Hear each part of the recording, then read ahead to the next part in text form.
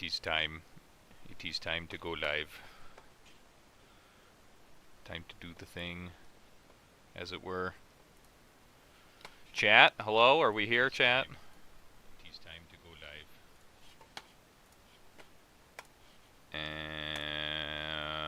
And hi, chat. What's up? How we doing? How we doing? Welcome back to another diabolical Goonsday Preppers stream. Alrighty. Fucking, let me just move the chat box out of the way so we could talk about stuff and things, you know. Chat, how are we feeling? We are in the building, as it were, in a big way. And I'm joined here with the homie Procher Band. All right. The some of the other homies might tap in later. It's a busy night, Thursday night. Everybody wants to make plans instead of yap about stuff for the 100th time over. You know what I'm saying? But we're gonna fucking talk about it regardless. We're not gonna pull no punches, as this is a very serious, very super serious motherfucking stream about prepping, as it were. So, Procher Band, how you doing, buddy? I'm doing great, sir. How are you? Couldn't be better, honestly. I'm vertical. I'm above ground. I have air in my lungs, and yeah, no, I'm not starving to death. So everything's pretty good. Chat. It's good to see all of you as well. My other co-hosts, as it were. Fucking. If you guys could, please do me a solid flavor. Hit that like button for the stream. It helps promote it to other boys and goons out there that need to see this stuff. Need to spread some of this schizophrenic brain rot to the smooth brains that need to see it. So yeah, but we're going to be talking about a rather serious topic, actually, and that is actually being taking this shit seriously. Okay, in terms of prepping, you know, and not this isn't like in response to any particular event or anything like that. I'm not here to sort of divulge fear porn or, you know, try to scare the fuck out of everybody. That's not my it's not my goal here. It's not my my wish. My goal, rather, is to try and disseminate some useful information, some tips, as it were, experience from prepping for, geez, like 15 years, approximately, and kind of get you guys more squared away for what is more than likely going to happen anyway, and that is, you know, the fall of the empire that in which we live in. I don't think it's a matter of if, but when. You know what I mean? Motherfucking SV89 is in the chat. He's been a member for 1 month. Imagine. Sup chat, prepping is dumb. We Raider gang gang gang. Yeah, for sure. Yeah, we the whole wholesome chungus shit is out the fucking window. Just kidding. Thanks for stopping in, SV89. Nostalgia Stein, welcome back. All the channel members, thank you guys for being here. And if you guys are new here, consider becoming a member. Help support me do these streams. Helps me make videos like the last one I just made. Not a requirement, but if you like what you The see. great video, by the way. I gotta hop into Glaze. A great video, King. Solid CQC advice, I must say. Yeah, dude. Thank you. It was that video was made in response to some of the questions that I've been getting in the Discord. Which, if you're not in the Discord, consider hopping in the Discord. There's a link in the description. If you want to chat with goons like me and goons like you, it's a great place to do it. It's the Goon Network, as it were. So, great place to hang out, share information, share some memes. Yeah, not much else to say about it. But anyway, Chad, thank you for coming in.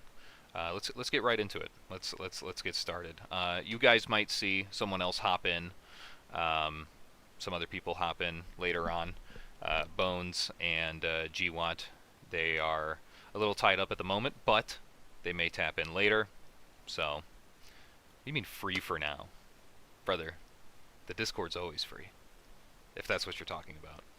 Anyway, so we're going to talk about sort of bigger picture prepping, taking it seriously. This is a stream of reflection, okay, to kind of hopefully ask some questions, share some ideas to have you guys look at yourselves and look at your own preps to see just how squared away you are, and if you're not squared away, how you can hopefully get there.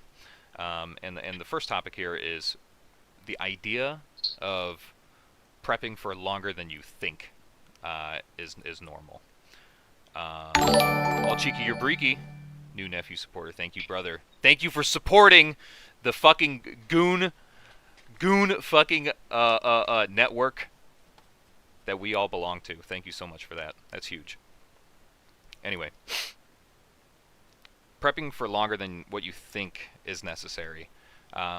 It's just sort of to kind of challenge the ideas, kind of push you outside of your comfort zone. You know what I'm saying? Where obviously we all have these grand ideas of what we think is necessary for prepping. You know what I'm saying? Oh yeah, I'm just gonna have 1,000 rounds, a couple shelves worth of food and shit like that. Maybe a case of water on standby. Which, I mean, don't get me wrong, that's great place to fucking start. But when that stuff is gone, and it will go quick. Like, I'm thinking worst case scenario. Okay, that's kind of the whole scenario here. Is worst case scenario. We don't know how long that could be, so you should ask yourself, how long could you survive just on what you have and what you know. Also, my personal fucking plan here, Rebel Spirit in the house. Welcome, sir. My personal plan is, I'm going crazy with it, chat. I'm going fucking crazy with it. I wanna be prepped for 7 fucking years. I'm going big, okay? I want to do 7 years worth of food. I want to do 7 years worth of fucking, like, perishable material, not perishable, but, you know, shelf stable stuff in the house, like water procurement, because that's another thing that we're going to get into. You know, is you can only store so many things because things have shelf lives. How are you going to be able to procure those things once you go through your own stock? But, you know, I wanted to ask you guys, how long could you survive if literally no power, no communication, no travel, like normalcy has fucking died? So what now? Like, what how long you gonna make it? You know, that is the question. Just imagine that, like, whatever every single fear porn content creator on YouTube said is true, and it came to fruition. What would that look like for you? Protraband, what do you think is a good starting point, I guess, for people to kind of hit those milestones and stuff like that? Or what do you think is a good long-term, I guess, prep timeline for somebody? Well, I think an easy thing to do is stock up on dry foods if you haven't already. These can be beans, these can be grains, various things. You know, you can get the packs of like dry food. It's not too crazy. But, you know, people say we're 3 days away from societal collapse. You know, the truckers, which apparently are a lot of them are from India, which nobody knows how that came to be, but they're all Indian. Mm. And they're driving the food around. No one knows how. They don't know how to drive. But I think your big prep should probably be. We're already getting derailed on the stream. I think you should have kids because that's a continuation of your genetic line. I think you should get yourself out of debt, or at the very least, try to reduce your monthly expenses as much as possible. Because you know, that's just going to help you be more mobile. Any thoughts on those tips, Kings, as we get into the rest of the content? I don't want to gap too much. For sure, for sure. Yeah, we'll definitely embellish this as we go on. But yeah, you know, that's something that I've kind of had to break the habit of, is like compartmentalizing my preps into just like, three major food groups. Not literally, but like, just food, water, and ammo. You know what I'm saying? Like as if I don't have things that use batteries or, you know, consider being sick ever and needing medication, or like Deed of Liberty said, uh, I wear contacts. Okay, if my glasses, I have two pairs of glasses. If they fucking break, I'm dead, bro. I'm so fucked. Like it's not even funny. Um, but yeah, procuring power and stuff like that for running. Jeez, fucking chargers for communications devices, medical stuff. Not going to disclose that, but medical stuff, fucking, um, anything that you could think of, fucking small refrigerator, whatever. Like, it's shit that can kind of continue normalcy as long as possible. So, think about all the shit that you touch on a daily basis, inanimate objects, um, and think that if everything, the entire fucking world as we know it, came to a screeching halt, how long would that thing still be usable to you? And how long, or rather, do you need it? If so, what can you do long term to kind of keep that thing around and keep it up and running, right? So, some food for thought, absolutely. And I know I was talking about fear porn in the beginning. Don't be black-pilled, chat. Okay, this is not the time to be fearful. All right. I've said it in a previous stream. Okay, we prepare for everything so that we worry about nothing. Alrighty. Uh, and the good Lord has already predetermined your time, so there's no need to worry about it. Nobody makes it out of this life alive anyway. So just live like you're dying. Which is not the end of the world. It's okay, Chad. It's gonna be fine. It's all gonna be fine, regardless. Um, but yeah, so prep for longer than you think is necessary. I got comfortable for a long time, and I said I'm gonna do a year, and I'm not even there yet. And I've been saying that for years and years and years. So now I'm fucking putting some fire under my feet. I'm gonna be like, I'm gonna square away a year, and then I'm going straight for 7. I'm just gonna duplicate over and over and over until I have 7 years worth of shit somehow. And I plan to make a video series about it too, so that I can kind of share that information with you guys, and hopefully inspire you guys to develop your prep plans as well for the long term, for the long haul, as it were. Approach band, anything else before we move on? Yeah, I mean, do that, but kind of do it stealthily. I mean, nobody, don't let your neighbors know that you have years of food in your basement and all they have to do is come get it. So kind of I mean, you kind of want to be in the same boat as anyone else, right? And there will be distribution lines probably set up and things like that. Worst case scenario, water, you got to think about water. See if you can drill a hand pump in your yard, maybe, maybe not. If you live by a river, which most cities are, that's a great start already.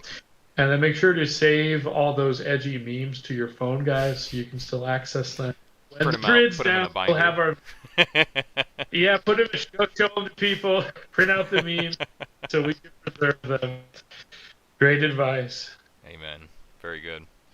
Um, yeah, the man. I was watching a Bear Independent video today on the way to work. I got a long drive, you know what I'm saying. So I get some nice wholesome chungus screen time while I'm driving.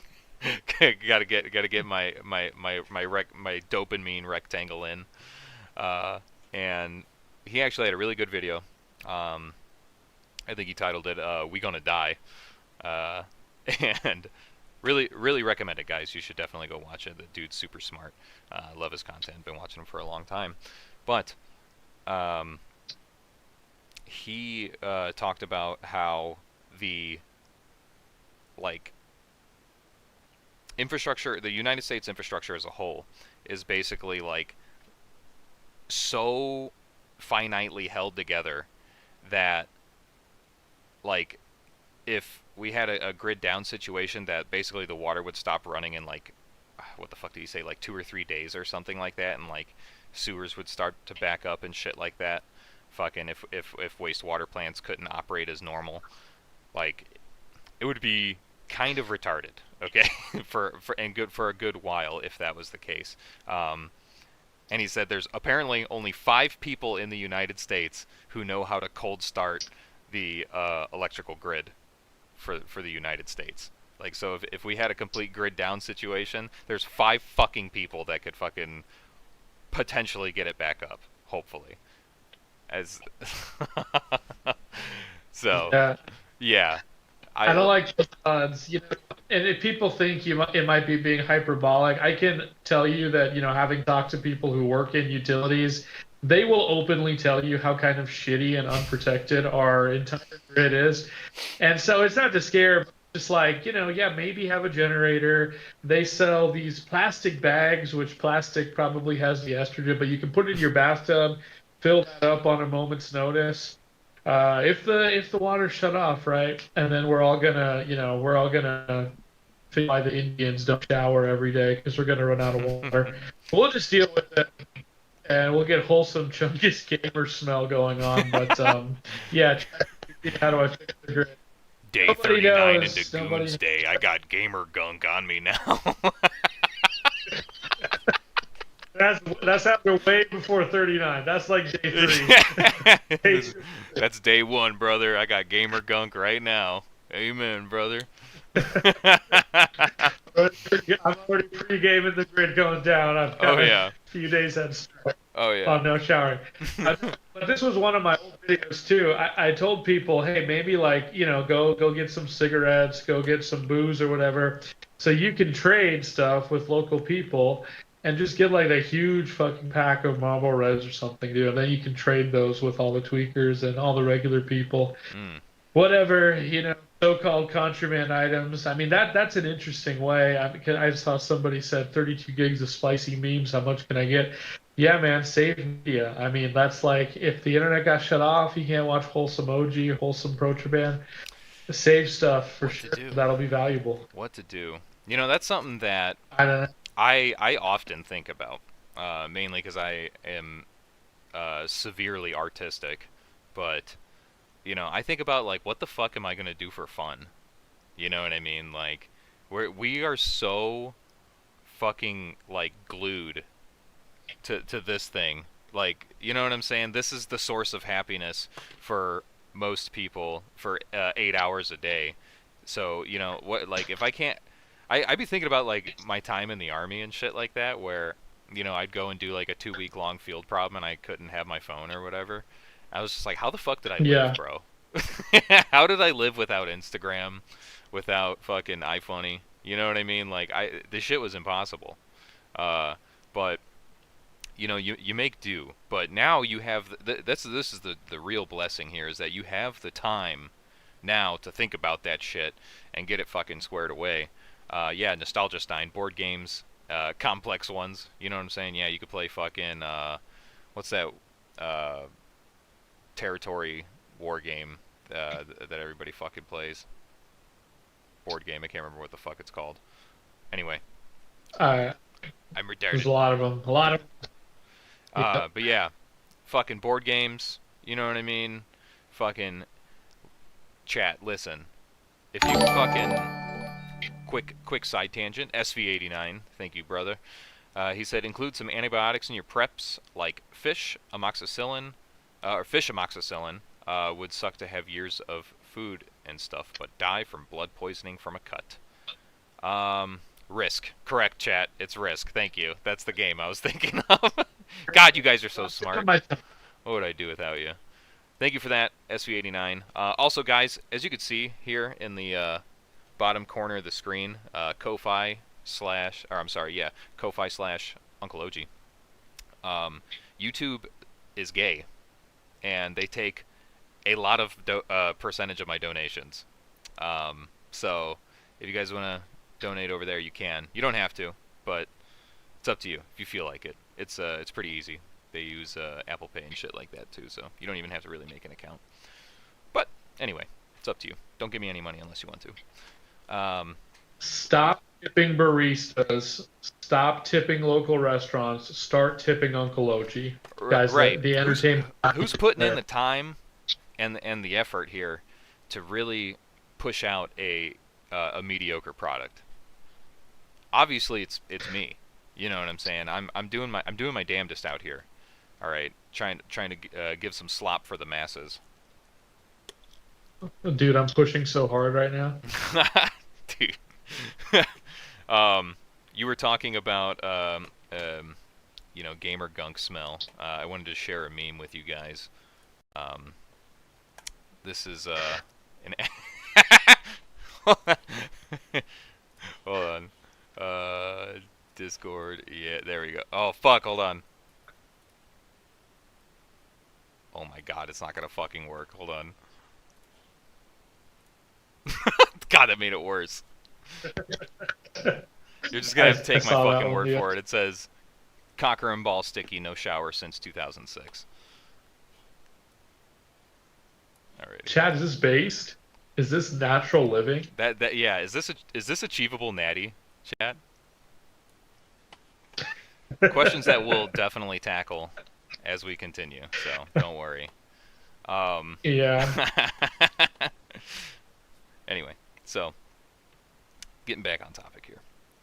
So to kind of recap, as far as prepping for longer than you think, um, push those boundaries, guys. You're never done prepping.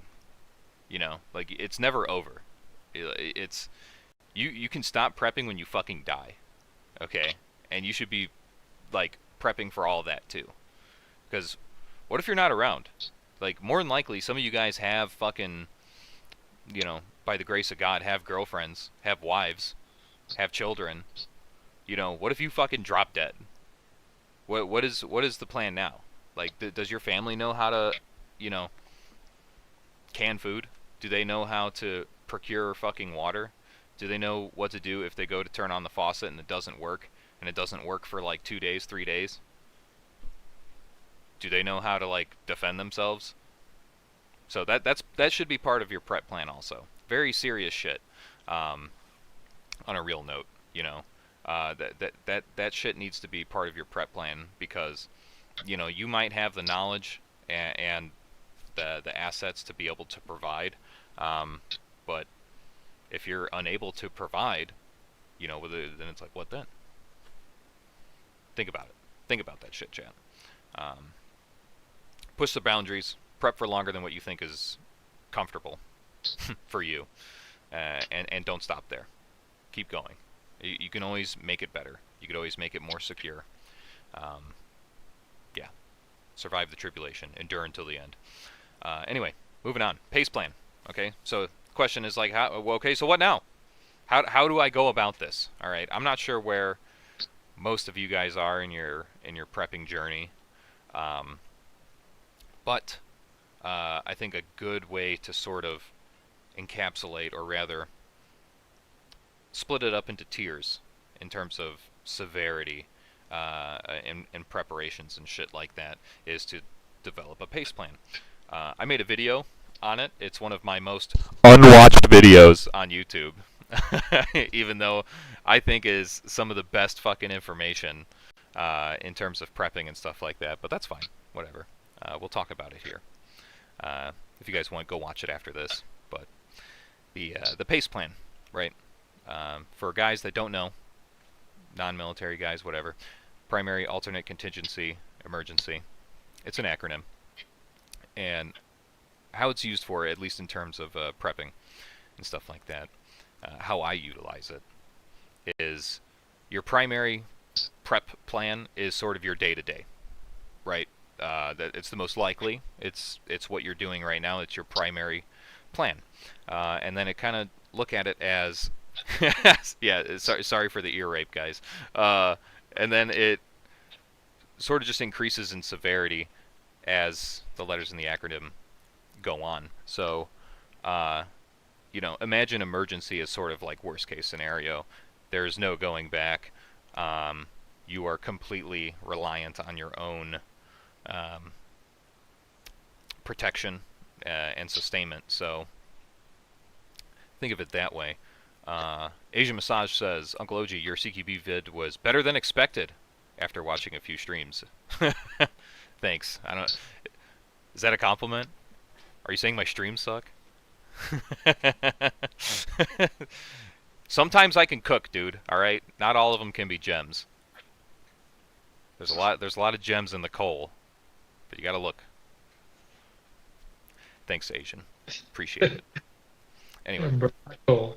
Yeah, I'll just add, OG, if add a little droplet of knowledge. So have a plan, with your loved one or your partner, whatever you want. Like if all communication goes down, okay, where are you going to meet? Are you going to meet at your house? Okay, and if you're not there after a certain time, where are you going to go next? Right? Are you going to go to your parents' house? Are you going to go to somewhere else in town? Just little stuff like that, where if you can't communicate, which I believe is what you're talking about, the same circle, OG, correct me if I'm wrong, just have that plan to execute so you know where to go. Yeah, absolutely. Yeah, but in terms of these sorts of things, right? I know I've kind of harked on it already before, but it's really good to start with milestones. Okay, and that's a good way to split up your pace plan, is to kind of look at it like, how long do I need to survive for? Okay, and I look at it as 1 day.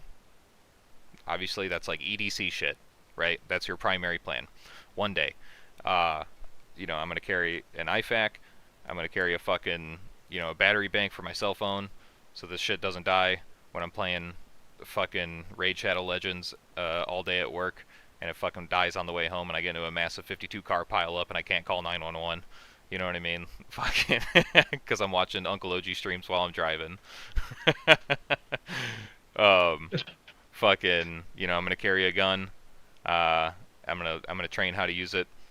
That's like your primary plan. That's your 24-hour milestone, is to square that away as much as possible. Okay, and then you push it out to 1 month, or rather 1 week. Sorry. 1 week. That's kind of like your alternate, right? Society and rule of law has kind of degraded, or rather been strained, to a point where the normalcy of life is still continuing. You're still gonna go to work.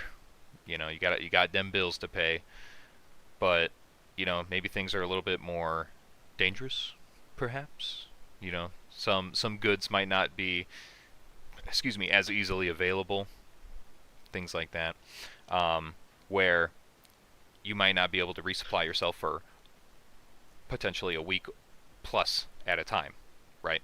So it's good to have at least that much on hand and be squared away on those things, and then push it out to a month contingency, right? Like, it's been a month and shit isn't getting better.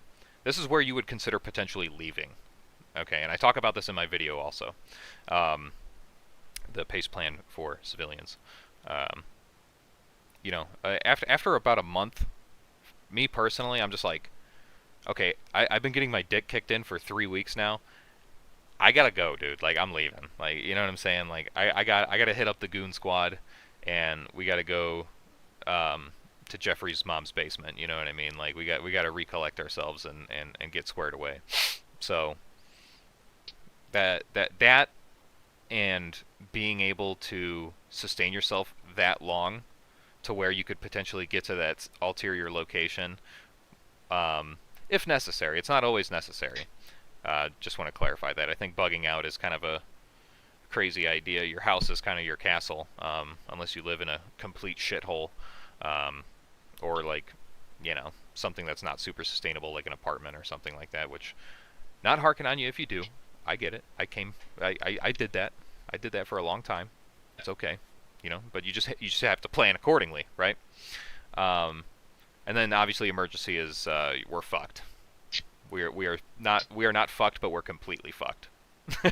And man, fucking I'm doing tricks on it right now, but fucking the endless bear independent dick riding. He said something about like a generally accepted statistic that if the grid in America completely went down, 90% of Americans would die within the first year. That is fucking insanity. Like, I'm like trying to conceptualize that. I'm just like, how? You know what I mean? But it's like it makes sense. It's like, dude, if we just don't have the fucking infrastructure for like a long-term outage like that. You know what I'm saying? Like it would be fucking poop madness. So that's kind of the quick rundown of the pace plan. Yeah. Prochaban, did you want to add anything to that? Well, I would just remark and agree. So many of our population is in big places like California, New York, and they don't necessarily produce anything other than, I think, like great wine from Martha's Vineyard and pedophiles in Hollywood. And that don't produce too much. So, I mean, so the guys that are in like Midwest flyover country, very base. You cannot come in. You can't have our cows. You cannot have our Angus. So I mean, think about that. If you guys live in a apartment and you're renting, good news is you get to pour grease down the drain for free. Bad news is you may want to get about family, mom and dad, grandparents, folks like that. Hmm. Go hang out with. And I had a question for you. You can go. It can wait till later if you want. I'll ask away. This is now. The time is nigh. So the time is now. So there was a YouTube channel, big channel, that recently did a video on building a kit to give away to somebody else, like your friend or neighbor who isn't armed. Mm. Without knowing much more about the video, you may know the video. What is your initial reaction to that? Hearing that I was talking about today. Sure. I have not seen the video. To be completely honest, I am terminally online, but I don't watch prepper fear porn videos 24/7 anymore. Uh, so sometimes I'm out of the loop with these things. I have like a few content creators that I follow. So um, anyway, the giveaway kit. Hmm. At a glance, like I get it. At a glance, I think it's a good idea. Um, However, I think what's more important, and I'm not sure if this was talked about in that video in particular, so forgive me if I'm wrong, but I think the solution to like we're creating a solution for a problem that shouldn't exist, in my opinion, where if you have a strong sense of community, it doesn't need to be like I'm gonna go over to my fucking neighbor's house and just be like, here, a fucking Maverick 88 and a plate carrier. You're coming with me, dude. You know what I'm saying? Like, I'm going to my fucking 98-year-old neighbor's house. Like, Yeah. but if you have Here's that a strong mo. sense of community, where if it kind of depends on the timing, how bad does shit get? You know what I'm saying? Ideally, you'll have if things get bad quick, fast, and in a hurry, fucking. Ideally, you and your homies have a fucking a DAR plan, okay? A designated area of recovery, DAR, DAR. You have a DAR plan in place so that you can fucking assess and be like, what the fuck is going on, right? So you can doom and gloom together. But um, I don't know. I think it's kind of situational. Ideally, you're going to be good friends with your neighbors when you do this. When you go over there and knock on their door and be like, here, take a rifle or something like that. But I think it's potentially a better idea to if that's your plan, why not just like hang out with your neighbor, and if they're not into shooting, get them into shooting. If they're not into prepping, get them into prepping. And if they're not into it, I they might be a fucking liability, dude. I know that's kind of hard to like say, you know what I'm saying? But like I don't know.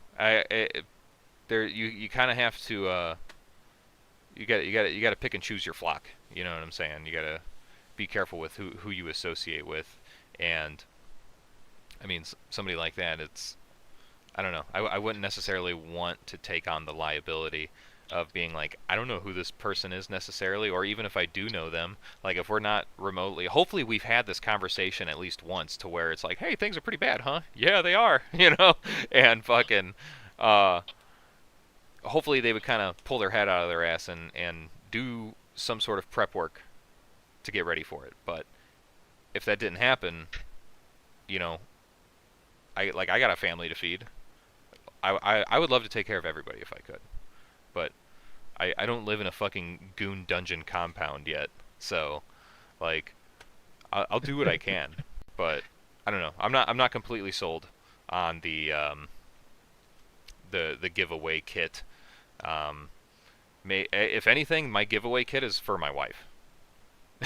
You know what I'm saying? So yeah, Right. No, I mean, I totally agree, and I thought the video was a little silly, to be honest with you, which is why I bring it up. Because for all that money, like you're gonna spend money. They had the giving away like, and this was a T-Rex Arms video, I believe. It was with the new guy. They had him giving away like a whole like built budget AR and like a chest rig, and it's just like, dude, if you're at that point where you need to do all that, number one, is the guy even trained on it, right? And is it yeah, a big liability? And then two, could that be a prep for you or your family instead? So I thought the video was a little retarded, to be honest with you, yeah, but I get the theory. But I think most of us probably have one like beater AR or like anyway totally. that could fill that role, even like a two or It's like, something. all right, So yeah, I here's think you should something, you know, like we're gonna ride out to yeah, the here's the fucking the high plate. compound together. Go get him, Sonny. Yeah, Here's the steel plate special. yeah, you could ride in Yeah, the back of the truck, and I don't know, just do something. Yeah, absolutely. No, I agree. yeah, good question. Yeah, no, I've seen videos like that before. Um, I remember seeing them a long time ago though, like in the Nut and Fancy heyday, sort of. So that's a Nut and Fancy heyday type beat. Um, so yeah, Asian massage Yeah, again. I mean, I'm just not. Sorry, go I'm ahead. not. Oh, sorry. Go ahead. Okay. Well, I'm just like I'm not viewing it as my responsibility to build out a kit for you. Like if you don't have at least one gun, like, dude, that's Yeah, that's not on me. that's what I'm And like. if That we've sounds got like a something total extra. fucking liability. you Yeah, know, for I'm I'm not conscripting my neighbors. That's crazy work.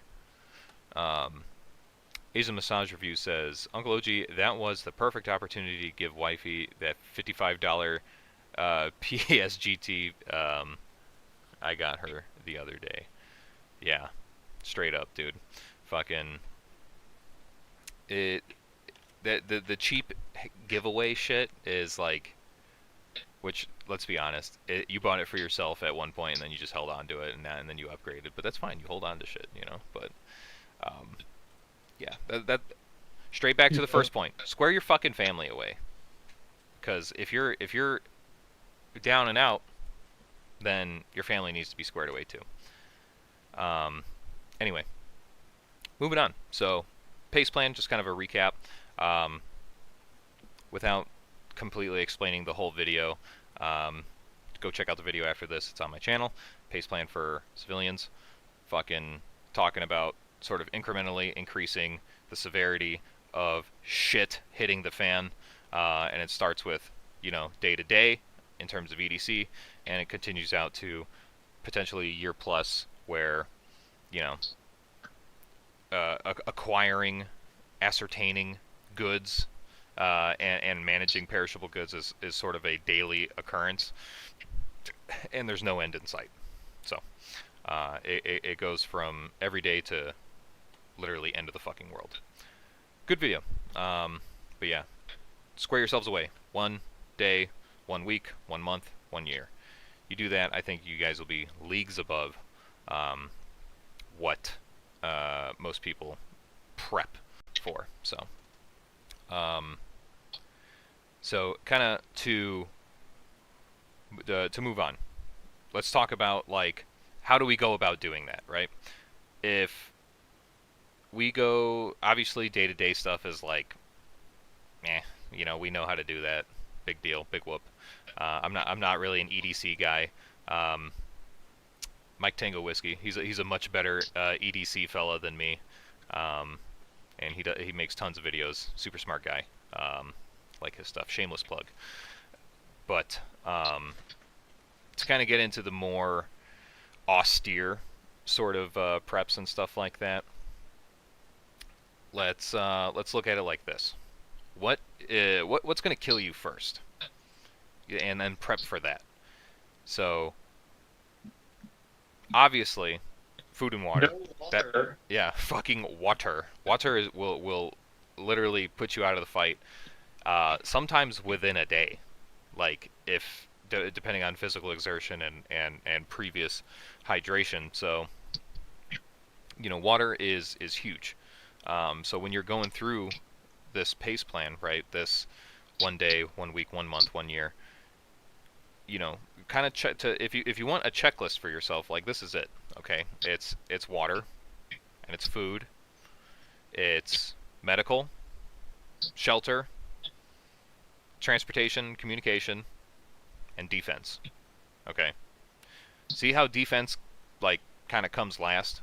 All right, I know that's like that. Wow, whoa, hold on, OG. You mean like I can't chew on 5.56 bullets to live? No, you cannot. You cannot feed M855.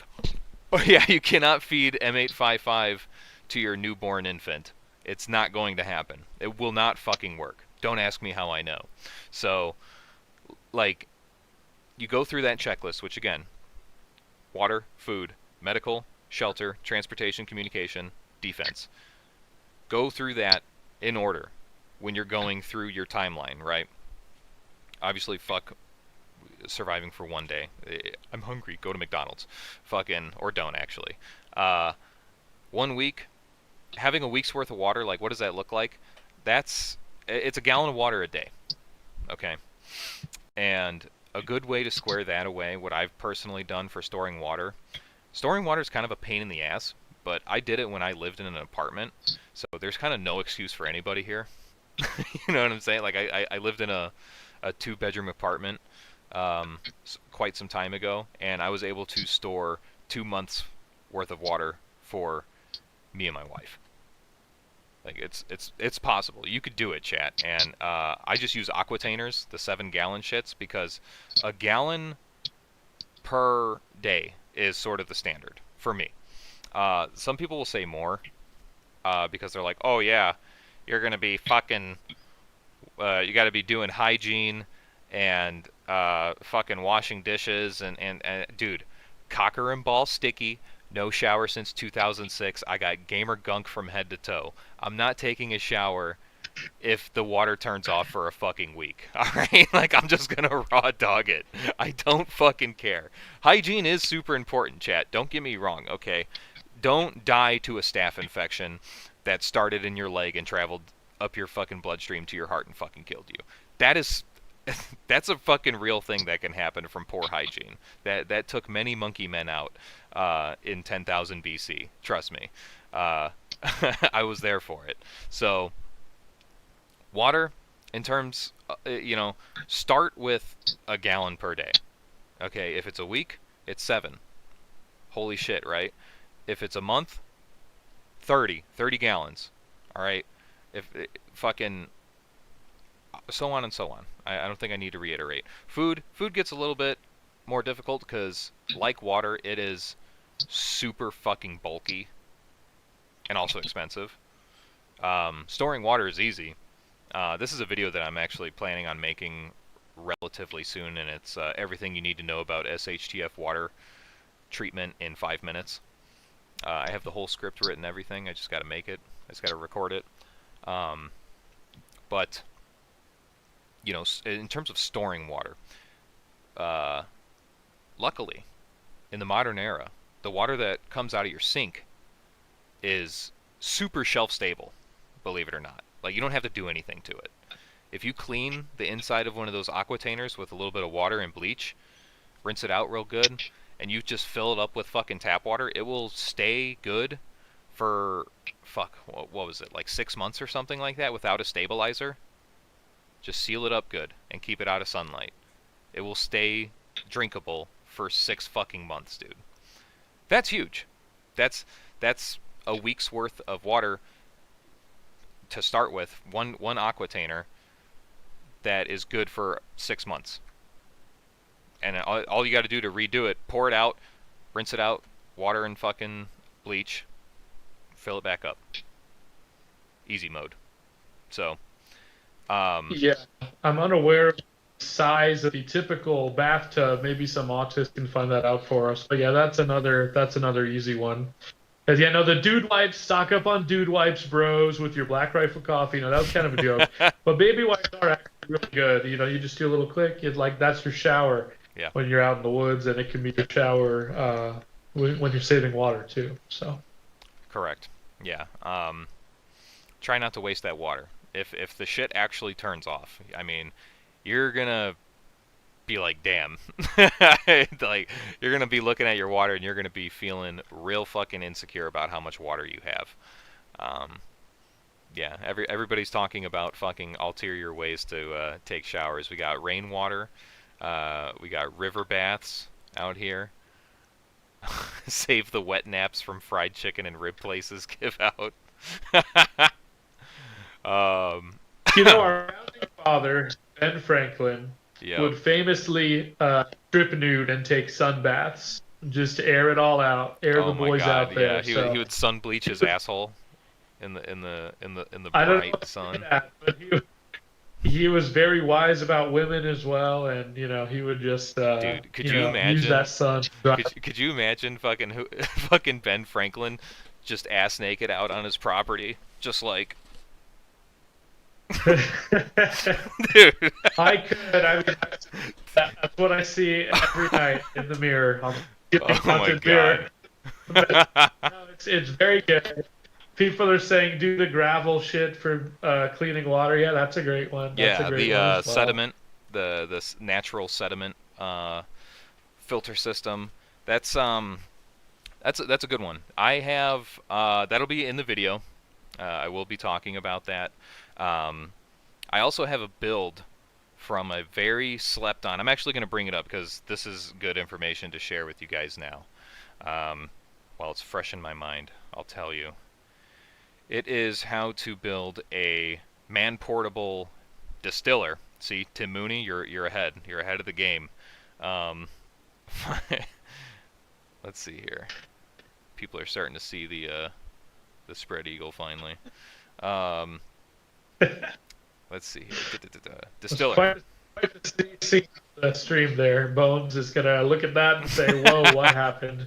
Right, dude. Um, Quite the screen. so yeah, building a distiller. I forgot to save the link for the video, um, but I'll mention it in when I make my video for the inspiration. But this guy basically built a man portable water distiller that you could use inside your house. Like if you have a stovetop, it can work. Obviously, that relies on you having either electricity or gas, but obviously there's other ways you could go about it. You just all you're doing is heating the shit up, bro. But it is a 20-foot copper coil, 3/8 wide, reinforcement for the coil, which is usually like just L brackets that you screw into the bucket. A 2-gallon bucket, pressure cooker pot, one with sealing lid ideally. And then there's a certain fitting for the lid, and a 5/16 silicone hose. And basically all it does is it fucking heats up the water, steams it, it goes in the coil, you rapidly cool it, fucking, and it goes down into the capture bucket, clean distilled water. Which, chat, listen, you can drink distilled water. Alright, and I understand I went through that list very quickly, but don't worry, I'm going to talk about it in the fucking video again. So, distilled water. You can fucking drink distilled water. It will not kill you. Alright? Everybody is like, dude, if you fucking drink distilled water, like, you're literally gonna get AIDS and die. Like, you just will not get the nutrients your fucking body needs to survive because you drink distilled water.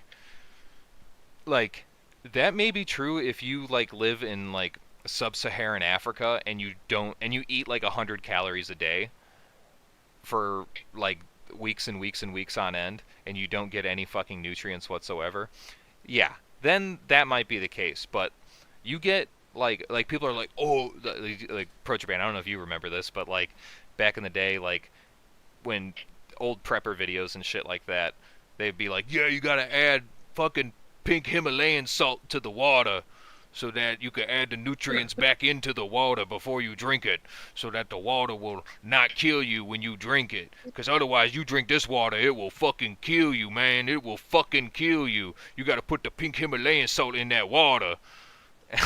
It's like, here's a link to the fucking Shopify store so you could buy my pink Himalayan salt.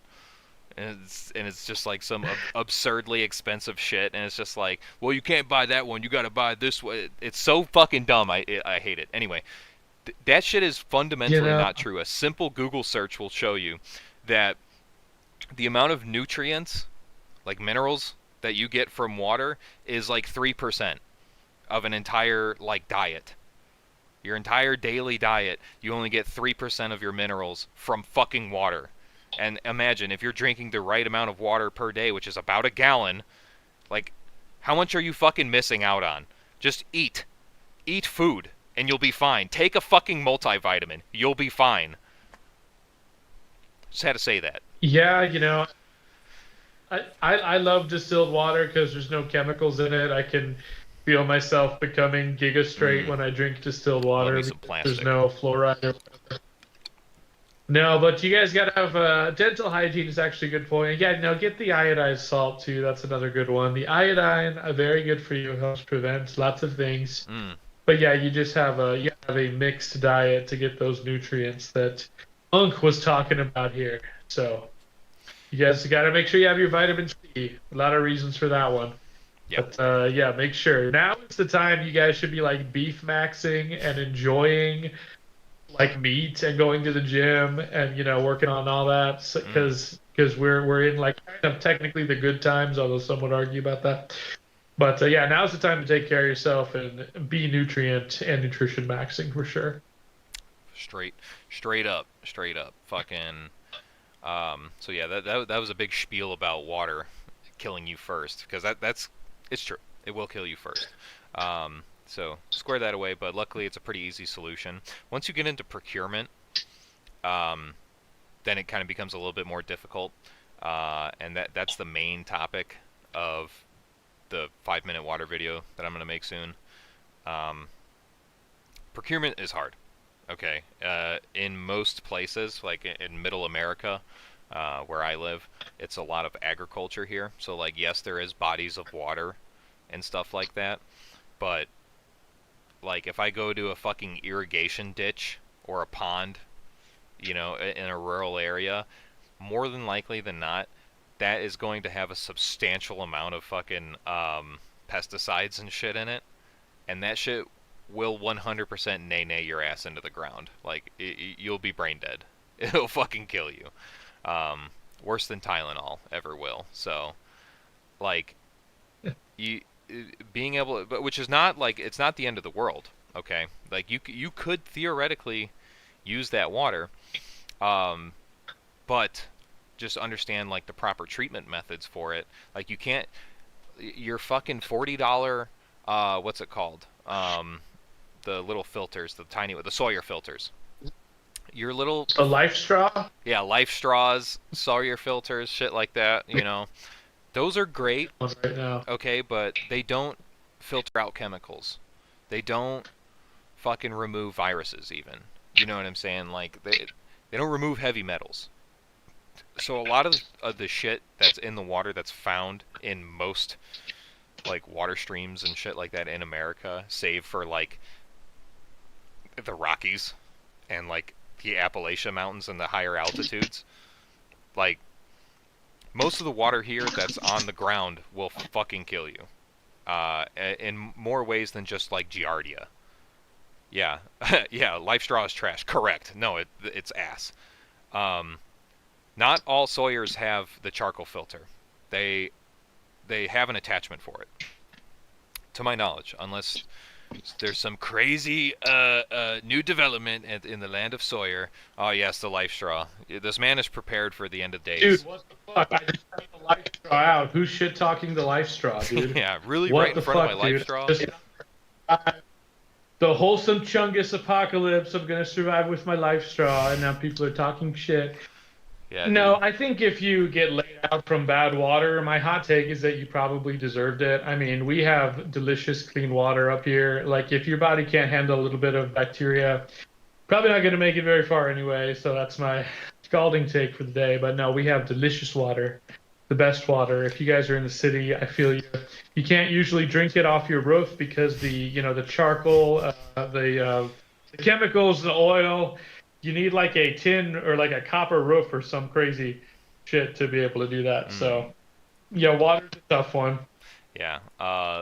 Lingun is asking, or rather, he's saying, get a Grail. Okay, so autistic rant. Okay, we're getting into the weeds now. This is like the we got about halfway through this and we started talking about water and I'm about to go off the fucking rails now because I've done so much autistic research about water treatment because literally all of the water around me will fucking kill me, you know, by common treatment methods.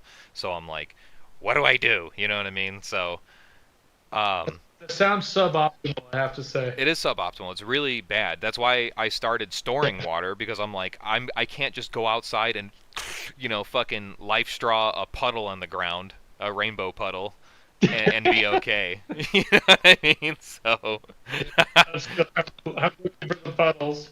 yeah, Puddles near me. Hey Google, where's water? yeah. Where's the rainbow Google, where water do I at? find water? Fucking the Yeah. I will say though, in defense of the Sawyer and the life straw, those do have a use, and that is drinking stored water.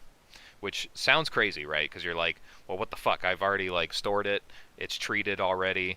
Like if you have rainwater and you treated it, whatever, or if it's tap water, you crack it open after 5 months. You're like, yeah, it should be fine, right? And it's like, yeah, no, it probably is fine. But if you want to add a layer of protection to that, the only thing that really could ever grow in there is bacteria, and that's what Life Straw and Sawyer filters filter out is bacteria. So if you wanted to just be extra fucking careful when you're cracking open um, those sealed jugs of fucking water, if you don't want to boil it because you can't due to no power, you can't have a fire, whatever, um, and it's a waste because shit will steam off anyway. Um, if you want to make the most of it, you could use one of those filters, and it will filter out the stuff that could potentially be in there. So there is a use for those cheaper filters and stuff like that. But to get back onto topic, the Grail is, in my opinion, it is very expensive for what it is, but it does have its use. It is a really good a really good thorough portable filter. Um, but it has a couple glaring issues. I think it is okay situationally. It's not an everyday use thing. Um, and the reason I say that is the filter itself is good. It will filter out a lot of shit.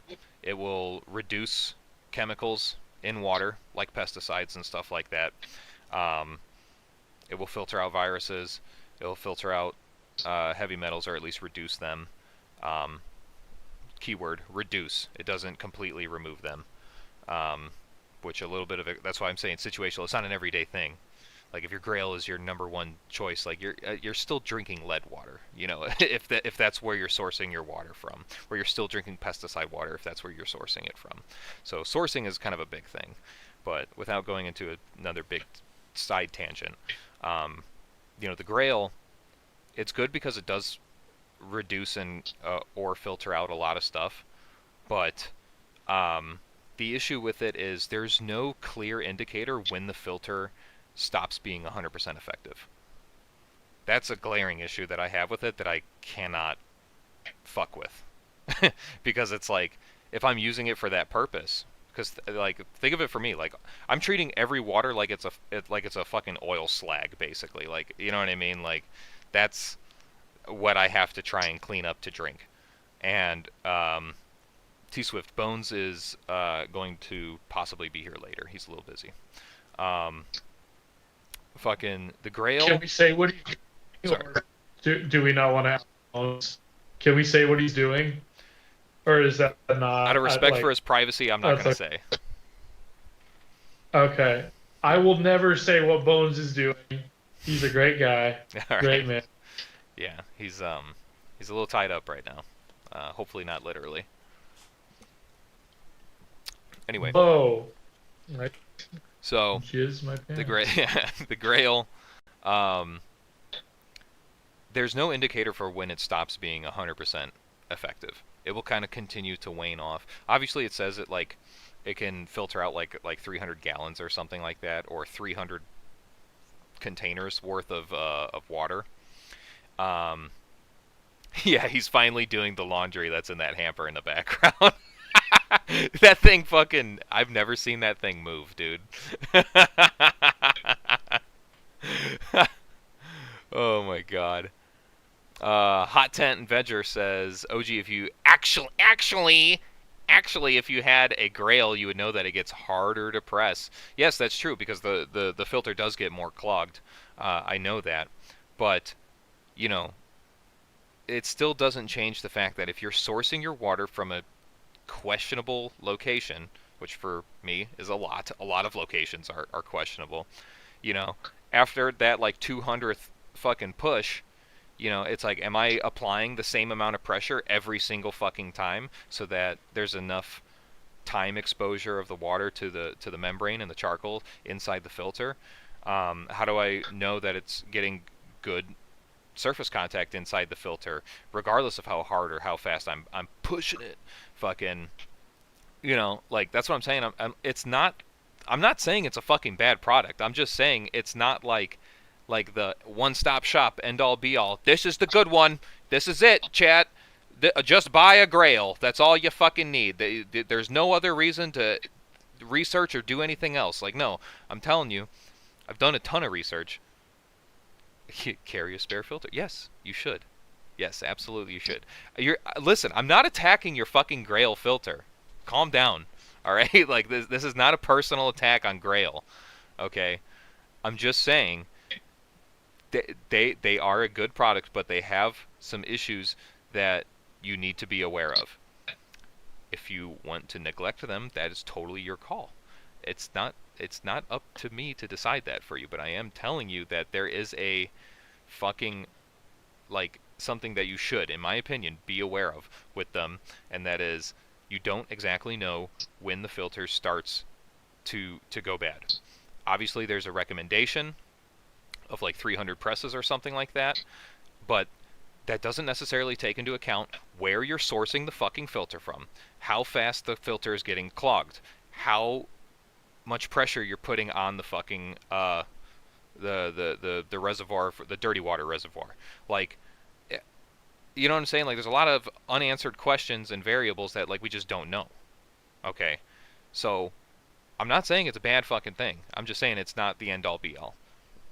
Can we accept that? Can we be happy with that? Guys, heckin' consume the products. Yeah. Buy all of the whole product right now, or else you're gonna die unless you buy Buy all the Grail. products. Okay? Consume Grail Yeah. today. Buy the $280 fucking titanium one or however expensive it is. Fucking yeah, it's not an attack on Grail, okay? I think Grail is a good thing. I am considering getting one and keeping it in my ruck. I think it's a good patrol type water treatment option. You know what I'm saying? Because it's quick, doesn't require any chemicals or anything like that. The filter is pretty effective, so as long as you source the water halfway decently, then you'll be fine, more than likely. So I think it's good. Um, anyway, okay, water rant over. We're talking about the next thing that's gonna fucking kill you. Okay, otherwise we're gonna be here all night. Fucking next thing that's gonna kill you: food. Food. Food's a tough one. I'm not gonna lie. Food's kind of hard, bruh. Like, especially for bulk longer term storage. Obviously, you can have a month's worth of food on standby for years at a time, but having years worth of food on standby for years at a time is really fucking hard. Like food is big. It's bulky. It takes up a lot of space, and it still has considerations for um, storing it properly. You know what I'm saying? Depending on your method of storing it. Obviously, there's canned stuff. This is another video I was going to make, is common prepper foods compared. Um, but canned stuff, canned stuff's okay. I don't think it's a long-term solution. Eating canned food every day is like a great way to become diabetic and obese because of the amount of fucking salt and shit like that that's used to preserve the food in the can. Um, it's good for adding to meals and stuff like that, and uh, you know, kind of add it in there sparingly or whatever. Or if it's just short term, like if it's a week, yeah, whatever, fucking live on canned food for a week if you can get a normal meal after that. Um, so, uh, do you have anything to add? I've been stealing the fucking mic here. You can tell me to shut the fuck up whenever, No, Approacher Band. no, no, absolutely, it's your show. I mean, I think this is one of those things you just do over time, right? Like, it doesn't hurt you to get an extra pack of ramen at the store, some dry beans. You just have to be careful storing it, like OG said, because you don't want rats or pests down there. Mm. And then the other thing too is if you think you're gonna like just live off the land and be a nomad and go hunt local game, every male around you is going to have the same idea, okay? So Yeah. that's going to pretty quickly, it's going to be like the sparrows with mouths, they're all going to be gone, or something. So I would just try to build up over time. If all that fails, guys, remember each load is about 25 calories, so drop down and get to sucking. Oh my god, shut the fuck up, dude. That is Bones, are fucking you listening? grotesque. Bones. Oh my god. No, no. Yikes. Get to sucking. Gross. And we're back. Yeah, Okay. anyway, So the first we're back. hour, like, hour, crazy. It's true. It's Yep. true. Guys, please like the stream. Okay, there's 61 homies hanging out in here, and there's only 26 likes on the video. Fucking like the stream. It's not going to cost you anything. All right, help get this video out to people that, you know, can sift through the bullshit and get the good information that's in here. All right, come, invite people to hang out with us. All right, we're all one big happy goon family. So hit the like button, share it with a homie. Go into the description, click on some links, consider becoming a channel member, yada yada yada. Yeah, so for food, right? Canned food's great, whatever. Not a long-term solution in terms of eating it regularly, but I think it's obviously good to keep around. Stale dog, you're an hour late, but we're like just getting started. We've been yapping, bro. So don't worry about it too much. But some good. I got a list here, chat. Okay, I got a list. I'm checking it twice. Checking out who's naughty and who's nice. This is a list. Okay, you guys probably have your phone in front of you, or if you're watching this on your phone, minimize the video and write this down in your notes or whatever. This is a list of food, okay, that stores for a really fucking long time, and is typically pretty cheap also. So I like the stream. It cost me respect. Yeah, well, I'll give it back to you. Don't worry. I'll get you back. It'll be all right. Anyway, here's your list, guys. Hope you're ready.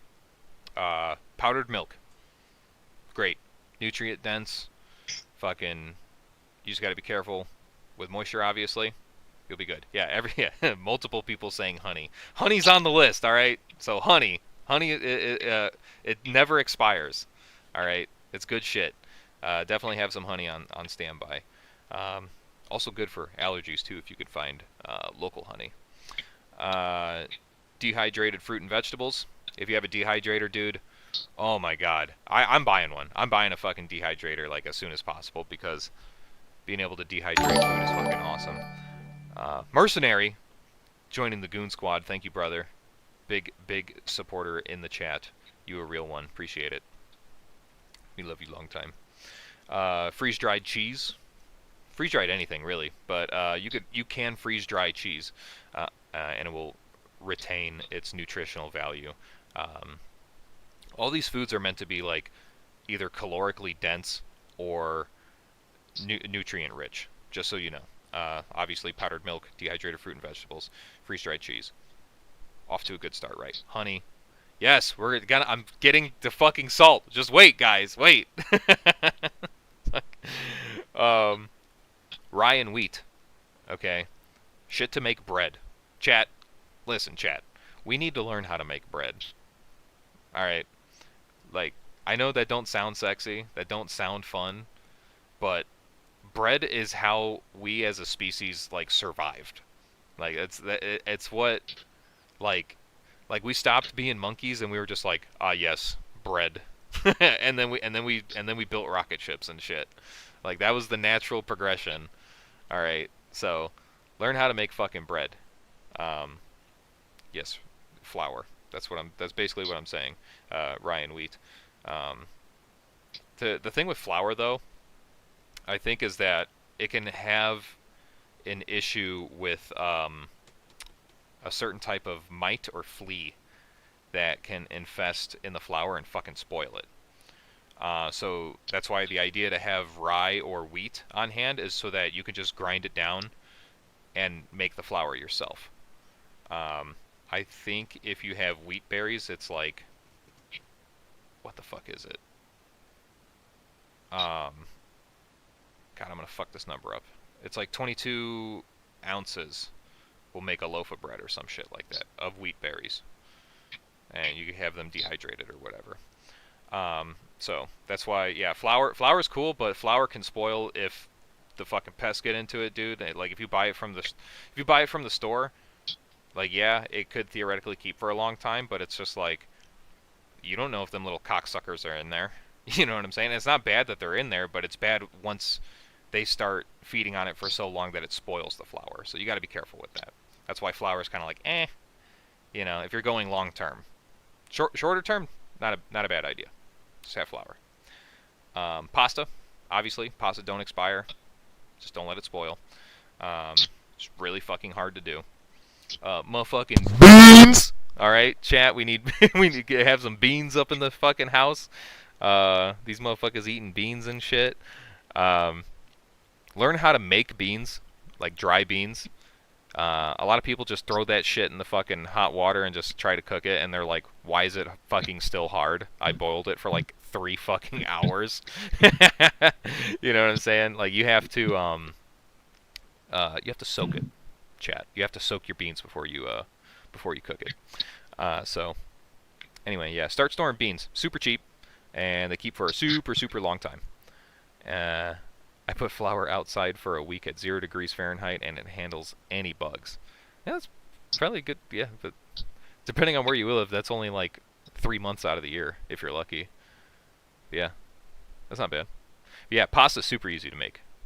Correct. So, pasta, beans, oats. Oats is kind of one of those things where it's just nutrient rich. You can add it to like fucking basically anything. White rice, obviously. White rice. Throw that shit in there. All this stuff is basically just add water and have calorically dense food.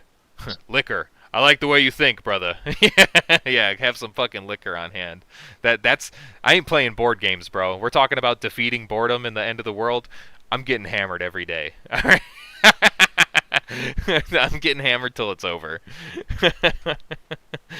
White rice. Cocoa powder. It's good stuff. Good way to add flavor to things. Corn. Obviously, dried corn. You fucking rehydrate that bitch. Fucking calorically dense shit. Good source of fiber, I believe. Potato flakes. Okay, not actual potatoes, but potato flakes. It's basically like dehydrated potatoes, but they slice it up into flakes and stuff like that. Rehydrate it, mash it up, boil them, mash them, stick them in your ass. Great food to keep around. Um, honey, see, it's on the list. Honey, pure. If you are going to store honey for a long time, though, chat, make sure it's in a glass jar. Okay? Do we know why? Do we know why, chat? Because microplastics in your balls is gay. All right, so fucking don't perpetuate microplastics in your balls. Put that shit in a fucking glass jar. Now it's because plastics is porous, and obviously as it's exposed to oxygen potentially over a long period of time, it could spoil it. So yeah, make sure if you're gonna store honey for a long time, put that shit in a glass jar. A little tactical plastic water drink to calcify my pineal gland. Let's see here. Salt and sugar. We already talked about everyone saying salt. Salt. All right, well there it is. All right, we got fucking salt. Salt and sugar. Both of them keep for a really long time, so long as they don't get moist, as it were. The moisture. Moisture. Corn syrup and starch. Okay, I'm gonna be honest with you. I added that to the list, and I'm not sure why. I have to. So I'm sure there's a good reason for it. Just got to look up what the proper method for utilizing corn syrup and starch for preparing food and stuff is, because I'm not entirely sure. I know that starch you can basically add to like any soup, and it'll kind of help thicken it up. So, and then vinegar. Vinegar, it's great for cleaning stuff. Disinfectant, removes mold, but it also keeps for a really fucking long time. So, yeah, that's a big list of food that you guys can keep around. Yes, everybody is saying fucking, what the fuck was it? Powdered protein. Go ahead, champ. Just make sure it can go bad though. That's like, I don't know if you guys know, but like if you look at an actual, excuse me, if you look at an actual tub of fucking protein powder, it does have an expiration date, and it will fucking break down over time, and spoil, and it's not a good thing to eat when it fucking spoils. It can make you very sick, like shit yourself until you die sick. Yeah, no, I've had the unfortunate pleasure of having had a serving of nasty fucking protein powder, and I shat for days. It's not fun. So don't do it. Don't do it. I mean, obviously, if it's sealed, then you're probably a lot better. That was one I had opened, so it's kind of a bad example. But yeah, Brocher Man, do you have anything as far as food preps, food storage, anything food related? Any knowledge? Yeah, I mean, I'll try to impart what I can. I mean, I would say add coffee. You know, coffee's a big one. A lot of people need their fix, the caffeine. They need their fix. Seasonings, you know, white people don't be seasoning their food. They don't That's what I bleach heard. they chicken, But, dude. no, seriously, wash they chicken. You wash off they chicken. Is that me still with us? I don't know. We'll make sure he's still here with this one. No, what was I going to say? Yeah, you guys can make, I know people know this, some of you probably do. You can make your own vinegar and alcohol. At first, it'll turn into alcohol, then it'll turn into vinegar at home with fruit and like scraps of fruit, like lemon peels, stuff like that. So you make your own vinegar yourself, and if you're base, then you guys can start making like wine and booze and cool stuff like that. If Hell you're an yeah. epic chat. And then, you know, I have a big jar of loose tobacco. I use that, I roll that up and make 12 cigarettes with that as well. That's just me and the boys, you know, you do a little trading with, stuff like that. Bring those little keychain sized bottles of booze downtown. You can give those to the hobos and start an army. They'll save you in your time of need, or just every day, maybe. Cumin, yeah, cumin is a great spice. I think it's pronounced differently. Paprika is a great one. Sage, moonshine. Hook is saying moonshine. Powdered Gatorade, yeah, electrolytes are a big one, guys. You don't want to get scurvy. Electrolytes, very nice. Scurvy is very gay. So, Don't yeah. get scurvy. Don't get it. Your forefathers did not get it. You're not going to get it either. We're going to help you out of this one, boys. We're gonna So make it. We're gonna make it. It's all right. Right on. I would add, okay, I've been looking at like these old videos of like hot drinks of like back in the day, poor people would love to have the hot drinks, even more so than a winter's coat, they might say. Mm. So learning how to make like eggnog at home, you guys can make punch if you have lemon lime scraps, you can make that. That'll really warm you up. I've been trying some hot drinks lately, and like we have to crack the windows because it gets you so hot. So Hell yeah. it's a It's the good one little to have. things. It's the fucking little things. That's what I'm saying. I'm like, learn to cook, guys. Fucking learn to make bread. Because it's like that's the shit that's gonna like yeah, Townsend. Hey, Townsend mentioned in the chat. Fucking Townsend is the fucking homie, dude. All right, I've learned so much shit from him. Learning to make pemmican and shit like that was fucking rad. Oh my god, the dog's fucking up my background. The facade, it's falling. Oh, by the way, Oh, SV89. For 5 shekels, he says, keep tobacco, alcohol, caffeine, etc. for trade. Addicts are easy to take advantage of, and lopsided trades in your favor are the best. Yes, they are. we lowballing at in the SHTF Facebook Marketplace. All right, fucking that is the way. Having that shit on hand will go a long way. I knew some guys in the army that whenever we'd go to like long field trainings and stuff like that, that were like a month and a half, 2 months long, they would like dudes that didn't smoke, they would go and buy cartons of cigarettes and they would stuff that shit in the bottom of their fucking ruck, and just like when it's like 2 weeks in and everybody's like a fucking just a husk of a man because they done smoked through all their cigarettes and shit. Like the homie would come in from the heavens like fucking with the Marlboro Black Reds and save everyone's fucking life. Obviously, for a profit, nothing in this life is free. Nothing in this life is free, chat. Take that home with you. Write that down. But yes, bartering is great. Have have lots of shit to barter if you are squared away on the other stuff. Thank you for that, SV89. Very based. Very based. Yeah. What else? What else are we going to talk about? Food. I'm trying to think. Learning to cook.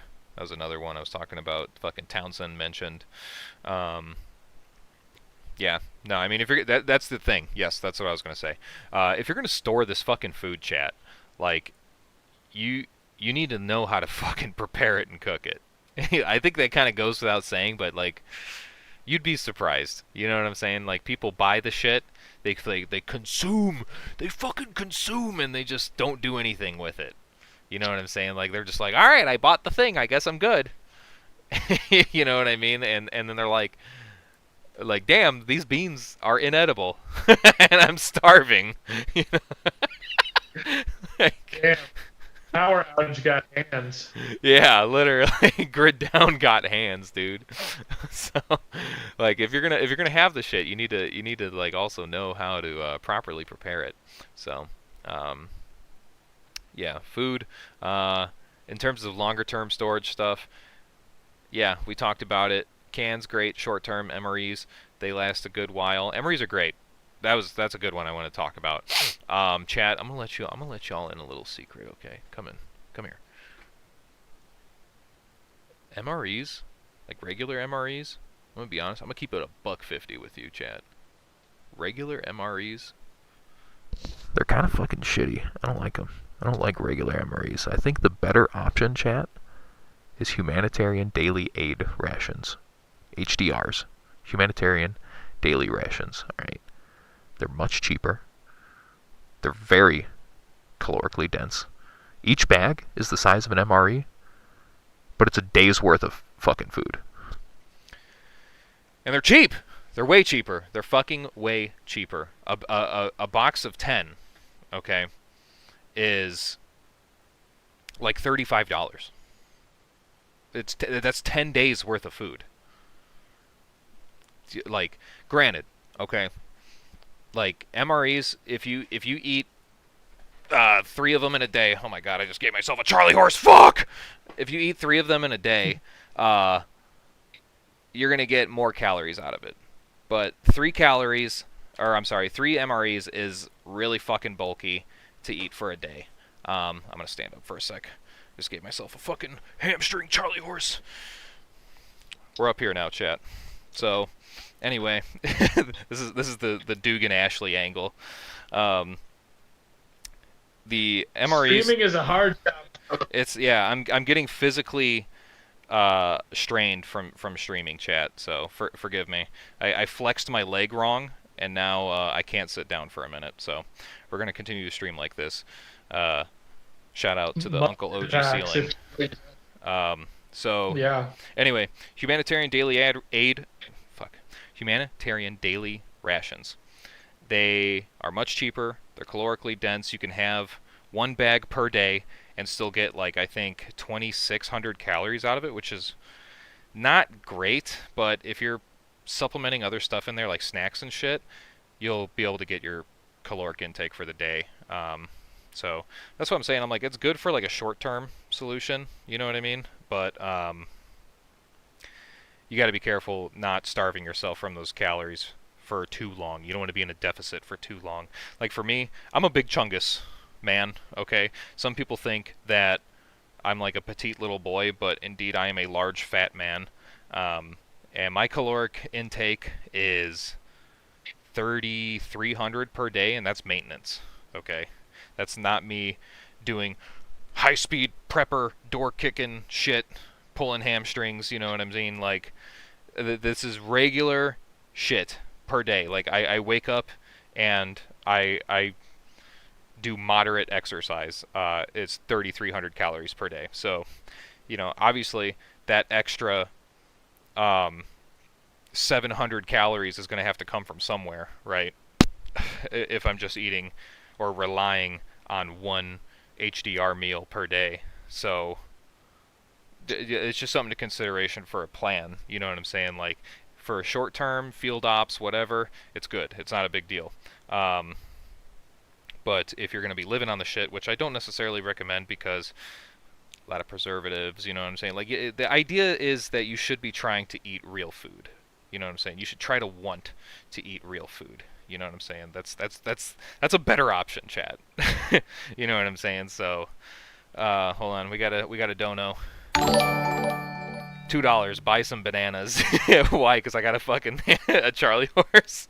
I got cramps and shit. Yeah. Thank you. I'll buy some bananas with that.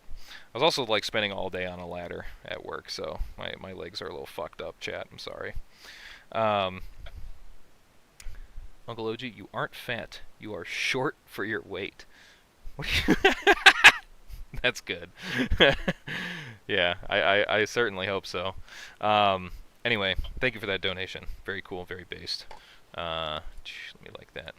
Yeah, but if you guys are gonna go the MRE route, fuck regular MREs. They're super expensive for what you're getting. I would go with humanitarian daily rations. They're a lot cheaper. The only thing that kind of sucks with them is they're the most inoffensive food source on the planet.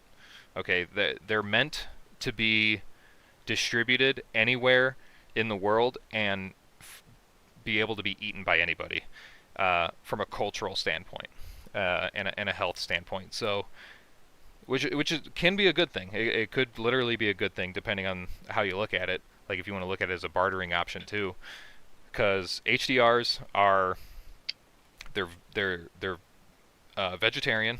Okay, they're not vegan. They're vegetarian. They are halal. They're absolutely halal, brother.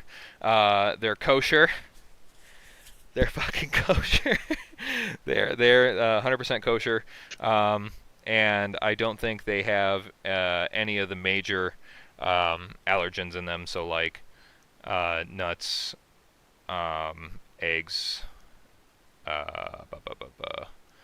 I don't think, glucose homos, though they're going to be seething because I think they do have wheat in them.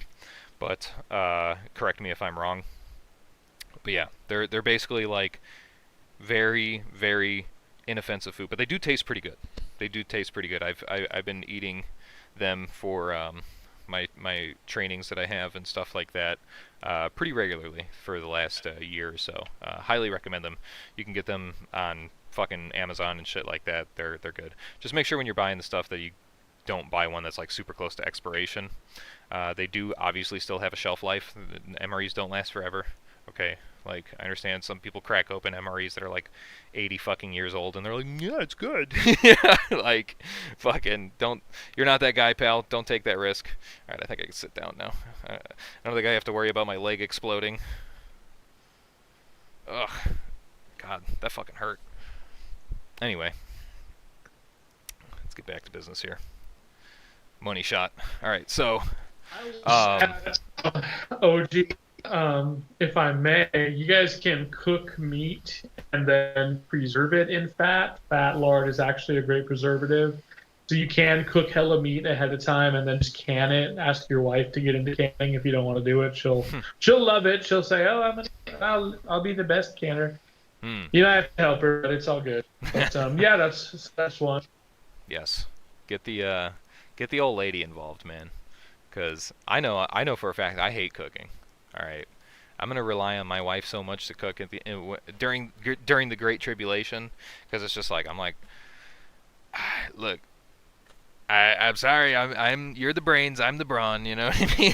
Fucking get in there and cook, woman. So, like, something's got to give, you know, got to pull your weight around here. Um, but yeah, that is a good point. Um, Especially if you get a dehydrator, dude. Fucking making jerky and shit like that, that shit'll keep for a long time too. So I'm a big fan of that. That's what I was gonna say. These HDRs and stuff like that.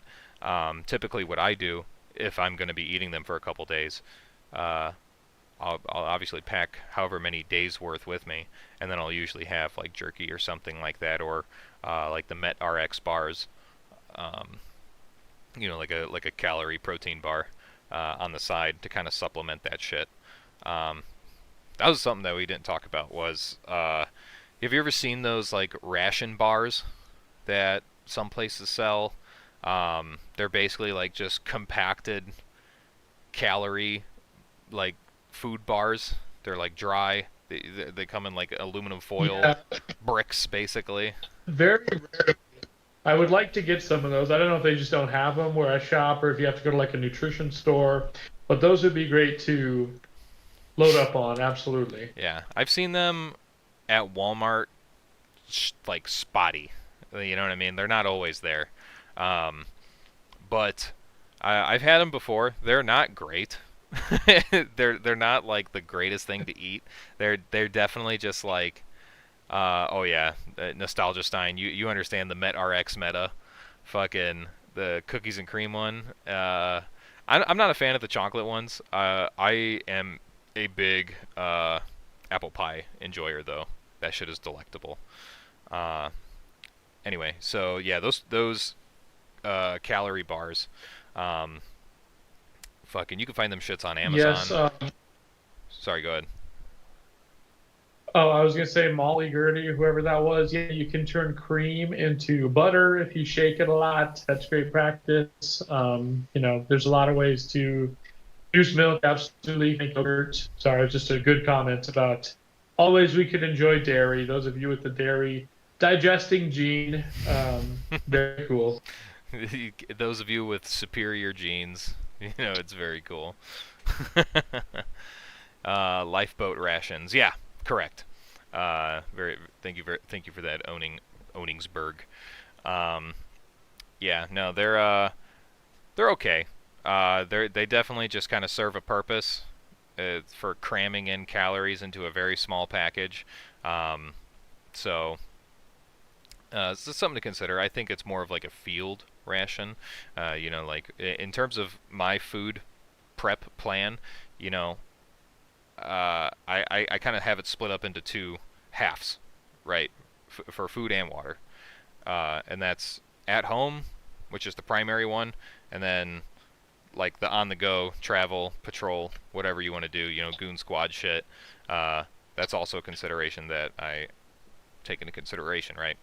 Um, and so like obviously that like more compact, less um, long-term storage stuff, pre-packaged shit. That's for the patrol goon squad shit, obviously. You know what I mean? So, like a HDR and a fucking MedRx bar, or an HDR and a fucking some jerky or something. Good to go. You can go for a fucking week plus at a time, doing that shit. So, yeah. I think that's basically it. I think we've exhausted food, um, pretty wholeheartedly. I'm running out of information for food, which means I've basically told you guys as much as I know, which might not be a lot, but I'm just doing my part here. Yeah, we do can. I will just add, guys, if you're on like a super long hike or whatever and you're cramping, you can take the little mustard packets. You can use those. Those will get rid of the cramp. Somehow that works. And then, sugary stuff can be a quicker source of energy when you're on a hike too, versus, and you need to keep going, like versus digesting meat and carbs and all that. I know it's not ideal, but for some of the hikers, they will take the sugary stuff for that reason.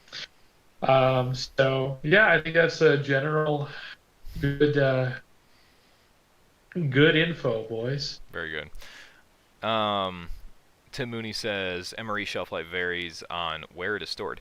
Very true. I actually just went out today, before starting the stream, and checked my HDR, humanitarian daily rations. Checked the boxes for the ring of death, to see if they're still good, and check the date on them. And so far so good. And mine was left out in a fucking garage basically all summer, hotter than hell. Some weeks, most weeks, and they were good in there. So, if the ring's good, I trust it. But yeah, just you got to be careful where you store that shit. Obviously, most storage and stuff like that might not be in your house if you don't have like a basement or something like that. So if you go and throw shit in the garage, just make sure you keep that weather consideration in check, so that you're not storing stuff that spoils in heat out in the fucking 90-degree garage or something like that. So just keep that shit. Food for thought. We got a couple comments about the irons. Do you want to dive in, King, or do you care if I tackle this one quickly? What'd you say? Oh, I mean, there's a couple comments about the irons thing. Do you care if I jump in on that real quick? Do you Oh, see go those? ahead. Yeah. Well, yeah, Carl is trying to kind of be relevant again, and he's telling people to ditch irons for sake of like Chinesium red dots, which yes, they're cheap, but just because X is cheaper than Y, it doesn't mean you should give up capability. So I actually like the idea of having irons for like a bug out rifle because the battery life is infinite, right? I know the technology's pretty good, but in the situation OG and I are talking about where you're not even getting food, uh-oh, we What got a the super fuck? chat for. We How got did Bo. you find that? Was it What the fuck is that name, dude? Bomaniglu. Very funny. Uncle OG, I'm gay. I'm sorry, you should get that checked out. Thanks, dude. Appreciate it. So, thanks for telling us. I mean, he came He's out coming live clean, on the OG yeah. stream. Crazy I way to think come that's like out. it. Yeah. I hope your parents are watching. Look, somebody. I mean, Rob O'Neill is going to build up the slate of twink concubines. So, look, somebody has to be in the herd. So True. True. It's good that's for concubines. so. Yeah, irons are just it's a nice thing to have, guys. You probably never use them, no. But if your optic breaks, now you're not totally useless, right? You don't want to be African point sighting, like just down the pick rail with no sights, like they do. Do not. So give yourself an option.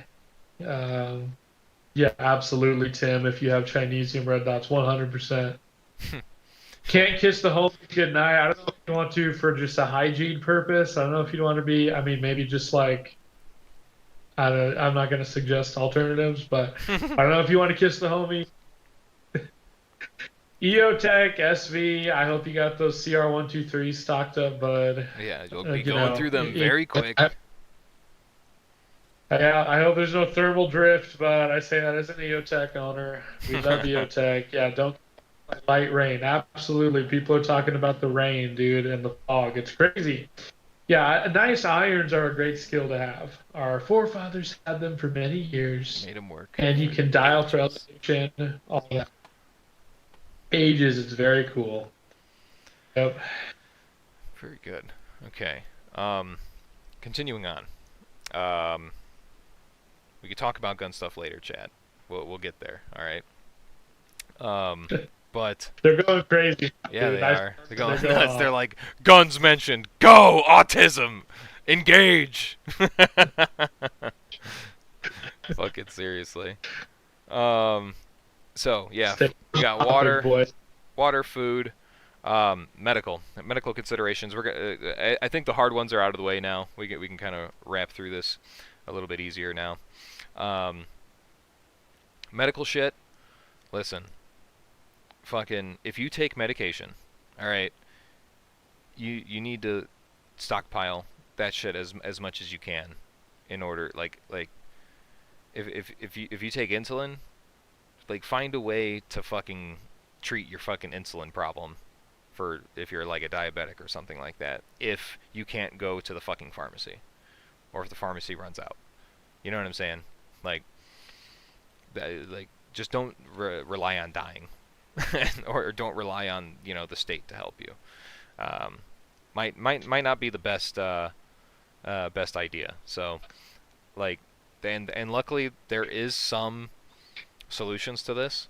Obviously, holistic medicine is an option. It is an option, whether or not you want to believe it or not.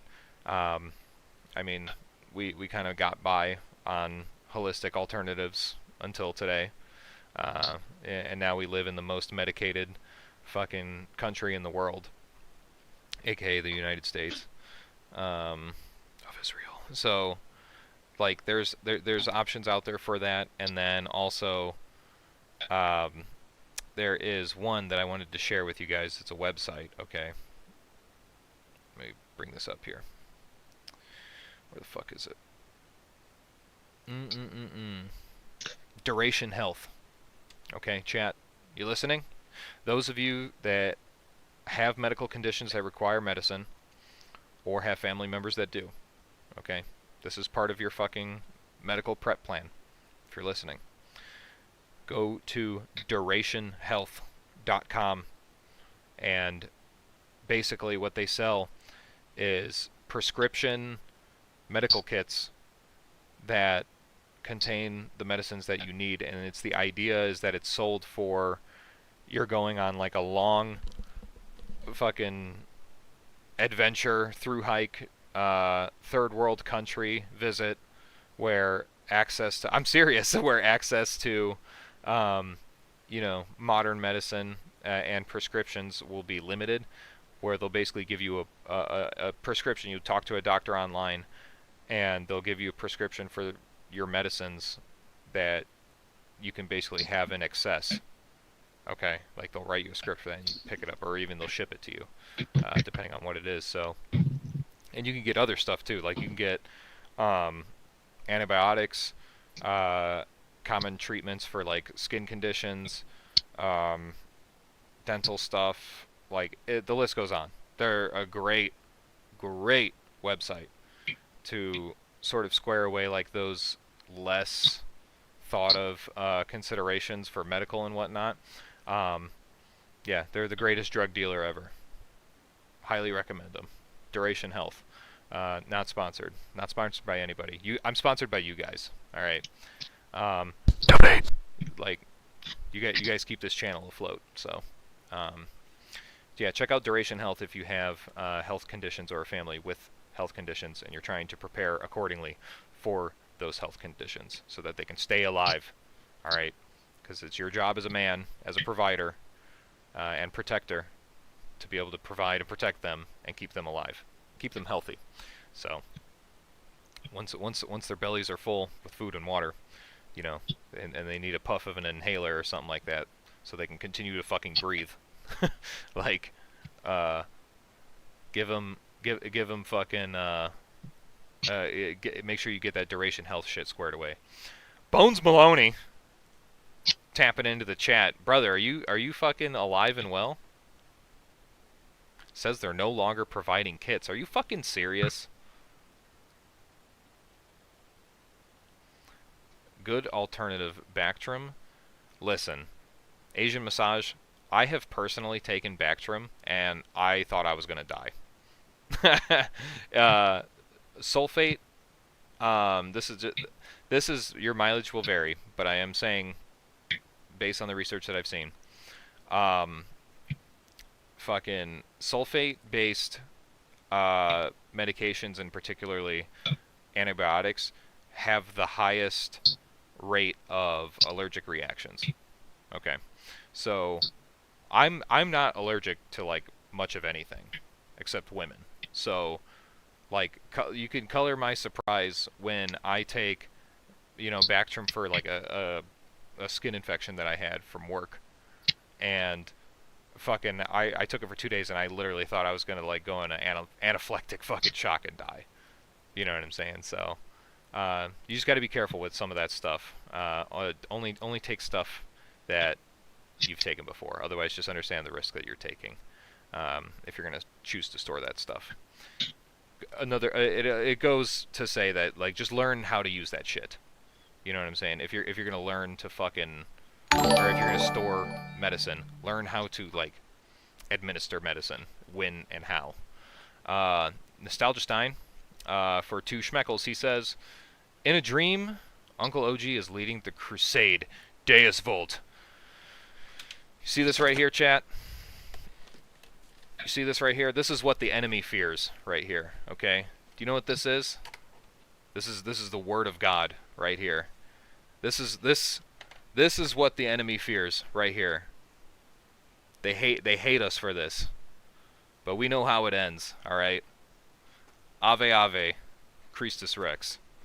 Amen, brother. Thank you for that dono. Sorry, I had to pop off there. I got the scripture next to me. This is a family Bible right here. It's about 50 years old. All right. KJV, red letter. It's my prized possession. Very nice. Thank you. I too am allergic to women. Good to know, Oningsberg. I'm glad I'm not the only one. Let's see. Asian Massage says, I tried taking my wife's credit cards away. Wow, bro, I was so out of it. Okay, good to know. Dumb Daryl, get Bones Maloney on. He's welcome to join whenever. We're literally in the server where we have these streams, so if he's available, he can hop in. So, anyway, Scout, welcome in, homie. About time. You're late. What you get at Texas Roadhouse? Let us know. He got the waitress's feet dipped in brown gravy.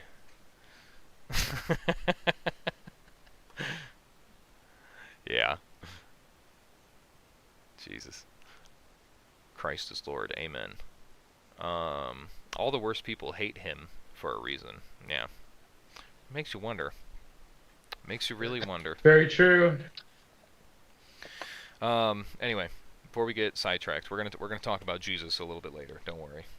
That's on the docket. It's on the docket. But yeah, for medical stuff, check out Duration Health.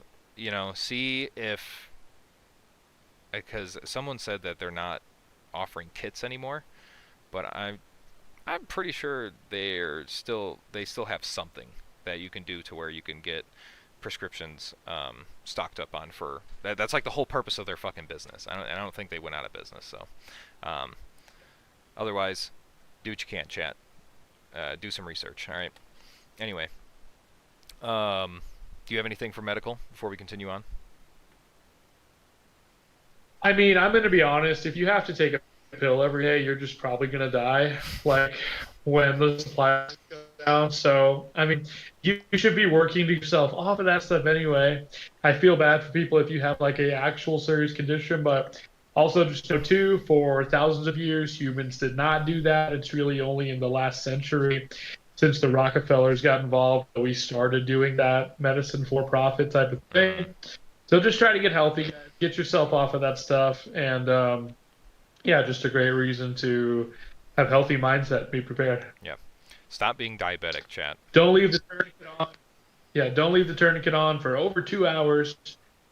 Make sure you guys know. Make sure you guys have lots of gauze. So you can pack what you need to pack. Remember, don't pack the abdomen.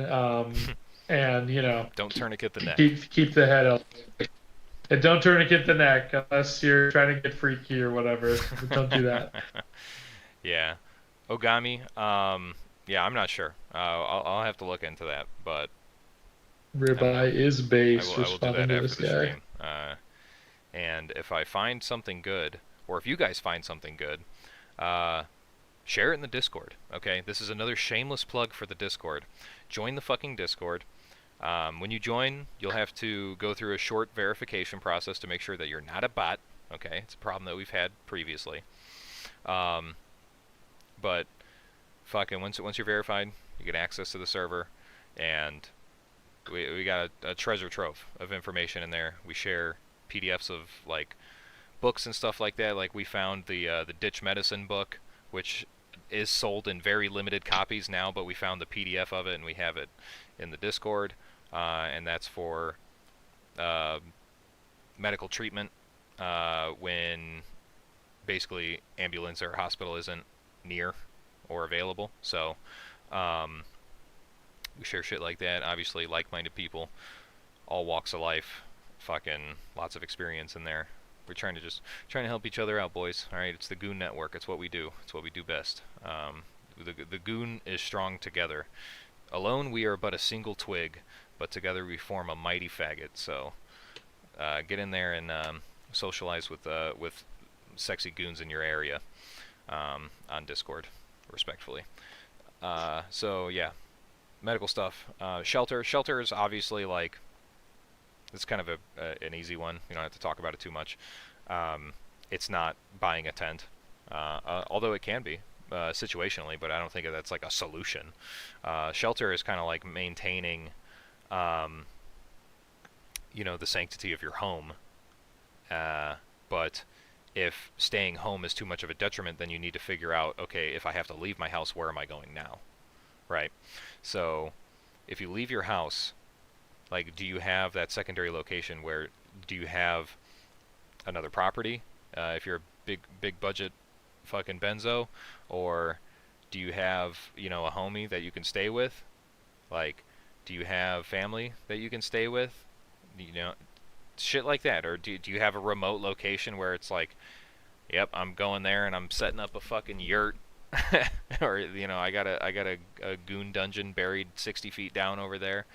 Um, yeah, that's kind of like the consideration for shelter. Um, it's sort of a blanket one, and it's just the plan sort of changes as the pace plan continues. You know what I'm saying? So, but the big one is if you have to leave your house, which is pretty unlikely. You should focus on building community and being able to stay home. Exactly. Hook 88. Community is cover. Correct.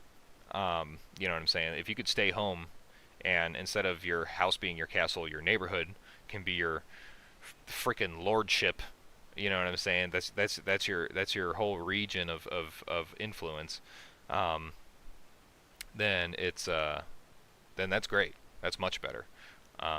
But that's basically all I'm trying to say with the shelter stuff is if you do have to leave, figure out where the fuck you're gonna go, how you're gonna get there, different ways to get there, um, and different considerations like that. Protraban, do you have anything? Yeah, I mean, if you're outside, I mean, try to put something between you and the ground so you don't fucking freeze to death. And this is where I think those super light, like packable beds, I know those are kind of heavy, but I would look into those. Yeah, remember, guys, your goal is to just make it to the sun comes up the next day. and we get another beautiful day. We're blessed with another day to see what happens. So Mm, just keep your eye on that. amen. Yeah. So, um, yeah. I mean, fuck. You can talk about shelter for a little while. But there's so many different like potential situations where it's like, your method of shelter can kind of change, where it's like, oh, temporary shelter from, natural disaster or something like I can't list all of it, but I think it's up to you to to look at the broad spectrum here and start with obviously the close day-to-day stuff, and then like worst case scenario, and if you square those away, I mean, then it's like everywhere in between is kind of just like uh situational. You know what I'm saying? But more than likely than not, you're not going to leave your house. You shouldn't really want to, because most of your preps are there, unless you have the capabilities to either com- completely store all of your shit at an easily accessible secondary location, or have a fucking duplicate of it. You know what I mean? At that secondary location. So it's it's a big logistics game. Okay, and you have to exactly hot tent. Be flexible.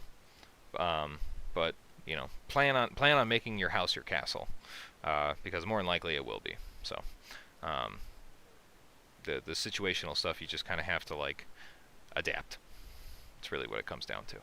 So um, after shelter, transportation, again, another one that's like kind of a no-brainer, but another facet of it, I'll say for sure.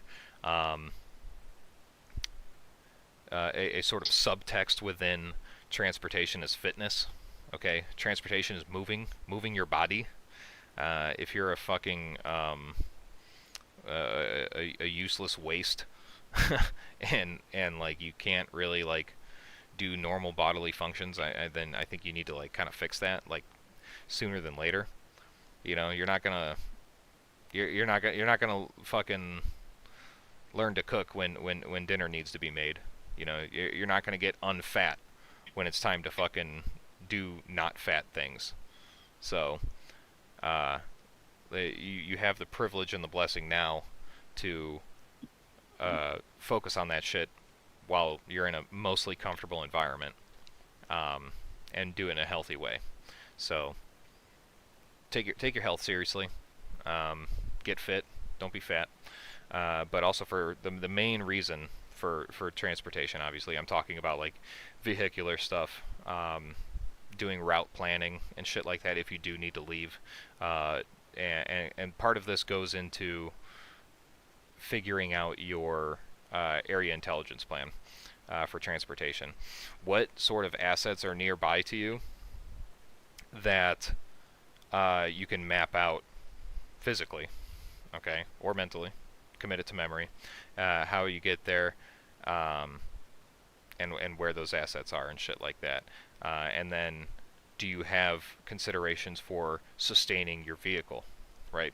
Because vehicles aren't gonna poof up and disappear when the grid goes down. Okay, like I don't think an EMP is likely. All right, I just don't.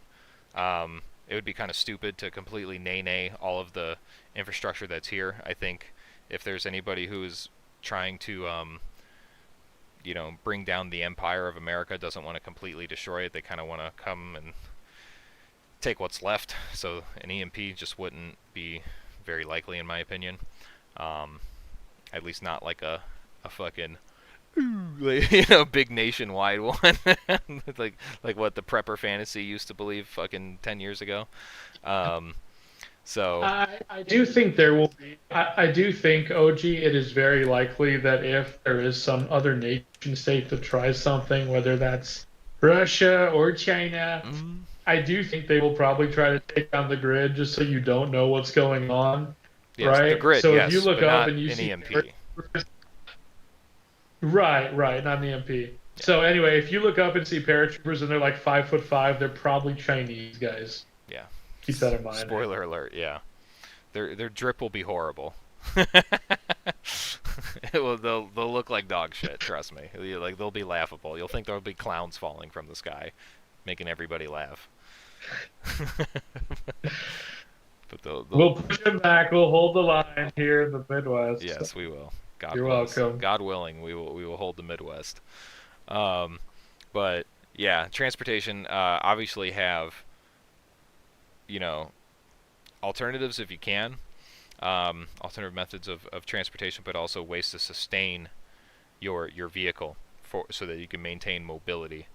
Fucking, and if that looks like, you know, having gas stored on standby with stabilizer and shit like that, so you could store gas. Um, Learning to do basic vehicle maintenance.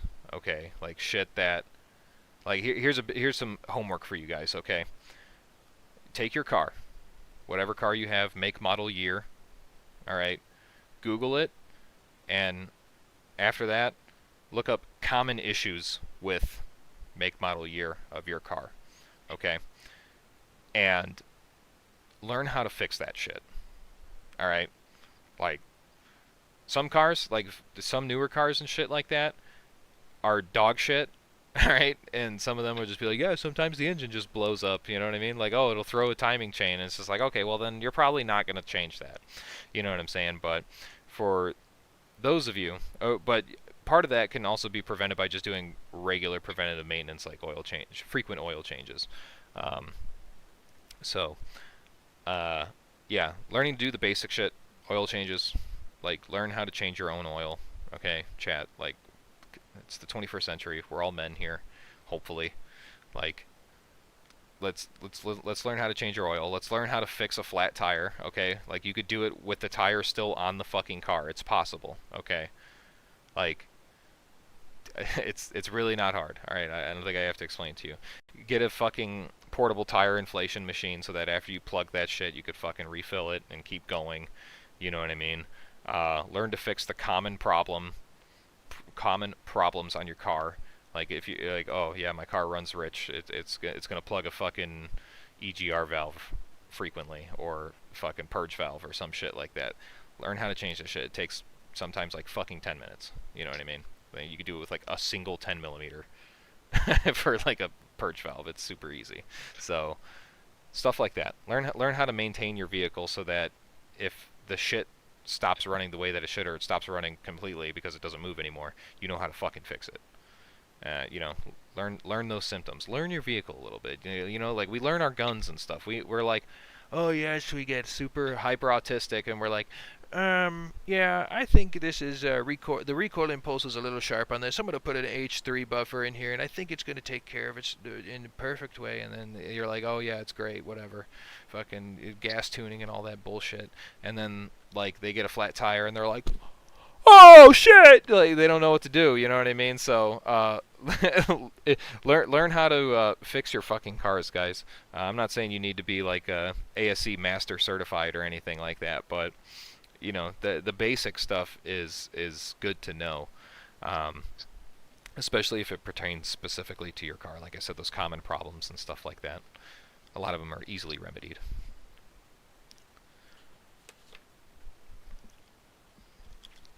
Excuse me. Approacher Band, you got anything? Yeah, I mean, just, no internet, guys. So imagine the light comes on and no internet, you can't scan it, you might be gigafucked. I would rather the chat drive like slightly older, known clunkers or chuggers than like you get a new car that you don't know. Because it is unfortunate, a lot of new cars are doo-doo, some of the semi-recent cars even too. And what OG said about common issues, yeah, it probably will happen to your car, even if you think like, oh, I got the lucky car that this doesn't happen. No, it's probably gonna happen to your car. Just a matter of time. Yeah. So get that done more often than not, and try to find one that just runs forever and take care of it. Yeah. So it might not be flashy, but at least you'll be getting from A to B. True. Yeah. Hook 88. Good point. You know, alternative methods of transportation. Fucking old dirt bikes, dude. Fucking, or just dirt bikes in general. Fucking motorcycles. Luckily, they're a lot simpler, unless you get something like a crazy fucking 2025 Goldwing or some shit like that has all the accoutrements. But yeah, motorcycles are sweet, E-bikes are huge right now. Everybody's hyping up e-bikes. My usually he's in here. The Pumpkin King. He's a big e-bike enjoyer, and I can confirm they are fun as hell.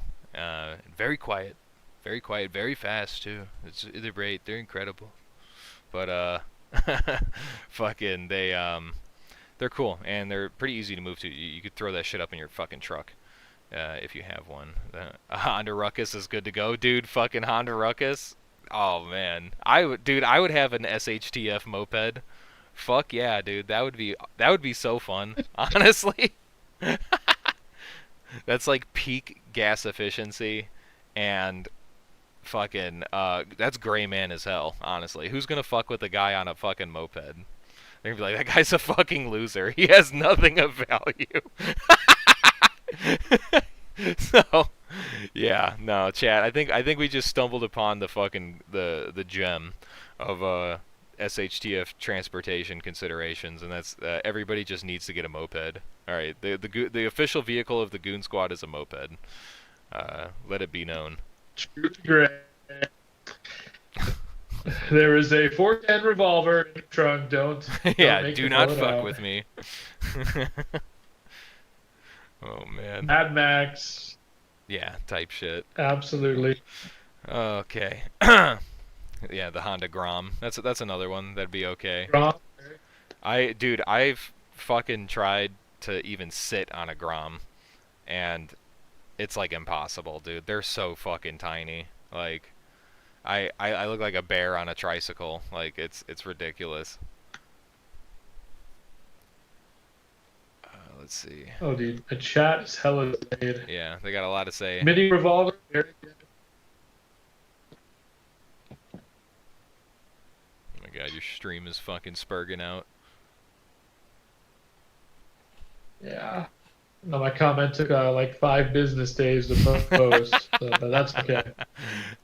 Like 144p, you guys have noticed on the old phone. It looks better with me and OG on our stream, but both of us are with the downgrade buffer a little bit, so we actually look up 144p. That's okay. God damn. All right. How much money in total does anyone think it costs to be fully prepped? Well, Red Dawn, thanks for coming back, by the way. Red Dawn, dude, you're gonna, like I was saying earlier, you're never done. You know, it's like, there's no amount of money that fucking anybody can really spend and be fully prepared. You know what I'm saying? I have like I have a list on my phone.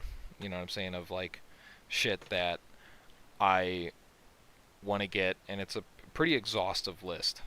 But it doesn't mean that when I'm done buying everything that I'm done, and it's like there's still maintenance that goes into it. You know what I'm saying? Especially for like food and water. It's like there's shit that you rotate out or that depletes over time. You know what I'm saying? So like it you're never really done. But I mean, to get into like to try and answer your question, like there is if you're gonna put a number to it, like, and you're thinking like to be completely fucking and totally prepared at least for like X amount of time, whatever. Like, dude, you're talking like fucking tens of thousands. You know what I'm saying? Like what does fully prepared look like to you? You know, I guess that's a good question. Is, you know, like are we talking like underground bunker type shit with fucking years worth of fucking food and water stored up, and you know you got like rainwater capture systems and like treatment. You know what I'm saying? Like it's a never ending sort of cycle that like if you try to fucking become as completely independent as possible, like you'll spend millions.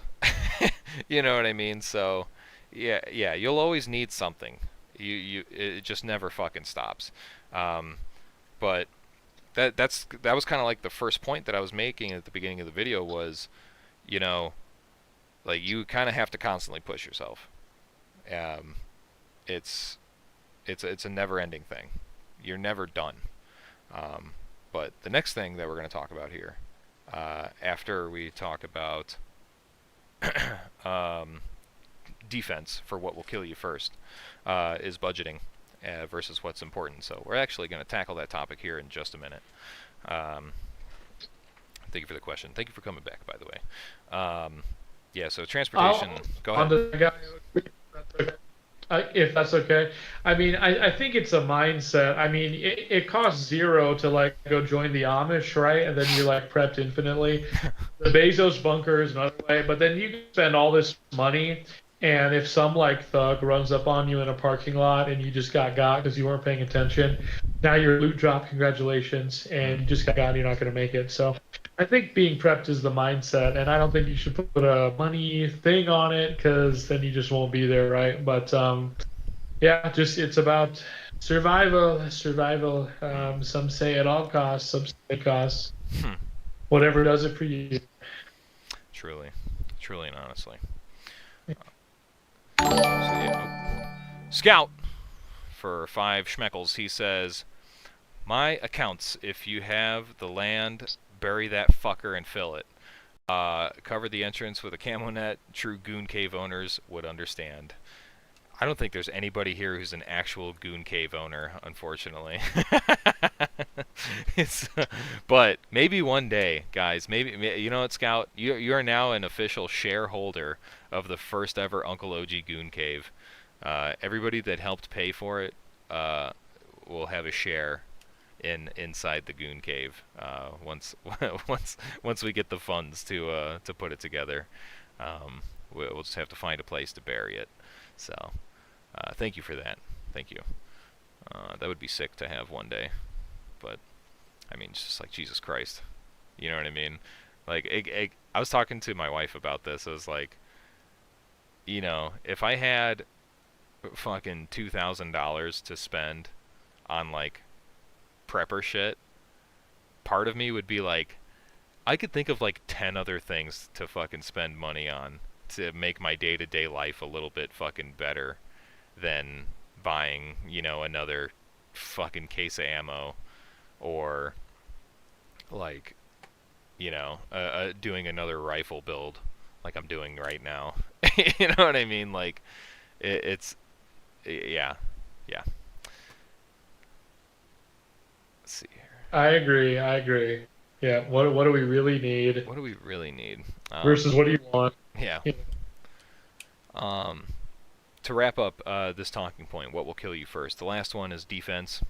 Okay, there's a lot of things that I think that, you know, everybody focuses on guns and defense stuff because it's super sexy. You know what I mean? It's our autistic quirk. We like guns and stuff, and I do too. Don't get me wrong. Yuka, stop climbing on my fucking Nintendo 64. Thank you. Oh shit! Fucking Drunken Dragon for 10 schmeckaroons. He says the Metro Goon Cave would be grand. Oh my god, dude. Yeah. He just bought a $10 share. Think about that, chat. Think about that. This motherfucker is the #1 stake owner next to me in the Goon Cave. Thank you for that. Yeah. No, you have to have Metro 2033 cosplay before you come into the Goon Cave.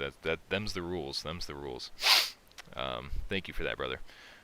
Asian Massage says solar panels are a nice meet in the middle option. Yeah, yeah, for sure. Did we talk about fucking solar stuff yet and power? I don't think so, but yeah, we could yap on it for a sec. The power procurement is something that, another autistic venture that I've gone down. Come here, Yuka. You wanna come be in the video? Come be in the video. Everybody say hi, Yuka. Aw. Little boy. No shot collar. Take a look, folks. Yeah, Notice you see, this. he is lacking a shot collar, but he is missing a leg though. Yeah. So. Well, you know. He didn't. He moved from his cat bed, so I chopped his fucking leg off. Fucking Sharia law. How dare you walk? I will now take your leg. Yeah, but the fucking solar power shit, I think is great. It's really great. The I'm looking into options again, splitting this up into man portable and castle defense shit. Um, Having a big battery bank at home that I could feed with a large solar panel, and then a smaller, more man portable one that I can use to kind of charge my devices and my comms and stuff like that while out LARPing in the foothills of Askrakistan.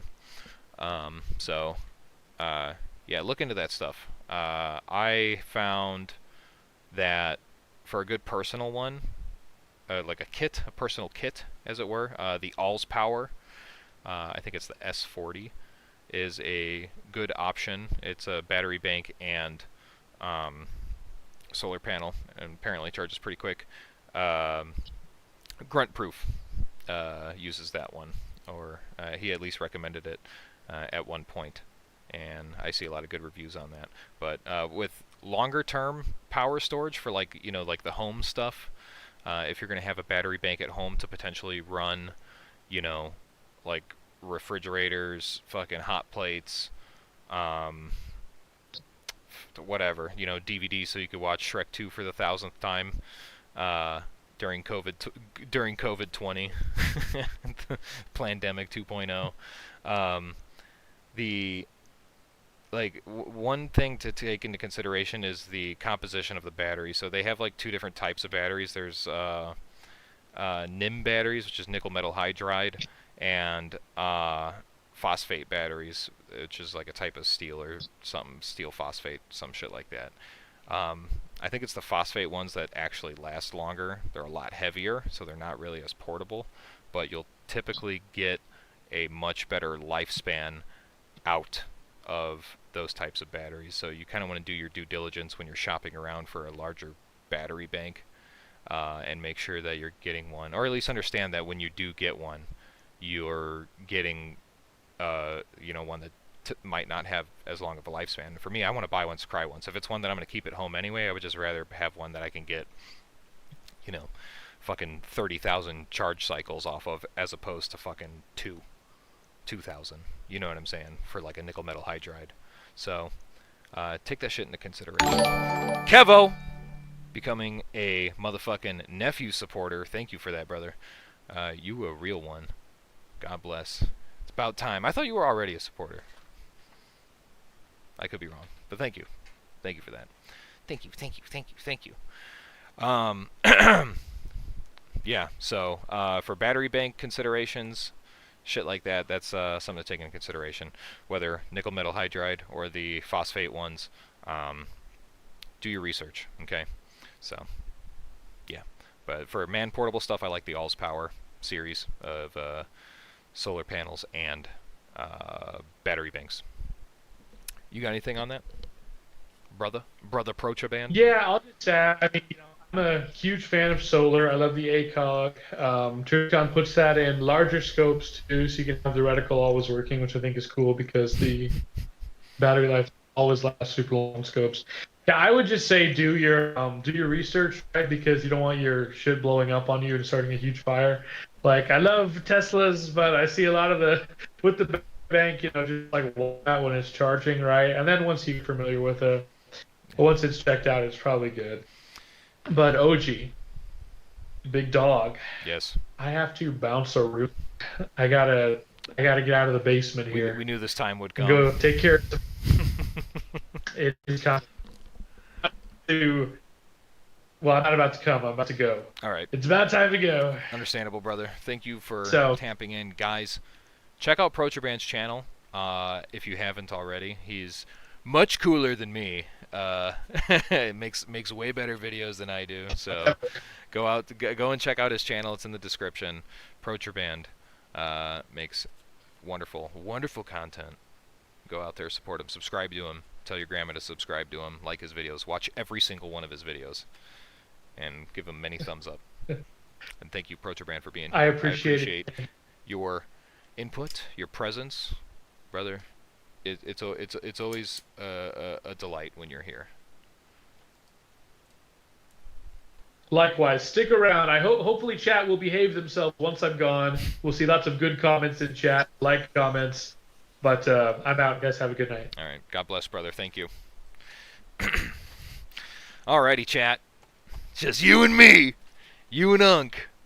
This is what I thought it was going to be like today. Everybody seemed like they were pretty busy, but Protoban was like, actually, I'm free, so it's all right. We're gonna keep this fucking ship rolling. All right. Let me center up the call here. Alrighty. So, thank you, Protoban, for being here, brother. And then let's see, chat. All right. There we go. All right. So, yeah, guys, please like the stream. SV89, thank you for reminding me. Got 54 likes here and only 47 viewers, man. Motherfuckers had to go bed. They had to go night-night, apparently. they couldn't stay up to hang out. Mom said it's they little cousin's turn on the computer so they could play Roblox or something.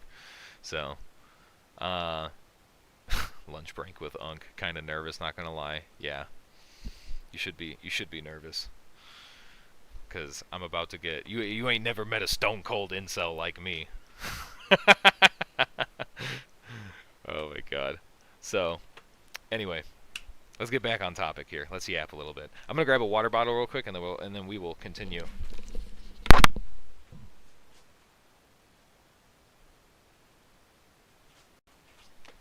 All right, I'm back. All right. So HER emeries come with heater packs. No, they don't. Nope. Mr. Kababy's Wild Ride. They do not come with heater packs. Learn to eat your MREs without heaters. You'll be okay. I promise you. You'll be okay. So, it's fine. It's less space, less weight. And if you're in a tactical environment, you probably don't want to use those heater packs anyway, because thermal's a thing.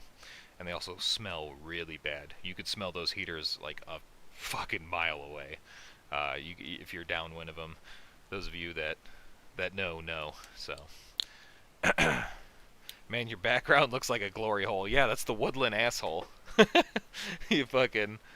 Sometimes things come out of it, but probably not this time. So, can't make any promises. Sometimes things just spawn out of the woodland asshole.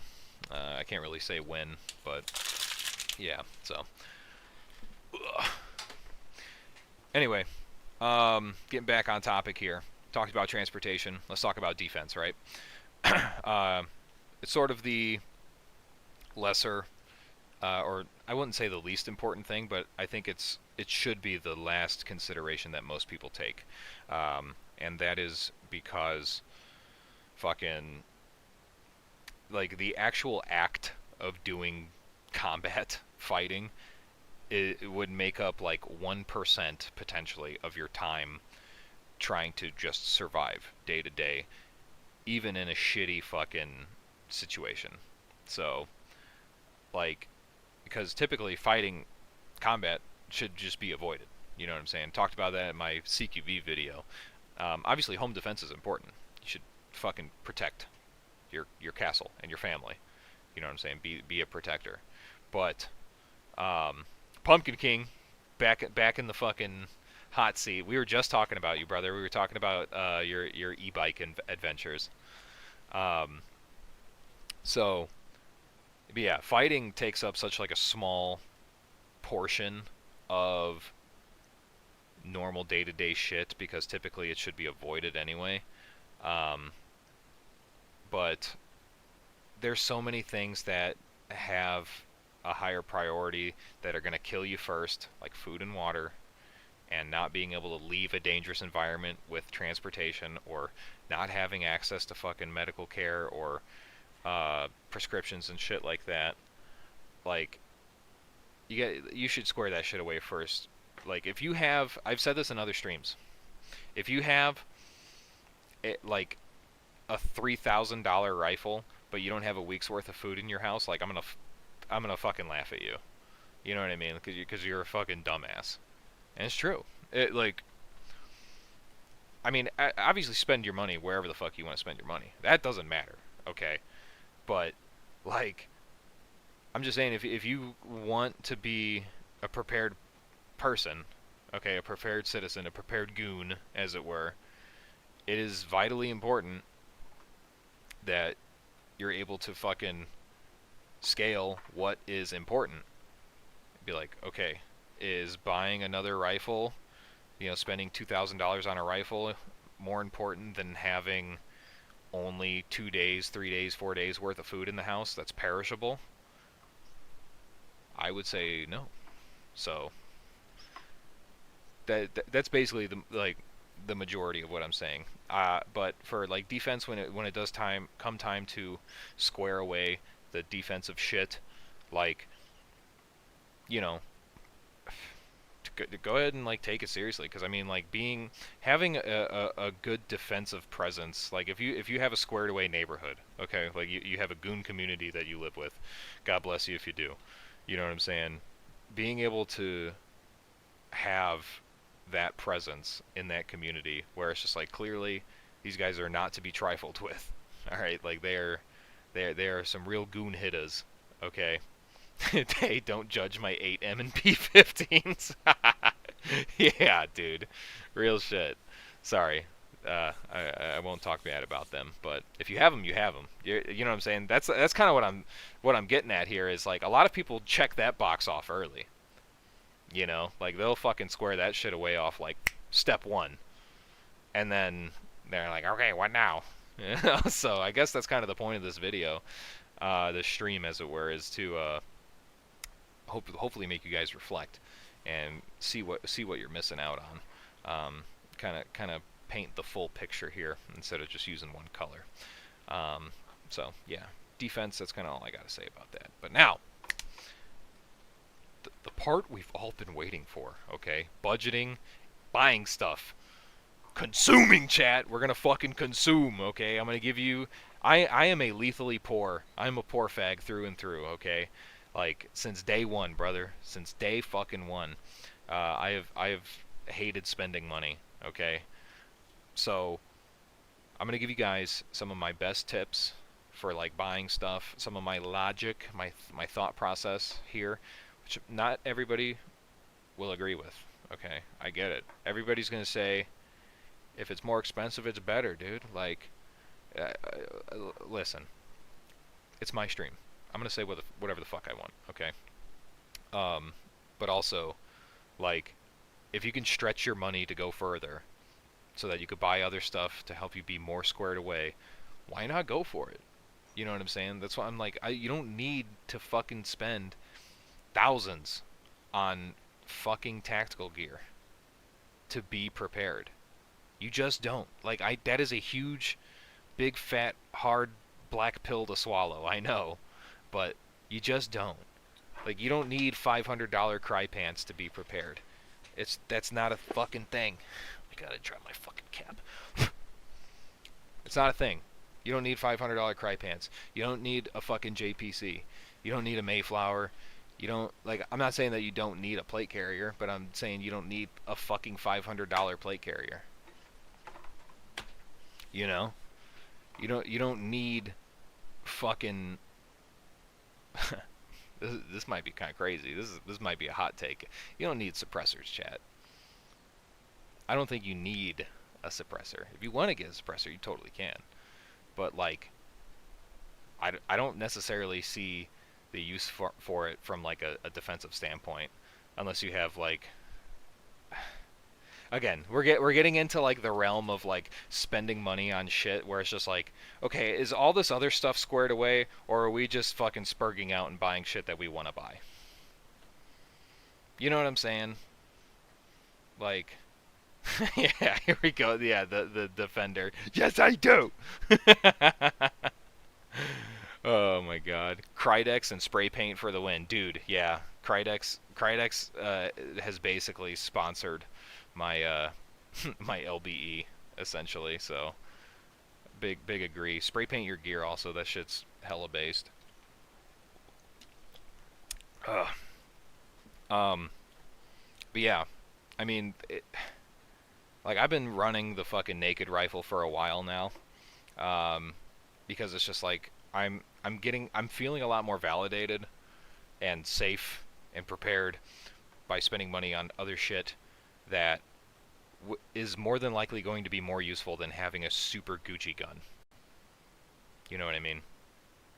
Like, don't get me wrong, I'm doing the Gucci gun build right now. Like, I'm in the process of it.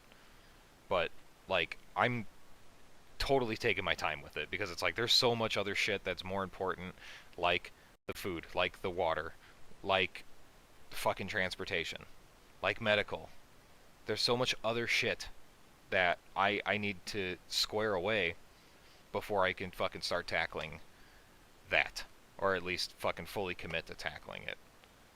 You know what I mean? Not everybody's fucking fine with that, I get it. Brandon, becoming a big cousin supporter, holy shit! Big cousin, chat, I don't know if y'all know, but a big cousin supporter is fucking hella based. Like, that's a man who God bless you. God bless you. I don't have words. You guys are great, honestly. I'm glad that we can have these discussions and you guys are willing to help support the cause, okay? This is a conversation that we're having. It's two ways. It's a community that we have here, and it means the world to me that you guys are willing to support and keep pushing this community forward. Honestly. So, thank you for that, Brendan. You're a real one. Back on topic. So, the fucking the defense stuff, like I said, I put it last on the list because it's just like, more than likely most guys are going to square that away first anyway. So, you know, it's like they don't really need to worry about it so much. But you can definitely get away with a lot more, or rather, you can get away with a lot less than you think. Okay, that was kind of like the whole point of the naked rifle video. The argument for a naked rifle was, it's like, in most situations, this gun is still fucking fine. You know what I mean? Like, it's still gonna get the fucking job done. I'm not saying that it can compete in like a near pure fucking direct conflict environment. Obviously, it's gonna be lacking in that aspect, but it's like if I'm just doing fucking home defense or like territorial defense, I gotta defend the goon community, the goon neighborhood, fucking, then like, yeah, more than likely it's fine. Throw a white light on it and it's good to go. You know, chest rig, plate carrier, mags, medical, done. You're good. Start buying food and water then. Figure out your fucking water procurement so that you don't fucking die of dehydration. So that's why I hark on it so much. I'm not saying like stop buying guns. Oh my god, like I'm not a fucking cringe leftist. I'm saying like I'm just trying to help you guys see the forest through the trees here. Okay, so anyway, let's talk about buying stuff now. So, budgeting is always a big pain in the ass, right? I hate budgeting. I hate spending money, especially. But like I said, I'm going to give you guys some tips for shopping around, because you can definitely get a lot done without needing to spend a lot. Uncle OG, the utility of a canned 22 LR pistol when you just need to tick a T-box is hard to overstate. I mean, yeah, fucking, yeah, that is one thing I'll say is, that's a good point. You know, there are certain guns that literally just fill utilitarian roles, like obviously for hunting, you know what I mean, like, or just pest control, whatever. You know, if you got livestock, you need to keep critters out the stable, you know what I mean. I handle horses personally sometimes, in the family, and we had an infestation of possums in the hay barn that we had to get rid of because they carry a parasite that will fucking kill the horses if their poop mixes with their food. So, um, pest control, shit like that. You know what I mean? Like, obviously, there's certain aspects or certain roles that guns can fill. So, yes, pests. Come on. Anyway, so, stop! Oh my god, hard critters. No, no, they were actually fucking possums. They were hard O possums. You guys fucking funny. So, um, yeah, but so figuring out like what's actually important when you're trying to buy shit, because I'm very much of the buy once cry once. Like, I don't like buying shit twice. I want to do an autistic amount of research before I spend money on fucking anything. You know what I'm saying? So, like, going for just the most expensive shit off the get isn't always the best idea. I mean, not everybody here has Fed money, so like you gotta do your due diligence. You gotta shop around a little bit and also assess. Like, everybody always harks on, like, especially for gun stuff. This is so especially true with gun stuff. Is your fucking gun has to be able to withstand 40 billion fucking rounds, dog. Like, sustained rate of fire. It's gotta be able to, like, withstand melting the fucking barrel over and over and over again. If it can't be left outside for fucking 20 years at a time, then what is the point of even buying it? You know what I'm saying? Is like, and like everything has to be a Swiss watch basically, but it's also got to be indestructible somehow. Um, so, like, dude, I get it, but also, is it really fucking necessary?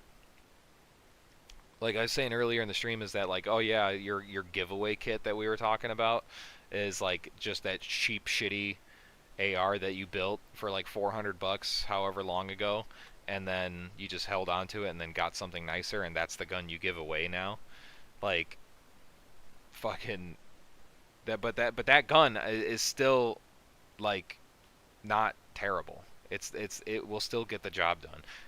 Like, let's be honest, like, we're not out here planning for, literally the American version of Ukraine conflict to happen. And even if that's the case, like, I mean, chat, like, there's motherfuckers out there with, like, absolutely clapped AKs and shit like that, and they're still getting it done. You know what I mean?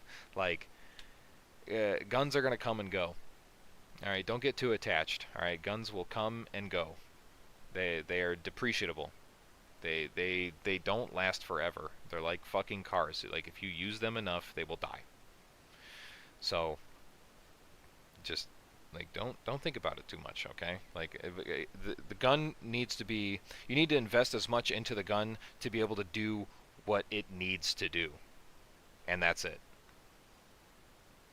I mean, obviously, if money's not an issue, then you can fucking spend as much money as you want. But Scout says, for 5 schmeckles, he says, if you put 5,000 rounds through a rifle that is specifically shelved for an SHTF situation, something is wrong. But buy a BCM and an EOTech, bro. Yeah, BCM is the fucking the industry standard. Yeah, that's, honestly, I wouldn't want to spend more than how much a BCM costs. Like, that's like pushing it for me, honestly.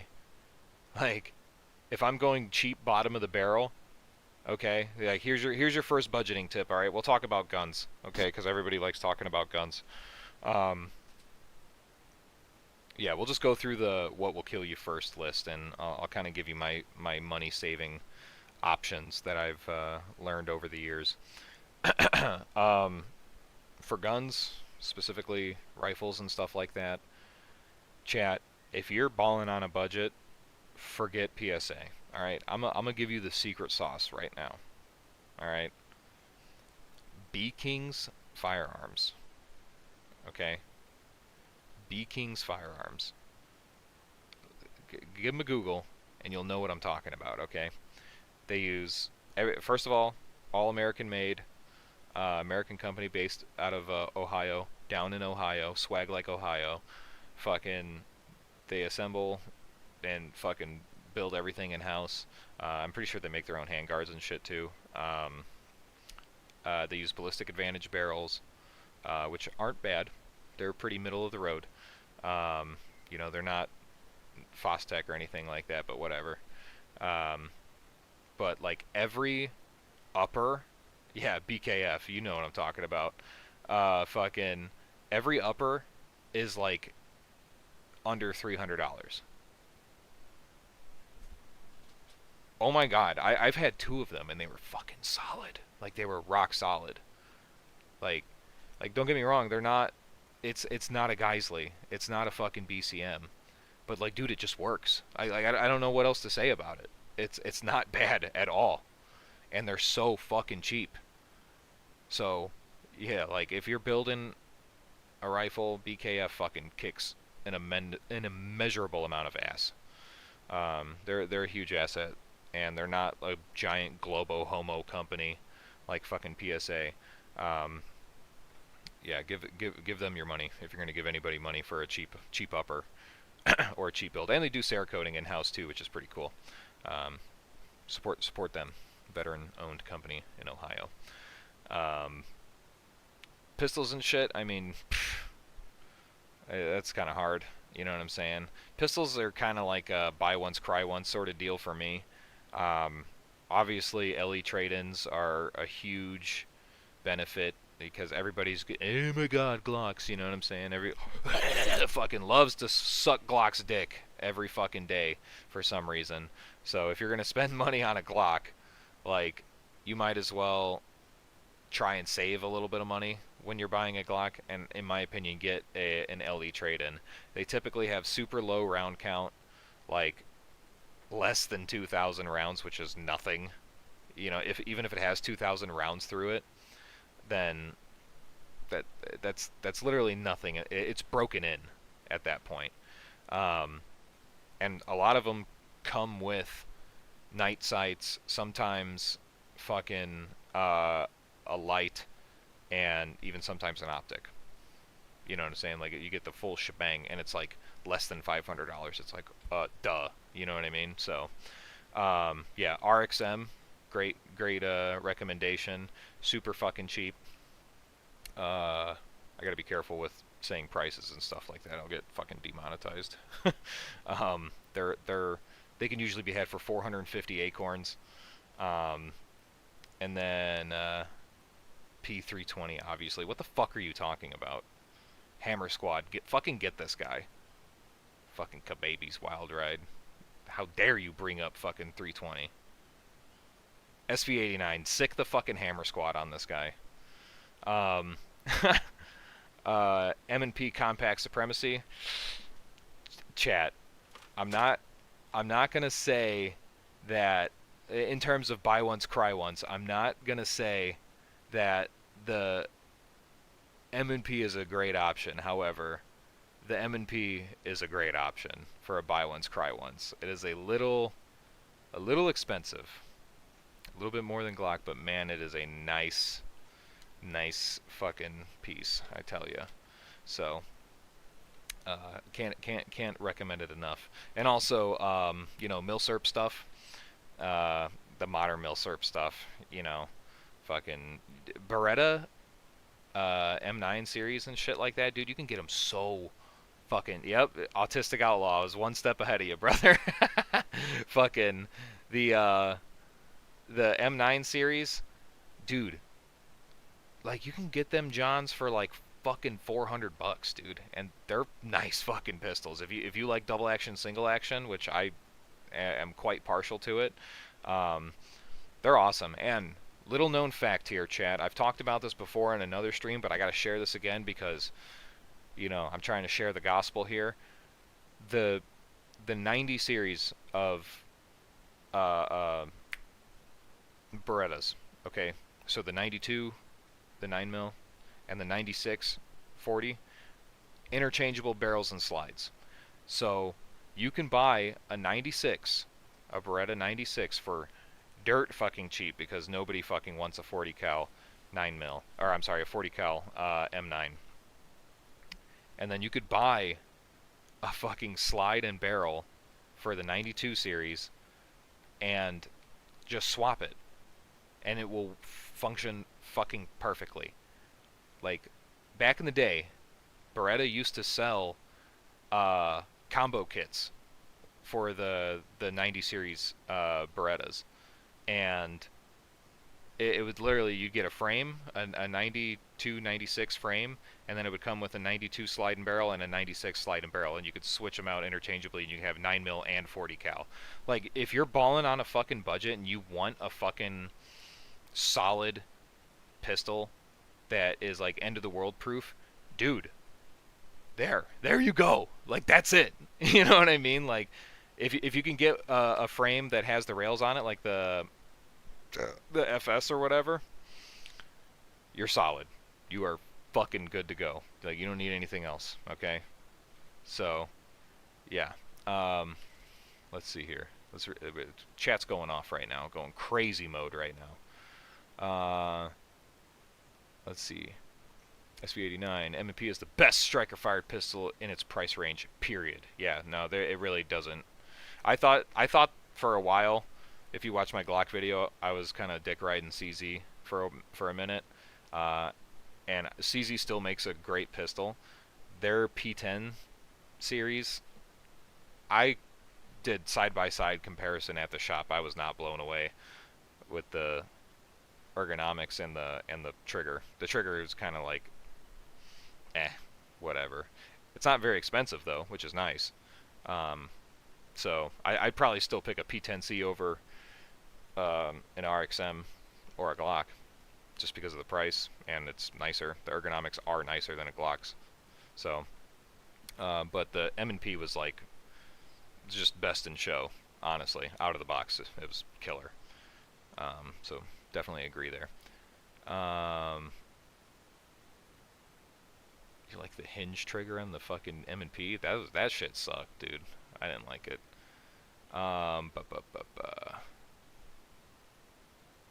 Max Payne trip. Yep.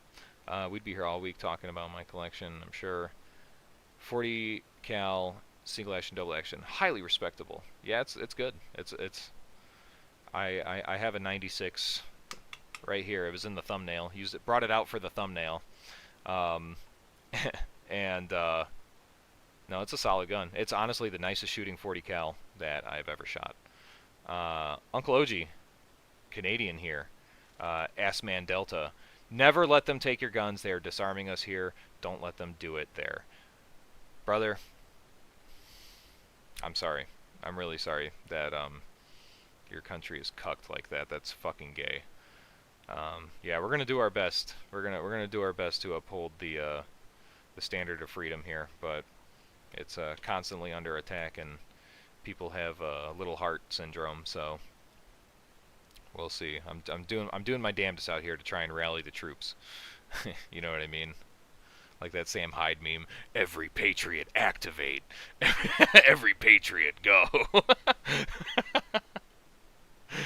Yeah. No. The goon squad will stand on business. Don't worry, buddy. And if you ever need to seek refuge in America, you can come on down. The goon cave will be open to the snow Mexicans. They can come hang out. Shields are sweet. I agree. I liked my Shield Plus. It was really good. Okay. All right, we're caught up. Every patriot activate. Yeah, that's what it is. God, that shit was so funny.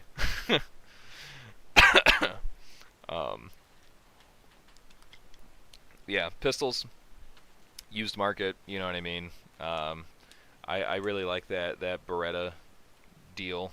You know, you get a lot of use cases out of it, and some like a true multi-caliber capable weapon. You know what I'm saying? Like a lot of rifles that are like multi-caliber with like barrel swaps and shit like that. It's like, it never ends up being fully um, fleshed out what it should be, which kind of sucks. But like the M9 series like actually pulls it off really fucking well. They did good. They did good with that one pig. So yeah, that's basically all I gotta say for pistols. Other tactical stuff, dude. Listen, the bug man is really getting good at copying our homework. All right, when it comes to cloth stuff. All right, this is gonna be something I'm gonna spurg out for a little bit here. So fucking lock in, chat. But the I can't justify spending $500 on cloth, regardless. Like, Uncle OG is Colt 6920 SOCOM just as good? Asking for a friend. Is the fucking AR, the Colt AR? Is that what you're talking about? 6920 SOCOM.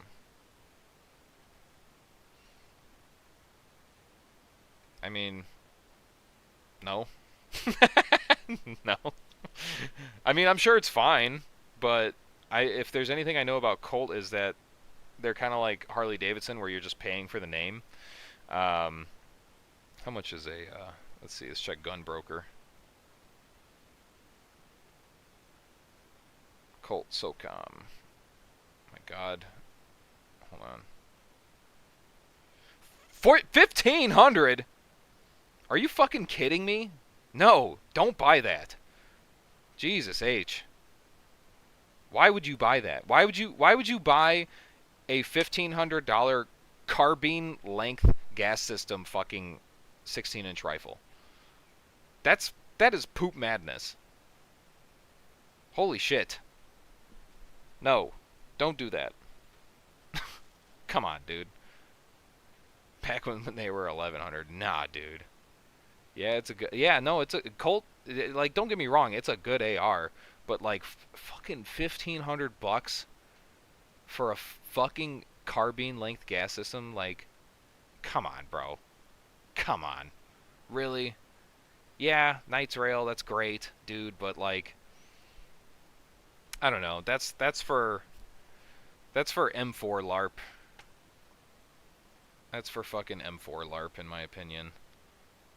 The upper is, let's see, they have an upper on here for 860. That's Is it pinned and weld? Is that what it is? I've seen somebody say pinned and weld. Chrome lined. It's pretty cool. Yeah, 14.5 pinned to 16. Yeah, I mean, if you're doing the if you're doing the M4A1 LARP, go ahead, brother. I don't know. I'm not. I feel like I could get away with more, but whatever. Go ahead. Do whatever you want. So, yeah. What do you mean FUD in chat, brother? Oh yeah, M1A in fucking 1911. Yeah, that's FUD-tacular. Anyway, back on topic. Cloth, right? What do I mean by cloth? Talking like, uniform stuff, BDUs, fucking backpacks, chest rigs, plate carriers, belts, LBEs, fucking even sometimes boots. Well, boots you kind of want to invest in. Boots are definitely worth the money. God, this mask's getting itchy. When it comes to cloth stuff, okay. Listen, I ain't fucking around spending $400, $500, $600 on a plate carrier. Like, if I go on the website and they sell the plate carrier as the front bag and the back bag and the cummerbund all separately, I'm not giving them a dime. It's just not gonna happen. I won't allow it. You know what I mean? Like, DZ Crossfire makes a great LBE. I agree with you. Yes, they do. It's in my wish list. And they're not super expensive either. It is a little expensive, don't get me wrong, but it's very well made. So, like, I will give them that. LBEs are kind of like a unicorn sort of thing, where it's just like you can build one, but they're never really like as good as like the pre-made shit that's sewn together. So it's like, fuck, you know. It's kind of like if you like LBEs like I do, fucking, you kind of end up biting the bullet on it. Um, Best option for combat clothes is just getting surplus and dyeing it with appropriate colors for your area. Yeah, dude. Again, that's one of those depreciable goods. Is clothing. Like the more you wear it, the more you work in it, the more you use it, it's just gonna wear. So, like, $500 for pants. Like, come on, dude. Really, really? No, just no. Um, no, yeah. Cry Precision and Feral Concepts. That shit ain't gonna happen, cousin. I ain't giving him a dime. Um, I'll wear fucking Condor shit all day before I fucking do that. Just now. And Milsurp stuff. Fucking. Oh, but here, we'll let me walk it back. Kind of give you guys like my purchasing stuff. Okay, like what I've kind of come to utilize over the years. For like uniform stuff, if you're gonna buy new, which I did, I went with LA Police Gear.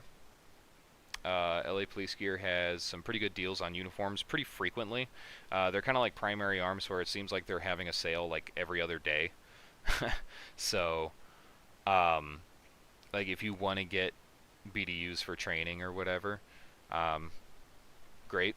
You know, if you want to standardize a uniform for your LARP squad, that's a great place to start because the shit's pretty cheap. And Proper. Proper is another brand. My military guys will know that's like the standard clothing and sales brand. Like you want to buy the fucking pants, jacket, whatever. Like it's Proper. Proper makes a lot of clothes for the military and civilian market, but they make nice and cheap BDUs. But I do like LA Police Gear stuff, and some Condor stuff is good too. But Condor's kind of getting more and more expensive, which is kind of cringe to see, especially their clothes. I don't really think it's worth it, but whatever. Yeah, but another thing I wanted to say with LA Police Gear, I don't know if they still do it, but it might be worth looking into. When you buy something from them, they typically send you a discount card, and the one I got was like 25% off. So, like, if you just buy something cheap, like a fucking, you know, a single pair of pants for 20, 30 bucks, you know, you can get that 25% off and then buy a bigger order, you know, get a few more uniforms, whatever, for super cheap. So, something to keep in consideration. But yeah, obviously the Milsurp market is huge. You know, uniforms. People get out with uniforms and they get rid of their uniforms. I'm not a fan of multicam. I think FedCam is gay. Everybody uses multicam, and it just sucks. It's not. It doesn't suck. It's just fucking really worn out and just it's not cool anymore. You know what I mean? So it's not hip. Therefore, I will refuse to wear it. So, but if you want to get some OCPs or whatever, dye them green, turn them into tropics or some shit. Hella based, dye them brown, and then their fall winter uniforms, even based, doing that as well. Yeah. So the as far as chest rigs and stuff like that go, again, another flawless Bugman classic. Let's see here, One Tigress chest rig fucking kicks ass. That was the chest rig that I gave away during the Goon LARP kit review. Yes, Autistic Outlaw M81 is hella based. That is the standard Goon camouflage. If you don't know, now you know. So yeah, fucking like Krydex, fucking Helicon Tex, Condor, obviously. Uh, all those guys make pretty fucking damn good chest rigs if you're into that. Um, the Pathfinder chest rig from Helicon Techs I really like. Uh, what else? The Condor sells an assault fucking rig that is basically a knockoff of the Taps. I've had one for a super long time, and I ended up giving it away to a viewer who was in the Discord. He was saying like, yeah, he's like, my car got broke into and someone stole my chest rig. So I was like, I'm like, if you cover shipping, I got one for you, homie. So, um, yeah, the if you like the taps setup, I mean, and that's the other thing is just Milsurp taps. You can get those pretty fucking cheap too. The Flick FLC is fucking great. Like, it's, in my opinion, super slept on. It's got a lot of real estate and they're super fucking comfortable. Highly recommend the Flick if you can get one, and you can get them in like M81, OCP, Coyote Brown, OD Green. Like they come in fucking tons of camo patterns and shit like that. So yeah, those are great. As far as plate carriers and shit go, the one that I personally use, okay, to some of y'all's dismay, is Tacticon Armament. It's the Battle Vest Light. It is like $100, okay, and it's been solid. It's a JPC knockoff. It's got fucking QD buckles on it and shit like that, full molly, but it's very low profile, and I run it basically slick, except for a 3-mag shingle right on the front, and that's it. Cloth, not hard or anything like that. So I typically do that because I primarily will run the LBE if I'm not running anything else, either that or a belt. So, but I mean, for plate carriers and stuff like that, dude, if I'm of the camp of not putting a ton of shit on your plate carrier, as you may have seen in the video that I made a little while ago.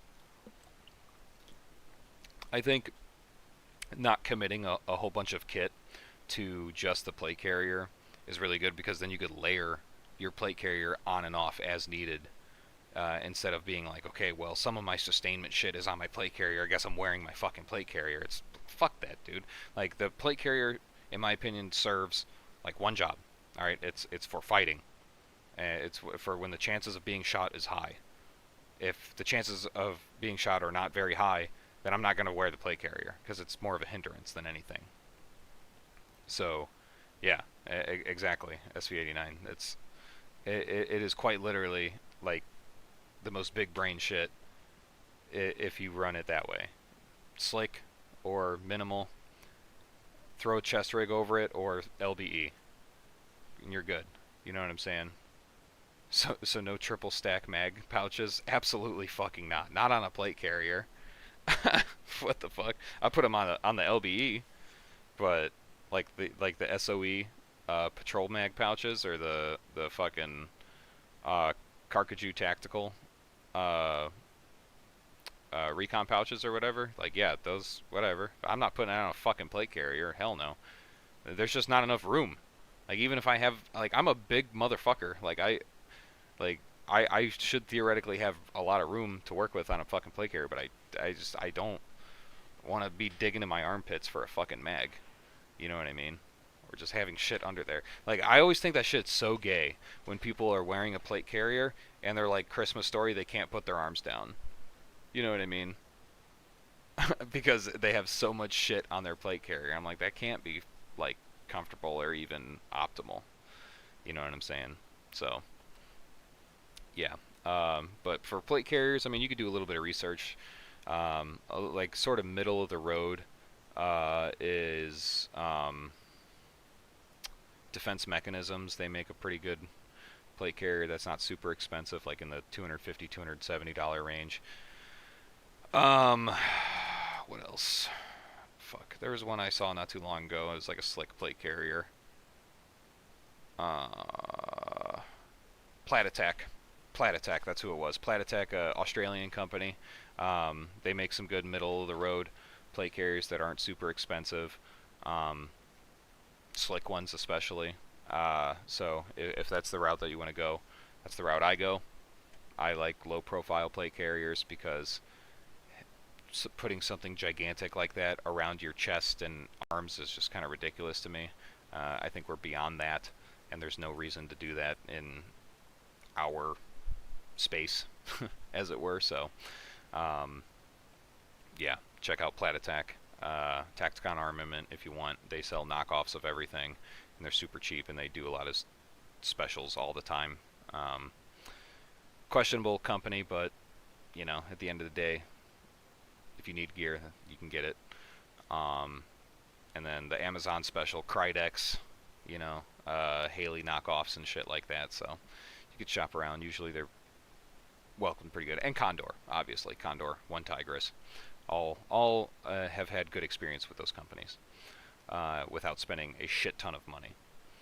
Um, Backpacks, Chad. Oh my god.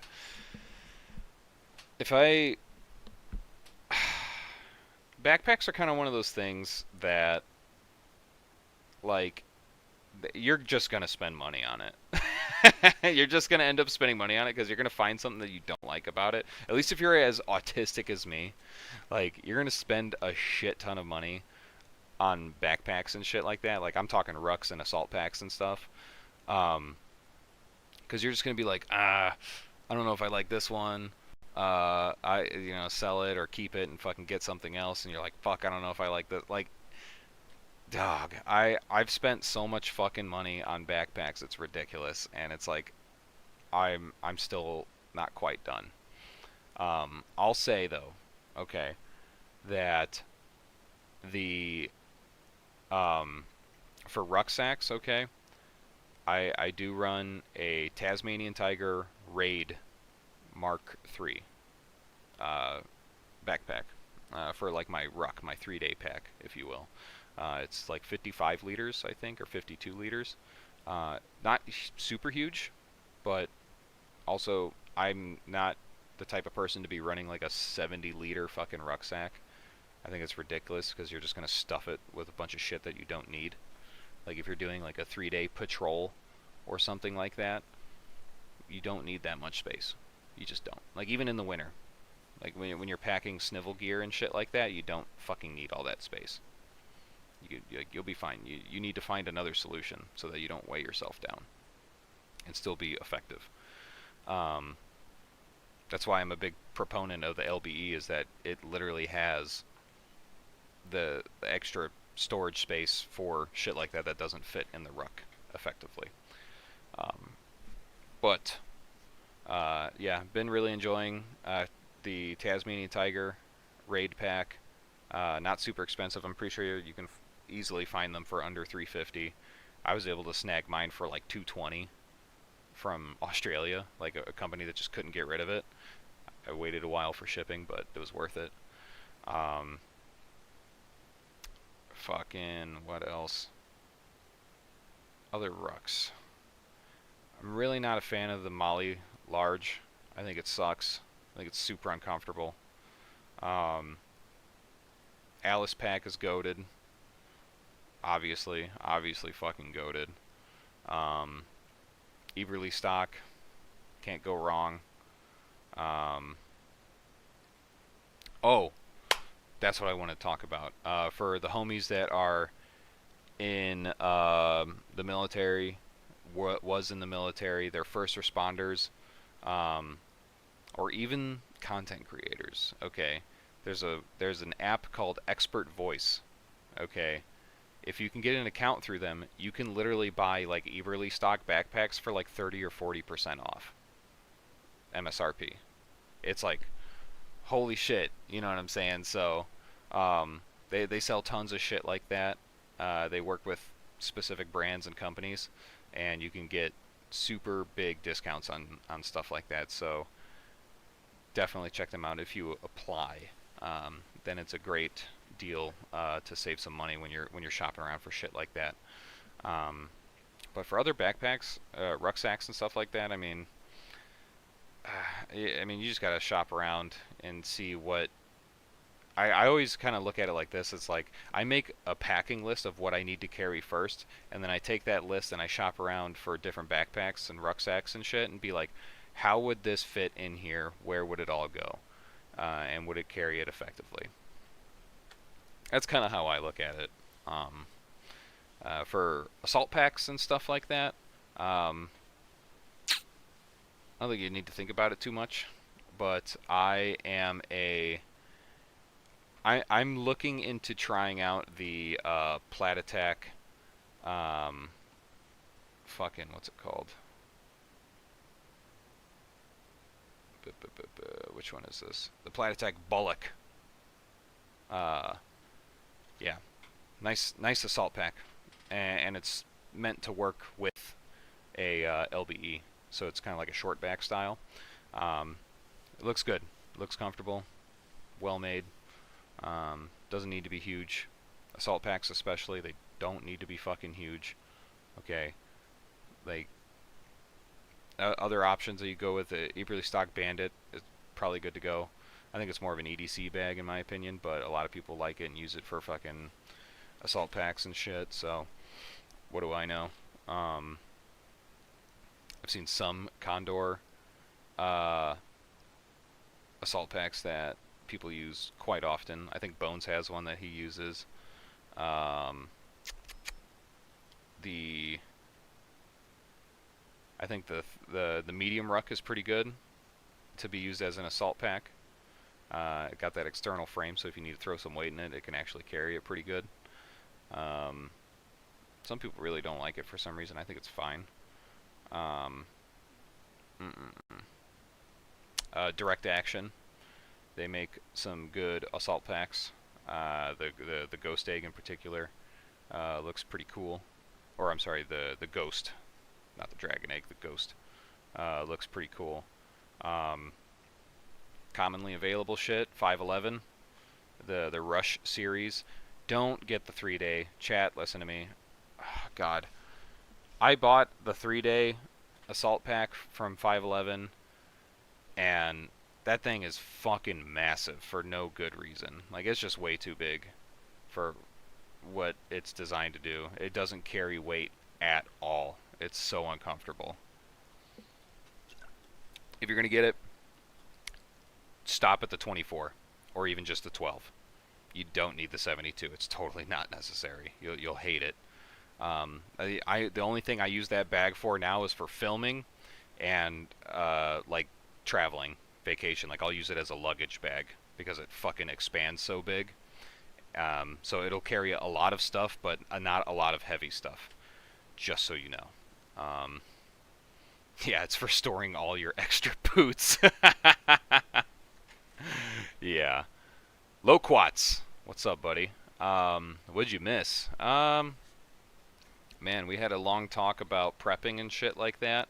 Talking about what's important, how to tackle it, setting milestones. And now we're talking about buying stuff. So we kind of got to the best part. Thank you, Hook. Yeah, so yeah, SV89 Rush 24. Yeah, that's as big as I would go with that backpack. I think it gets a little ridiculous after that. Magpul. Magpul makes a pretty cool backpack, actually. I don't know if they discontinued it though, but if you look around on their website, I think they still have it. I think it's kind of sold as like an EDC bag, but it honestly looks pretty flexible. I would consider it as an assault pack or an EDC bag. So yeah, that's backpacks. What else? Belts. Yes, belts.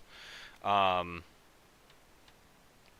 is something. Belts are fucking expensive, chat. Like, building out an actual duty belt is pretty fucking expensive. However, I came across this gem, okay, this gem of a duty belt. I was at first, I almost took the fucking the juice pill, okay, and I almost bought an Agilite fucking 2-layer duty belt, like the magnetic one. Uh, Seems kind of cool because it's just like it auto centers on your body. Just boonk, you throw it up on there and click it. Um, because that's the most annoying part about a Velcro 2-layer duty belt is like making sure it's lined up all the way through and you get good connection with the fucking Velcro. But I found the belt that I wear every day, the core belt. They make a 2-layer duty belt, and their duty belt looks super well thought out. I really like how the inner belt looks, where it's got like a sort of mesh section, so that when you put it on, you tighten it moderately tight. That's kind of like the crux, right? Is you get the inner belt, which is usually just a strip of fucking Velcro, like it sucks. You throw it on, you gotta try and tighten it as much as possible because that's gonna be the majority of your, you know, fucking shit holding up your pants, right? And then and then the outer belt is usually it's set and forget. Like there's no adjusting it hardly. Or it's really difficult to adjust, especially when it's on your person because you're trying to collapse that Velcro on itself, and it's just not fun. Um, so Core, in their endless wisdom, okay, they made a section of the inner belt that's like mesh, so that it has give to it, and you're not even supposed to tighten it all the way like how you do with a traditional duty belt. Core, obviously, as you know, I'm wearing a Core belt right now. It's got the ratcheting shit on it, right? And it locks. Fucking, they made it into a fucking duty belt. So basically, you throw on the outer belt, and then you could ratchet it down, and it will collapse that little mesh section, and it will fit fucking perfectly, dude. And like, I'm all about it. So that's the belt that I'm gonna get. That's a kind of a buy once cry once deal, which even then it's not that expensive. It's like $140 for both the inner and the outer belt. All for it. Yeah, Core is the shit. I like their everyday belts, so I see some of you guys do too. I did not know they made a duty belt. I had no idea. So I was doing a little shopping and I saw that they made the duty belt. So that's what I'm gonna go with because they're a good company. Um, Anything else? Let me think here. Cloth, expensive cloth. Yeah, I mean, for the duty belt shit, like, you can go cheap if you want, but dude, once you start putting some weight on it, you're like, damn, this kind of sucks. Like, you know what I mean? So, that's the same deal with, like, the LBE. If it's gonna carry weight, you want to, like, invest a little money into it, unfortunately. Like boots, obviously carrying your fat ass around is gonna be, like, somewhat difficult, so you're gonna need some support. Rucksacks, gotta invest in a good ruck because otherwise you're gonna fucking hate life every time you use it. LBE, usually they have sustainment on them. You load them down, a lot of mags, a lot of sustainment shit. So that's got to be able to be comfortable. And belts, like duty belts, pistol belts. That shit gets fucking heavy quick. So having some good support is really nice. So invest wisely. That's how I would do it. Yeah. Golly. Okay. So, in terms of, let's see if there's anything that I missed with the budgeting aspect. Yeah, remembering what's important. I kind of talked about this already with like the gun stuff. If you're fucking spending a shit ton of money on guns and like neglecting other aspects of your preps and shit like that, I mean, dude, you're just not doing yourself any favors. For real. Can I wear a belt with swim trunks? Asian massage, you can do whatever the fuck you want, dude. It's your life, twin. It's your life. Do whatever you want. Um, oh yeah, okay. We're talking about fucking knives. Chat, listen. In terms of like a full size knife, a field knife, if you want to call it that, I've been using the same one for about 10 years now. It is the Cold Steel GI Tonto, and it's about $22, sometimes cheaper. I've had 3 of them. I still have 2 of them, and the only fault that I'll give it is the sheaths break pretty easily.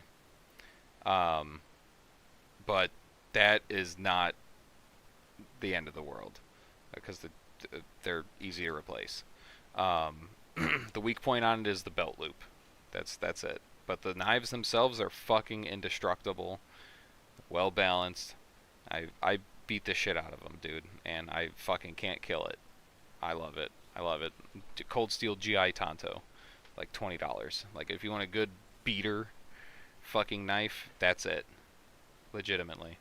Um, Something a little bit nicer though, SRK and San Mai. It's like fucking $90. Yeah, no brainer.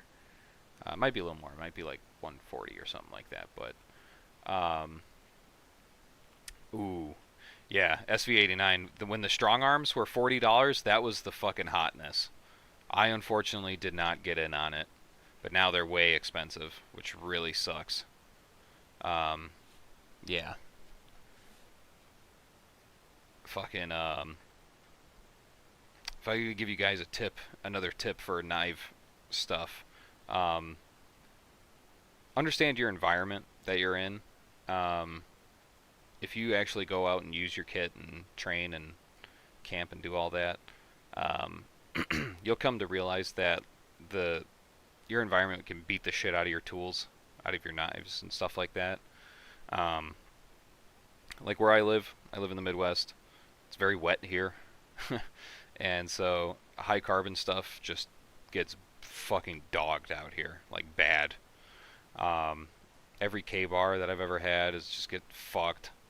Every fucking like anything high carbon is just like it rusts every fucking time. So I'm looking at S30VN primarily as a steel, or Cold Steel San Mai, which is pretty similar. Um, and it's a stainless steel, but it's higher quality. So as long as it's heat treated properly, comes from a reputable company, you'll have a knife that will last very well. So yeah, Scout, SRK, Cold Steel, and Benchmade. You get GovX discounts on veteran EMS as well. Yeah. Right on. But yeah, back on topic here. Oh god. Chat, can I take off the mask? Are we gonna be upset if the mask comes off so I can be a little bit more comfortable? Been wearing this damn mask for 3 hours. All right, I'm about to fucking blow my head off in Minecraft.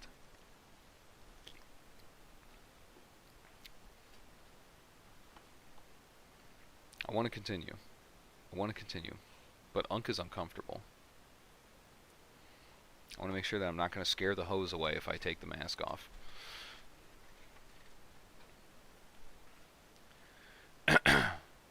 So, only if you kiss us like Spider-Man. The mask stays on. Oh my god. This is fucking miserable. Do you, brother? Yeah, fuck it, I'm taking it off. Fuck you guys.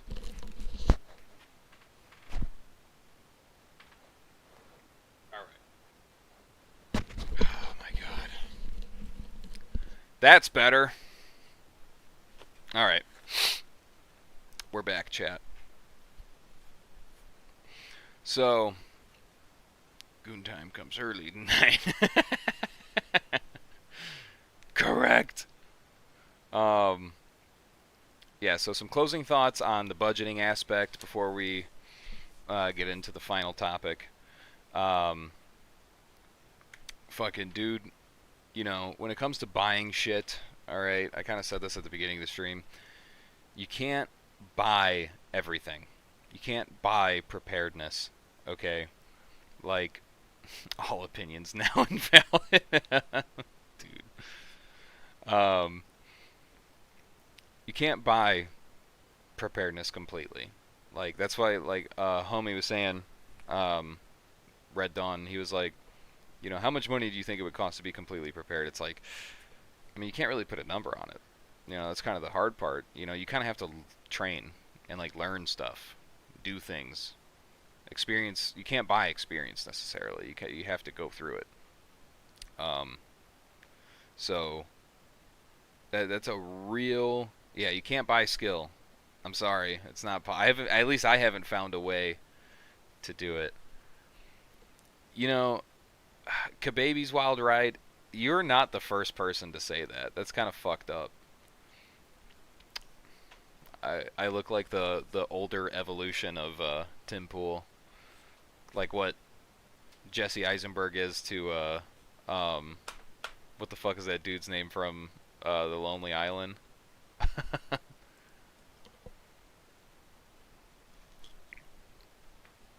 Anyway, um, yeah, no, you got to get out there and actually train.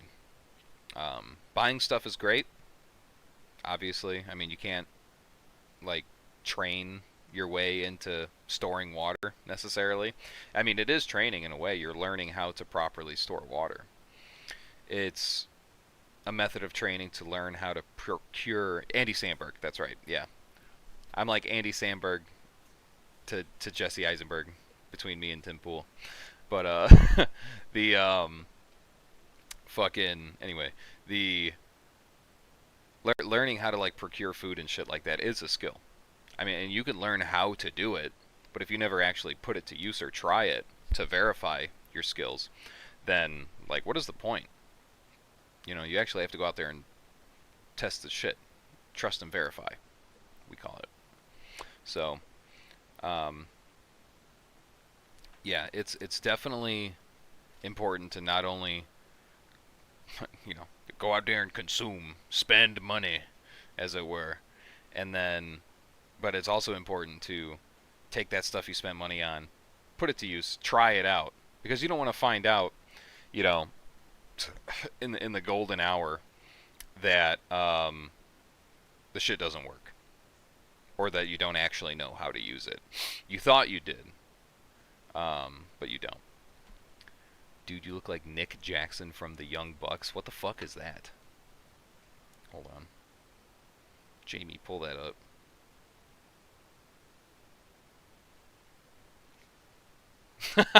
Oh my god. Are you fucking kidding me? That's diabolical. It kind of does look like me. That's funny as shit. I don't watch WWE anymore. I was joking about growing that stash now. It's a must. It's a must be. Okay. Anyway, yeah, you gotta actually put the shit to use, chat. Actually practice using the things that you spend money on. Verify that it works. So, and sometimes prepping isn't something you buy. Sometimes it's fitness. I'm going to talk about what's important, you know, right here. Talk about what's important. Sometimes it's skill. Sometimes it's fitness. You have an opportunity now to do it. So you might as well do it. Get it fucking squared away, because you're not, that is a time consuming thing. Okay?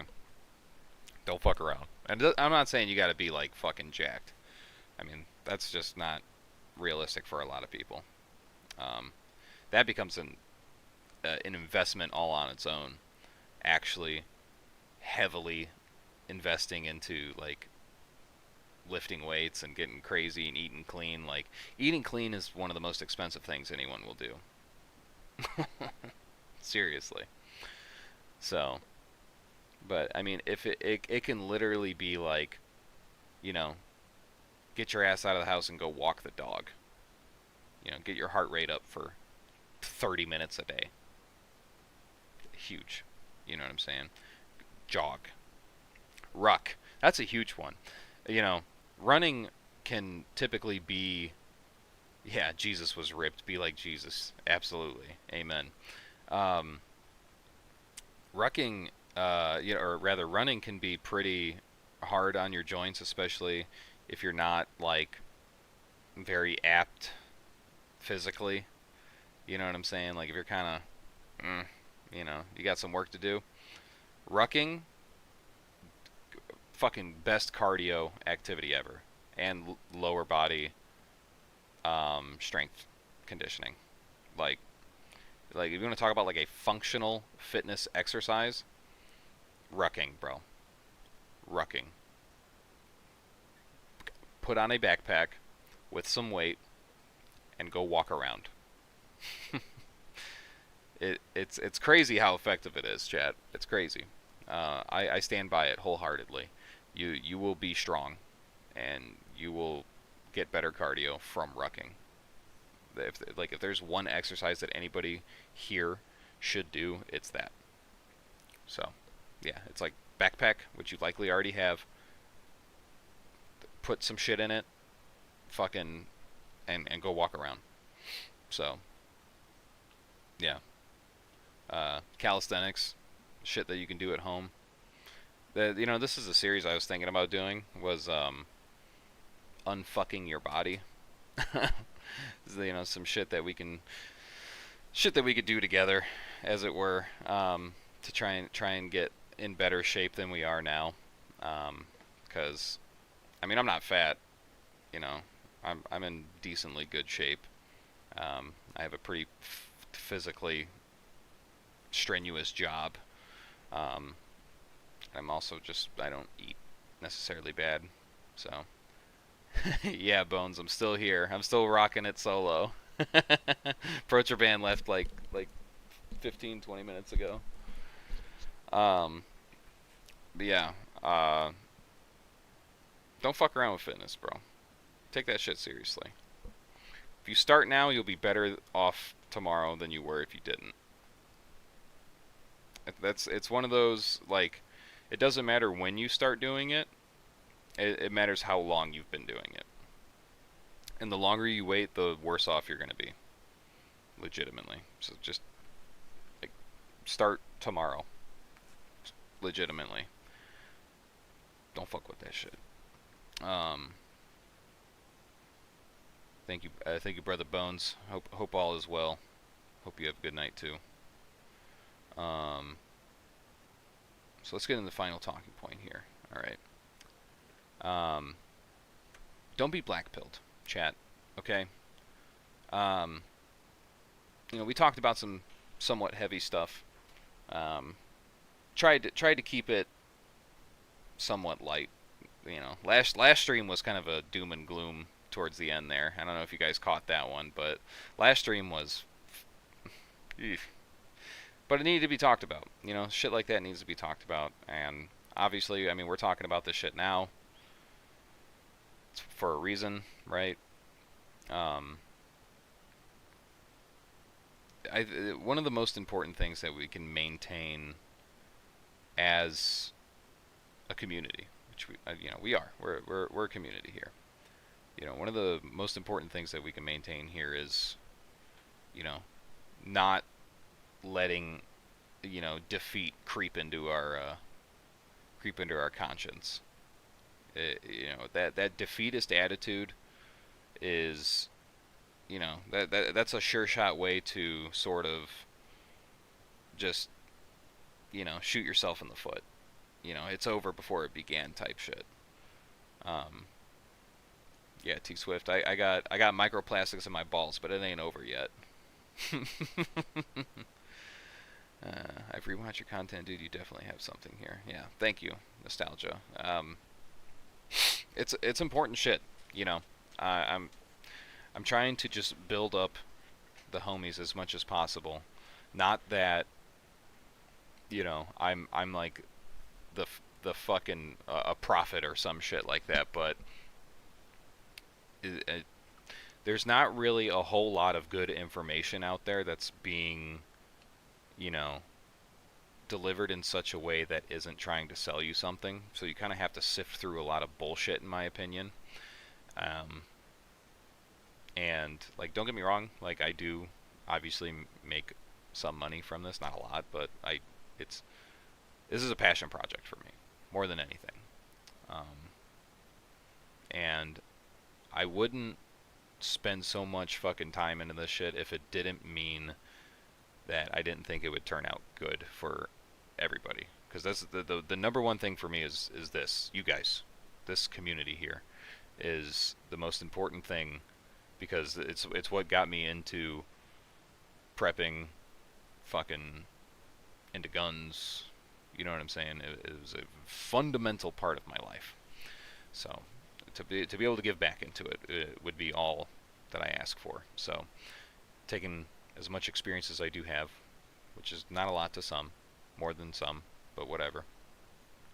And hopefully stimulate some good practices for you guys to be better prepared and help others be prepared, help others by being that protector and that provider is kind of all that I really want out of this community.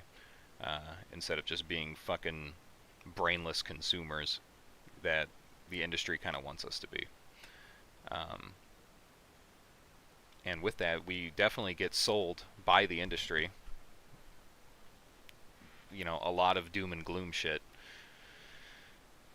Sometimes to demotivate you, sometimes to motivate you into, you know, rampant consumerism. Entity of the Void, 10 schmackaroons, he says, passion should be rewarded and nurtured. Thank you, brother. Appreciate that. Yeah. Thank you. I don't want to lose my train of thought, but I appreciate that heavily. You know, the industry, for better or worse, you know, really does stimulate a lot of anxiety and doubt in this community, in people in general, really. But, you know, it's not a thing that, like, understand that it's being weaponized against you. And understanding that is kind of the first step. Because once you see that, you can kind of start to pick it apart and see truth for what it really is. There's not really... Things ain't so bad right now. Does that mean that things might not be bad in the future or will be bad in the future? Honestly, I'm of the camp that I think it will. But it's not the end of the world for me. I don't care. You know what I'm saying? A big thing that I hark is prepare for everything, worry about nothing. Right? If you can take the time to learn and practice efficiently, then, you know, the worst can be thrown your way and you'll be okay. And that starts with, you know, a community like this, where we can bounce ideas off each other and let iron sharpen iron. But I mean, to address like the really doom and gloom shit that's out there, you know what I'm saying? Because we can have community, but sometimes shit just seems hopeless, Chad. You know, the propaganda machine never turns off. You know, it's tough. It's tough to try and survive the constant onslaught of bad news that's out there. I was talking to somebody the other day in the Discord about, you know, the happenings of the world today. He was asking me about, like, oh, what do you think about whatever it was, XYZ event, whatever life-changing event that happened in the world within the last 72 hours, because there's something new every fucking day, it seems like. You know, I told him, I'm like, it's nuts. Don't get me wrong. I'm like, lately it's been feeling like, you know, days are going by where decades of progress happens within a day. Whereas a while ago, decade ago, it was like decades would go by where it seems like only a day has passed. Get on the outrage hamster wheel, pleptard. Yeah, sorry, I'll be more triggered next time around. Um, but yeah, it seems like the acceleration is going goblin mode right now. But you know, not falling victim to the black pill is so vitally important, because once you're psychologically defeated, you're literally defeated from within. The enemy, all right, the opposition here, whoever you want to point a fucking finger at, like, doesn't want to fight you directly. They want you to destroy yourself. They want you to give up and just give in. It's a lot easier that way. It's very indirect. It's done through propaganda, programming, shaming, humiliation. Yeah. It's an information war. Like you said, Entity. Christ is King, Nostalgia Stein. That's actually something I wanted to bring up. Okay. I got some scripture for you guys that I think will really help you. We're going to be reading from the King James Version. This passage comes from Matthew 26. Let me see here. Get to my part.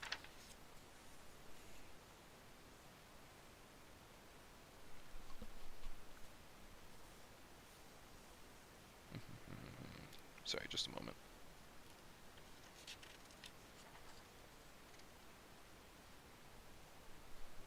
I'm sorry, Matthew 24. Pardon me. Matthew 24, verses 6 through 13.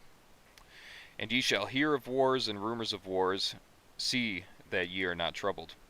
For all these things must come to pass, but the end is not yet. For nation shall rise against nation, and kingdom against kingdom, and there shall be famines and pestilence and earthquakes in divers places. All these things are the beginning of sorrows. Then shall they deliver you up to the afflicted, and they shall kill you. And ye shall be hated of all nations for my name's sake. And then shall many be offended, and shall betray one another, and shall hate one another. And many false prophets shall rise, and shall deceive many. And because the iniquity shall abound, the love of many shall wax cold. But he that endure until the end shall be saved. It's the words of Jesus Christ himself saying that, by the way, in case you don't know. Kind of sounds a lot similar to what's going on today. Hearing a lot of terrible things in the world, a lot of persecution, brother against brother, nation against nation, hearing of wars and rumors of wars, But we're literally told to, like, hey, you're gonna be attacked, you're gonna be persecuted, you're gonna be blamed, you're gonna be afflicted, but you have to endure. We're told to endure until the end. It's because the promise on the other side is a lot sweeter than this sour world that we live in. It's for the believer.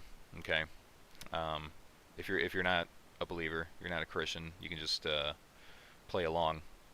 But I would highly recommend you to consider the truth that is found in Jesus Christ. It's the most important decision that any man could ever make, in my opinion, is to become a son of God. But when it comes to enduring until the end, you know, there's a lot of hope that is found there. Okay? And for those of you that are familiar with Scripture, I'd like to read another passage here. I'm not gonna read the Bible all night. This is the last passage, but I think it's very relevant for what we've been talking about. Okay, not being black-pilled. This is the key passage right here. That definitely provides me with a lot of hope and alleviates a lot of anxiety when it seems like everything's going wrong. When the propaganda machine is fucking full bore right into my psyche, you know, this is a good one for me. This is Revelation 21, 4 through 7. And God shall wipe away all tears from their eyes, and there shall be no more death, neither sorrow nor crying, neither shall there be any more pain. For the former things are passed away. And he that sat upon the throne said, Behold, I make all things new. And he said unto me, Write, for these words are true and faithful. And he said unto me, It is done. I am the Alpha and the Omega, the beginning and the end. I will give unto him that is athirst of the fountain of water of life freely. He that overcometh shall inherit all things, and I will be his God, and he shall be my son. So, you know, to me, it seems like the end of the world is not necessarily a bad thing. You know what I'm saying? In a weird roundabout way. I'm not saying that I'm like happy about, you know, death or anything like that. I don't wish that at all. No, life is beautiful. It really is, Chad. Life is wonderful. I love it. God's creation is perfect. It's just people are kind of assholes sometimes. But even in the end, there's the sweet, sweet promise of salvation. And that is better than anything anyone could ever imagine. Alright? Like, it's indescribable. It really is. The amount of perfection. Like, imagine just no more pain in any way, shape, or form. That's what's waiting for you. For the saved. For the believer. That's waiting for you. It's like, I don't care what happens here now. I mean, I'm still going to do my due diligence and uphold my responsibilities as a man. But there's not much that could break my spirit now. Because I know where my spirit lies.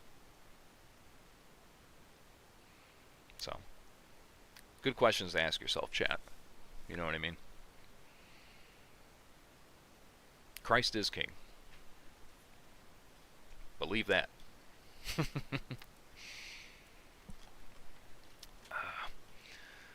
Let's have a look at chat here.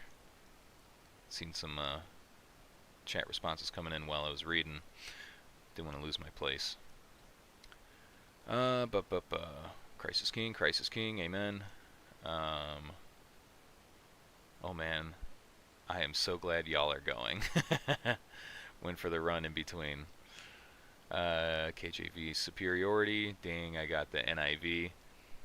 I mean, dude, listen, when it comes to Bible translations, don't get me wrong, like, there's some that, like, you could still read that you're not, like, necessarily completely wrong for reading them. It's just, like, some of them are direct translations, and some of them are interpretations of passages. Okay?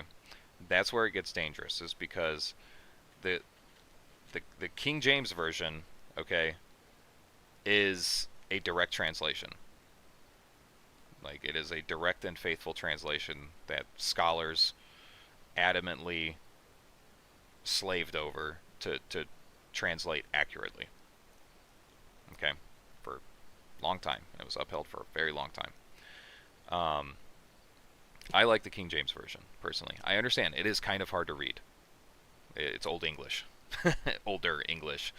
Um, the I believe the easiest version to read that is still pretty accurate in terms. It's still a translation um, that is worded contextually to most accurately represent what was said in Hebrew and Aramaic and Greek, um, the from the original scripture, um, the English Standard Version.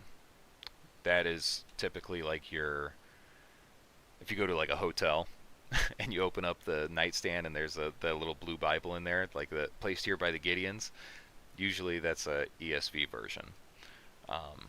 But yeah, otherwise, if you can kind of train your vocabulary to learn the to keep up with the verbiage of the King James version, I think you'll thoroughly enjoy it.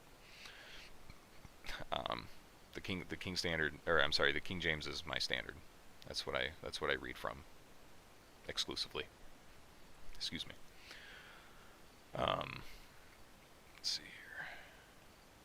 Nostalgia Stein, thank you, OG. We need as much exposure to the knowledge of Christ as possible.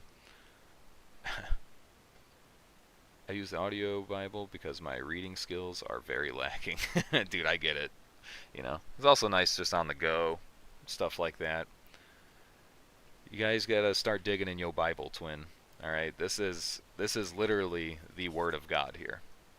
All right, this is your Father speaking to you in these words. All right, the Bible speaks to you, and it was the best decision I ever made. Was put my faith in Christ. I would implore you guys to do the same if you haven't already.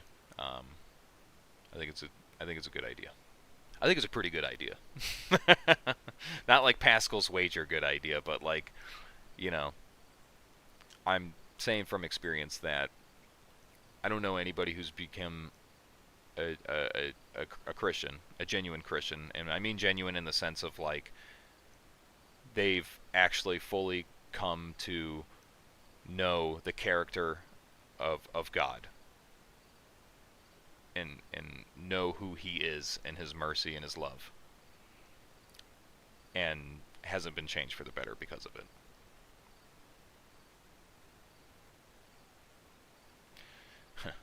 Asian Massage says, Uncle OG, I listen to prosperity preachers but never send money. Am I going to hell? Yeah, you're going straight to fucking Hebrew hell because you didn't give at least 10% in tithes.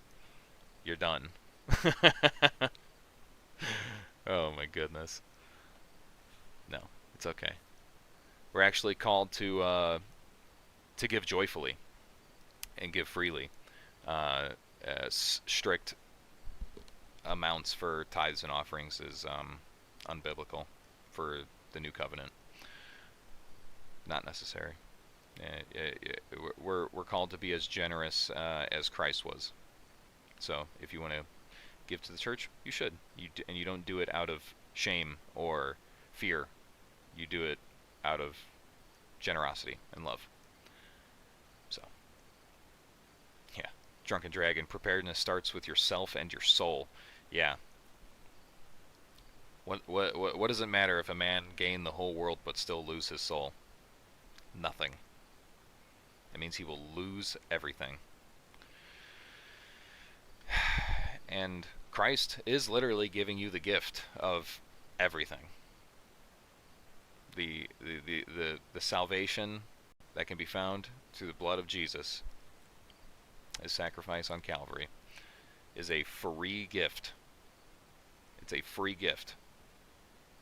Even at your worst, Jesus knew who you were, what you are going to do, the sins you committed yesterday, today, and the ones you'll commit tomorrow until the day you die. And he said, you know what? You're worth dying for. That's somebody I want to see in heaven. I'm going to die for him. And he did.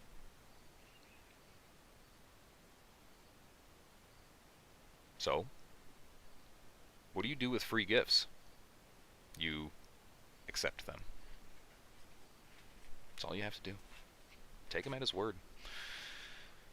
The man, our God, the living God, only speaks in truth. No, this is not pink camo. No. It is M81 with a pink light behind it. Gotta give that Reverend that Hennessy money. Oh my God. Not gonna lie, I wouldn't mind having this level of conviction. I mean, what's stopping you? Let's have a conversation here. What is you know, what I ask people who are skeptical. Not saying that, like, you know, you're like, oh, I don't really give people the time of day if they have no willingness to consider. You know what I'm saying? Because it's not my choice. It's not my obligation to convince somebody based on something that wasn't the conviction of the Holy Spirit to believe the gospel. Like, if I have to, like, scare you into it, that's a false conversion. And yeah, you might say, like, oh yeah, well, the fear of God is the beginning of wisdom. Yeah, sure, I can definitely agree with that. But you shouldn't stay there. You know, a lot of people are fire and brimstone sorts of preachers and believers, and it's like, you know, are you believing in Christ because you don't want to go to hell? Or are you believing in Christ because you can see the truth, that what he says is true? And if you can see that, then you can see why he died for you. It was out of love. He didn't die to send sinners to hell. He died to save them. You know what I mean? So, I mean, when you talk about conviction, you know, for me, what helped me... Do you want to know the real origin of the Wendigo? Sure. For me, what helped me sort of open up to the idea, you know, that I'm like, hey, there might be something to this Christianity thing. It was the historicity of it, was seeing that, like, man, there is a lot of evidence here, real world evidence, that point to, like, this Jesus guy being real. A lot of manuscripts and stuff like that that were written by people that didn't even like him, that were talking about the things he did, the things he said, and the influence that he had. Yeah, Nostalgia Stein, you know, and the conviction that other people who were alive during the time that he was alive, they were willing to die instead of renounce what they knew was true. Like, yeah, that's the thing, you know, Christianity was illegal for like 300 years. People were persecuted and killed for it all the time. And yet, like, what would save them? Just say, renounce it. You know, say that it's fake. Come back to Judaism. They're like, no. They're like, why should I? They say that the blood of martyrs is the seed of the church, because that is the conviction that is a testimony to the truth that is in Christianity. The tomb of Jesus is empty. The tomb of Buddha is full. The tomb of Muhammad is full.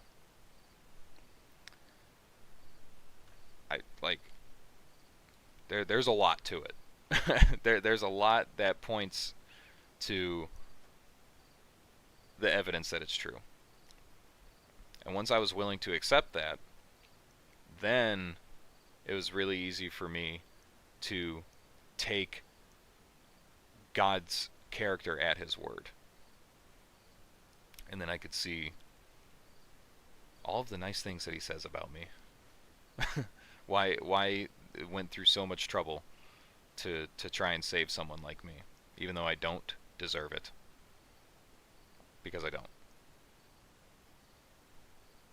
But here, we'll read another passage real quick. We're going to go to Romans. Romans. Let's see here. Romans 8 specifically.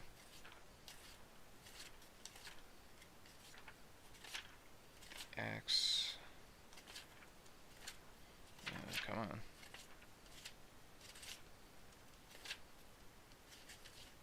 There we go. Okay, so you want to talk about being, like, worth it, okay? Even at your worst, Christ still died for you. Even yet, while we were still sinners, Christ still died for us. Like, even, I struggle with doubt a lot. Because I understand who I am. I know my frame. I'm not the most perfect Christian. You know what I'm saying? Like, I could be living a lot better.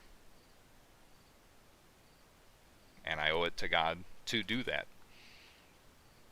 But unfortunately, my shortcomings really stop me from doing that. So, but there's a really important reminder here in Romans. That reminds us why we are even worth saving. And it's not based out of anything that we did. Okay? Nobody gets saved because you met God halfway. Or he said, okay, Christ died, now live a sinless life. Now give to the poor ceaselessly. Now stop doing X, Y, Z. You know, never transgress anyone ever again. And this is not like a free pass to say that you should do those things, because you shouldn't. I mean, the consequences for sin is still very real, but, like, the righteous man will fall 7 times, but he will still get back up and turn to God, which is the biblical meaning of repent, by the way. Metanoia, the Greek translation for the word repent, is literally to turn from. And what are you turning from? You're turning from sin, and you're turning to God. Like, you have 2 natures, okay? You have the flesh nature, you have the spirit nature. Flesh nature wants to do bad, and be selfish, hurt other people. Be selfish is kind of the best way to put it. Spirit nature, from God, serve God, be holy, do things that are good. Unfortunately, even after you get saved, that flesh nature still exists. You're talking to it right now. Or you're looking at it, rather. So, but regardless, you're still worth saving. Christ doesn't see your sin. Christ sees you. And you are a child of God. And therefore, you are capable of being loved and capable of loving. So, we'll read here Romans chapter 8, towards the end here. It is, we'll start it off in verse 31. What shall we say then to these things? If God be for us, who can be against us? He that spared not his own son, but delivered him up for us all, how shall he not, lost my spot here. He that spared not his own son, but delivered him up for us all, how shall he not with him also freely give all things? Who shall lay anything to the charge of God's elect? It is God that justifieth. Who is he that condemneth? It is Christ that died, yea rather, that is risen again, who is even at the right hand of God, who also maketh intercession for us. What does that mean, chat? That means that Christ is basically speaking to God on our behalf. Like, you ever see that Walking Dead meme where it's just like, that man's my brother, I love him like a brother. You know, that's Jesus talking to God for us, the ultimate justifier. Um,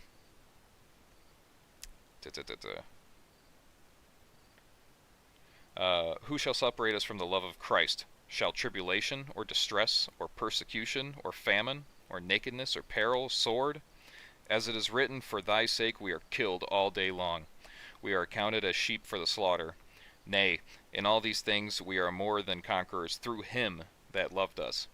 For I am persuaded, neither death, nor life, nor angels, nor principalities, nor powers, nor things present, nor things to come, nor height, nor depth, nor any creature shall be able to separate us from the love of God that is in Jesus Christ our Lord.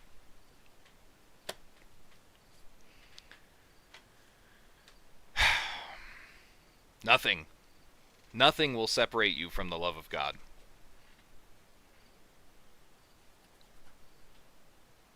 Because you're not your sins, chat. Alright? The gift was already made.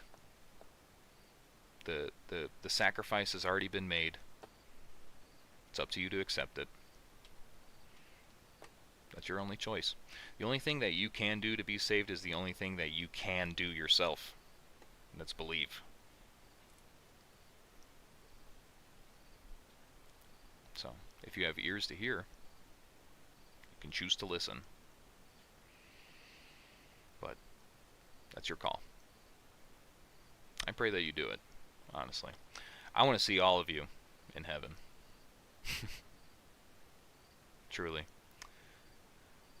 I really, really, really hope I do. Let's see here. Let's have a look at chat here. Pork chop, I do believe I was saved by Jesus. Amen, brother. Christ is risen. You even have Japanese samurais throwing their entire legacy and honor away for Christ. Yes, dude, the Christians in Japan during the samurai eras and stuff. Crazy stuff. Crazy stuff. There is a Japanese saint in the like an early church father. Super cool guy. If you want to read about it, I can't remember what his name was, but I remember watching some about it not too long ago.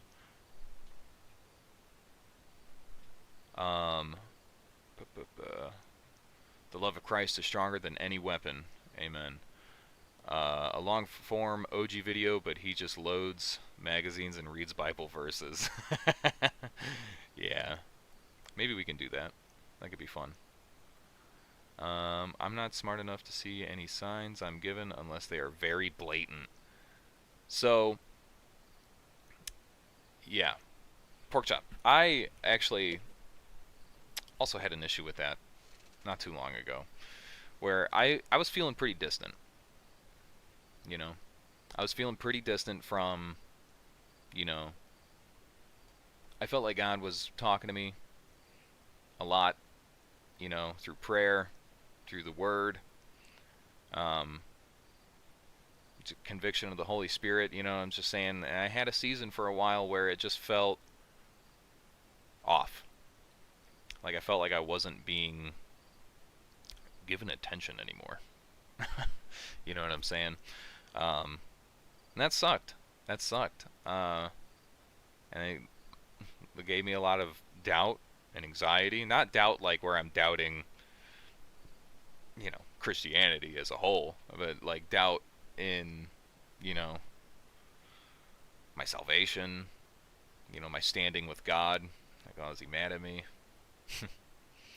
And, I had a lot of conviction that there was some things in my life that I needed to take care of, and I was neglecting to do that.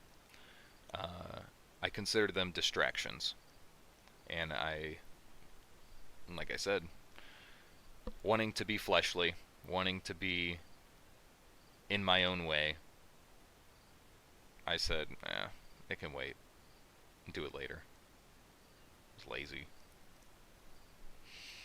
But these things were legitimately a distraction from being able to spiritually mature. They were. One of them was alcohol, just to be completely honest with you. Was drinking a lot. I haven't drank all week and all weekend. Friday will be a week without it. Not sure if I'm quitting entirely. Probably not, but it was definitely like getting out of hand. That was a big distraction. Stuff like that can really hinder your ability to hear God's voice in the several ways that it comes through. So it's important to take care of that. When you have a feeling, you should probably listen to it, because that's probably God talking to you. Whether it's conviction of the Holy Spirit or, more direct. But, recently, I just had a moment where I was deep in prayer, laying in bed, and I, for the first time in a while, like, had a real, genuine conversation with God. A lot of my prayers were mostly one way, fire and forget. That's not really what God wants. So it is a relationship. It's father and son. Imagine if you just sent one-way text to your dad and never talked to him or let him talk to you. You know what I'm saying? You're just trying to keep him happy, so you just send him a text every now and then. It's kind of what it was like. And, I feel like I was able to kind of get rid of a lot of these distractions and stuff. Not a lot of them, but two big ones for me. And it really helped me be able to hear God's voice again. I'm a lot happier now. So, if you struggle with that, hopefully that can help. Not saying that that's your issue, but it's important to not ignore those signs. If you're thinking about it, it's conviction. So I hope that helps, brother. Let he who is without sin cast the first stone. Yeah, right. There's none justified among us, not even one. I help host a Christianity class every Tuesday after work. That's awesome, dude. What you're telling me, even 300 blackout defenders are capable of going to heaven? Yeah, I'm afraid so. There's no problem that's too big for God. You know what I'm saying? That was one of my things, was trying to handle everything on my own, I bring my problems to God, and I fail when I try to handle them, and I say, oh my gosh, God, look at how big my problems are. And then God's just like, look how big I am. It's like, okay, yeah, you got a point there. Yeah, it's funny. If you guys look out of your window right now, alright, you look up at the sky, you can see the stars maybe, see the clouds, whatever, and look out into the cosmos. If you try and count every star out there, you'll be looking at the tip of God's finger. That's how massive he is. So, oh yes, we got the Wendigo explanation. Wendigo are not the Hollywood version. Those who were hungry enough during winter who turned into cannibalism are the Wendigo. They became the hunted.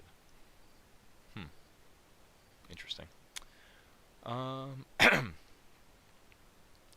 Catholics did not like this characterization of communion. Baptism intensifies. Yeah, get baptized if you're not baptized, dude. Be bold in your faith. You say, I'm a child of God, I'll be brought to the life-giving waters. And enjoy the gift that is baptism. Let's see. God hates my people. I don't think I'm ever getting into heaven. Curse of Ham.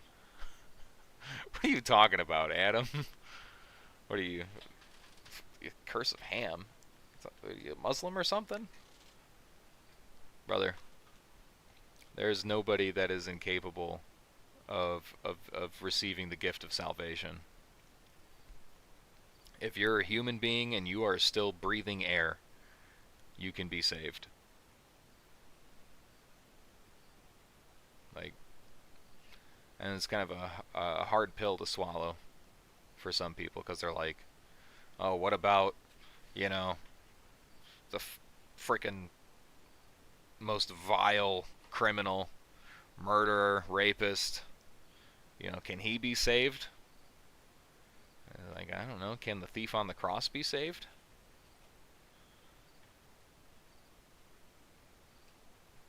You know, if like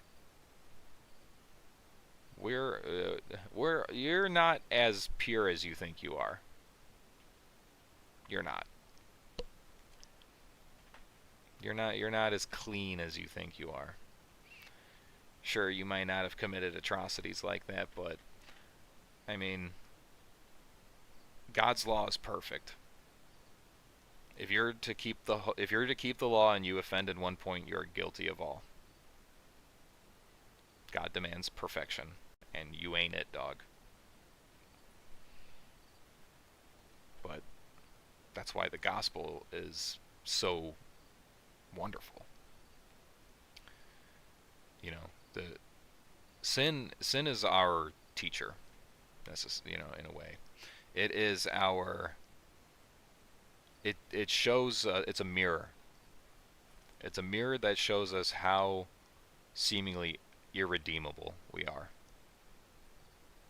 Because you know who God is. You know that He is the author of all things good. He is the creator of all things. And He has a set standard. He made the world, He makes the laws. That's just the way it is. If you don't like it, too bad. But it doesn't change the fact. Alright? He says this is how you get into heaven on your own. I'm like, well, geez, I can't do that. That ain't gonna happen. You know what I mean? So, luckily, you know, God, out of His abundant love and mercy, is just like, you know what? I know how to fix this. Then Jesus came along. God in flesh, Son of Man, Jesus Christ Himself, born sinless, lived a sinless life. Who is spotless, became the sacrificial lamb for the paying of all sins. And that's what the thief on the cross said. Said this guy is innocent, and look where he is. You know, like we deserve what's coming to us. We deserve to be crucified, but he doesn't. And he said, you know what, Jesus, when I believe you. When you come back as king into your kingdom, remember me. And you know what Jesus said to him? He said, on this day, you will be with me in paradise. You'll be with me in heaven.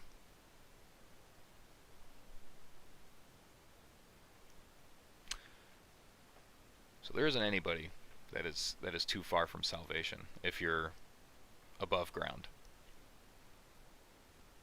Scripture shows us that. I mean, like, frickin' look at the old world prophets, like Moses, Isaiah, David, Solomon. They did some pretty nasty stuff. You know, cheating on his wife with Bathsheba, still called a friend of God. You know, Moses had an anger problem. They were still considered men after God's own heart. They went to heaven, not because of the things they did. It was faith that was counted to them for righteousness, not acts done in goodwill, not adherence to the law. It was faith. Believe. You believe, you receive. It's a side you gotta pick. The Spirit or the world. The world will pass away. The world will die. The Spirit does not. Because if you live in the world, when all things are destroyed and become new, you will not become new with it. That's the scariest thing I'm going to say tonight, because I'm not trying to scare anybody, but I really want to drive it home. Okay? I'm just saying it doesn't have to be that way. God will take you as you are.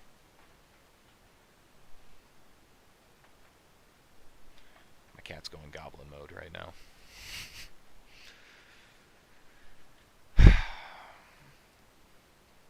Nobody is too far from salvation.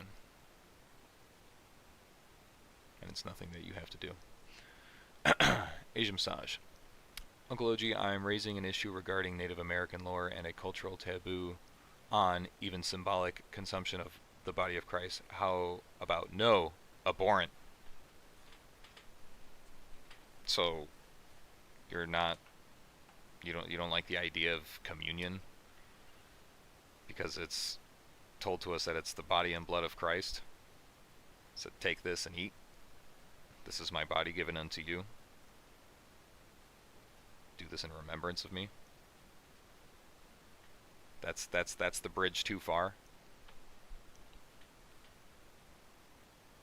I don't know, every time I've taken communion it still looks like bread. It didn't turn into a piece of flesh in my hand. It could look like however it wants to look like. I mean, I do it because Jesus Christ told me to do it. Autistic Outlaw, thank you, brother. God bless you as well. Do we get Joshua Graham IRL? That guy's cool. We need a Joshua Graham in this world. I don't think I can ever hold up a candle to the likes of him. I'm OGing it right now. My God. Calm down. Yeah, I mean, when it comes to communion, okay, yes, it is. It is, you know, the body and blood of Christ. Yes. In physical form, it is still bread and wine. I mean, that's kind of the mystery of the faith, right?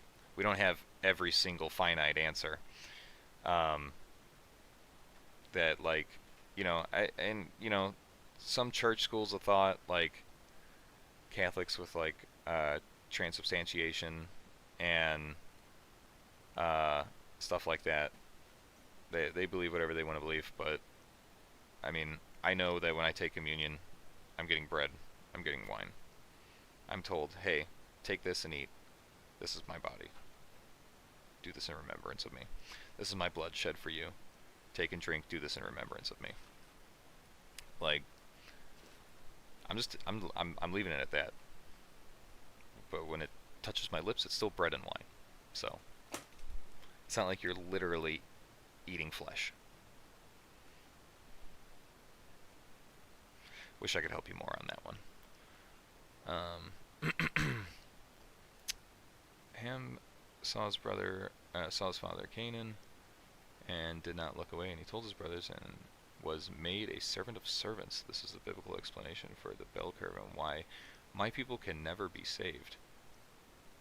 What?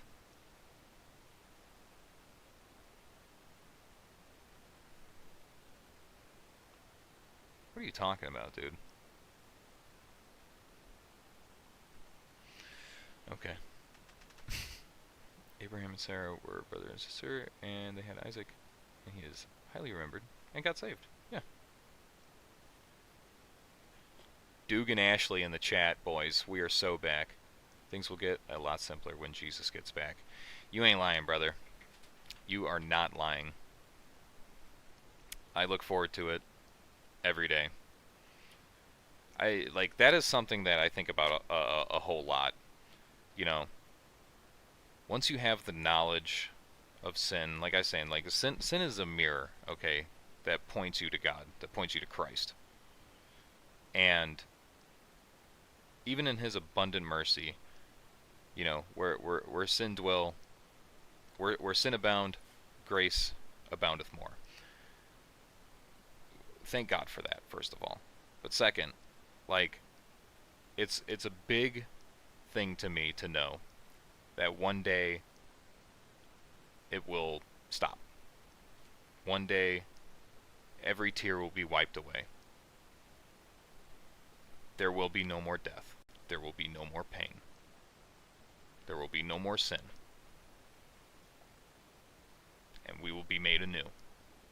Those that are in Christ Jesus. That I'm ecstatic. It's a relief, because, you know, when you understand, you know, sin in the Christian's life, you will do it. It's going to happen. You will sin, and you will probably keep on sinning. It's just the way you are. God knows your frame. He knows that you are but dust, and it's not a surprise. You know what I'm saying? But it's a good thing that, for one, the payment for that sin's already been paid, and that you are hopefully looking in the right direction to keep yourself on the right side of God's mercy, aka the receiving end. It is what it is. God still loves you. Doesn't love your sin. So He's willing to forgive you for it. He already has. You just need to accept it. If you don't, it's your call. But yeah, Dugan, things are going to get a lot better when Christ comes back. I'm absolutely looking forward to it.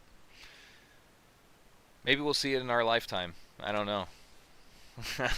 Nobody knows the hour, but God. So maybe we'll get lucky. But until then, got to keep on enduring. Endure until the end. I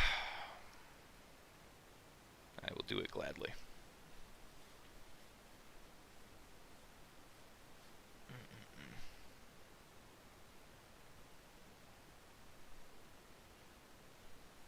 Guys, are we arguing about something in the chat?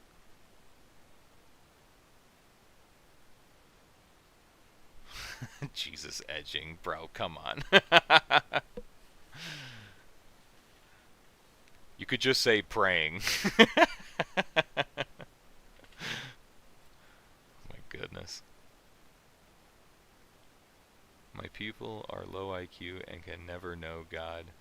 You're right, T Swift, my bad. Adam, I'm literally sharing the gospel with you right now.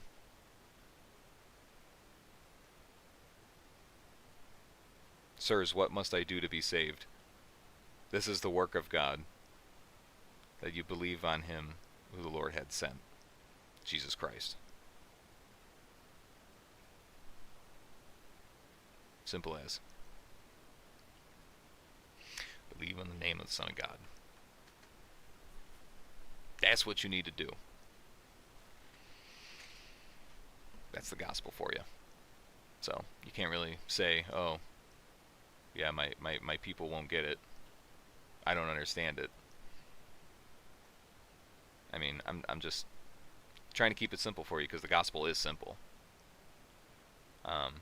It's more of a headspace of I need to wonder whether or not I can accept it. Which, don't get me wrong, like when I first came to faith, it was pretty difficult to believe. It's hard to,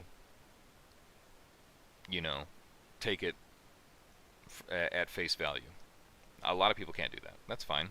You know what I mean? Like, thank God that there's a lot of evidence to point to the accuracy, excuse me, of the gospel, of Jesus, and you know, the truth that he was who he said he was. So,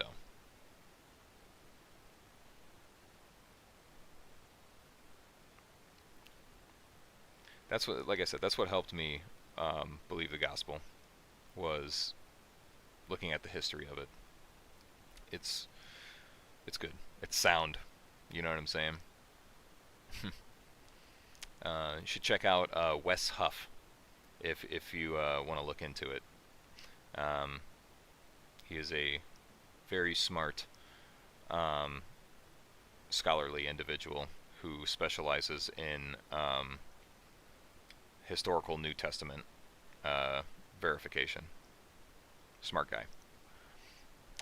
Does a lot of in-field work, looking at like original manuscripts and visiting locations and verifying the information on them. It's cool stuff. Very smart guy. Highly recommended to everybody. Yeah. Didn't Jesus leave it at a Son of God, not the Son of God? What are you talking about, brother? My God. You guys are going off the rail here. It's going to get a lot worse, but God will keep on creating new life and rising the sun. You can hack it, yeah. If you're still vertical, it ain't over for you yet. God's still got a plan for you. Your day of redemption has already been signed, sealed.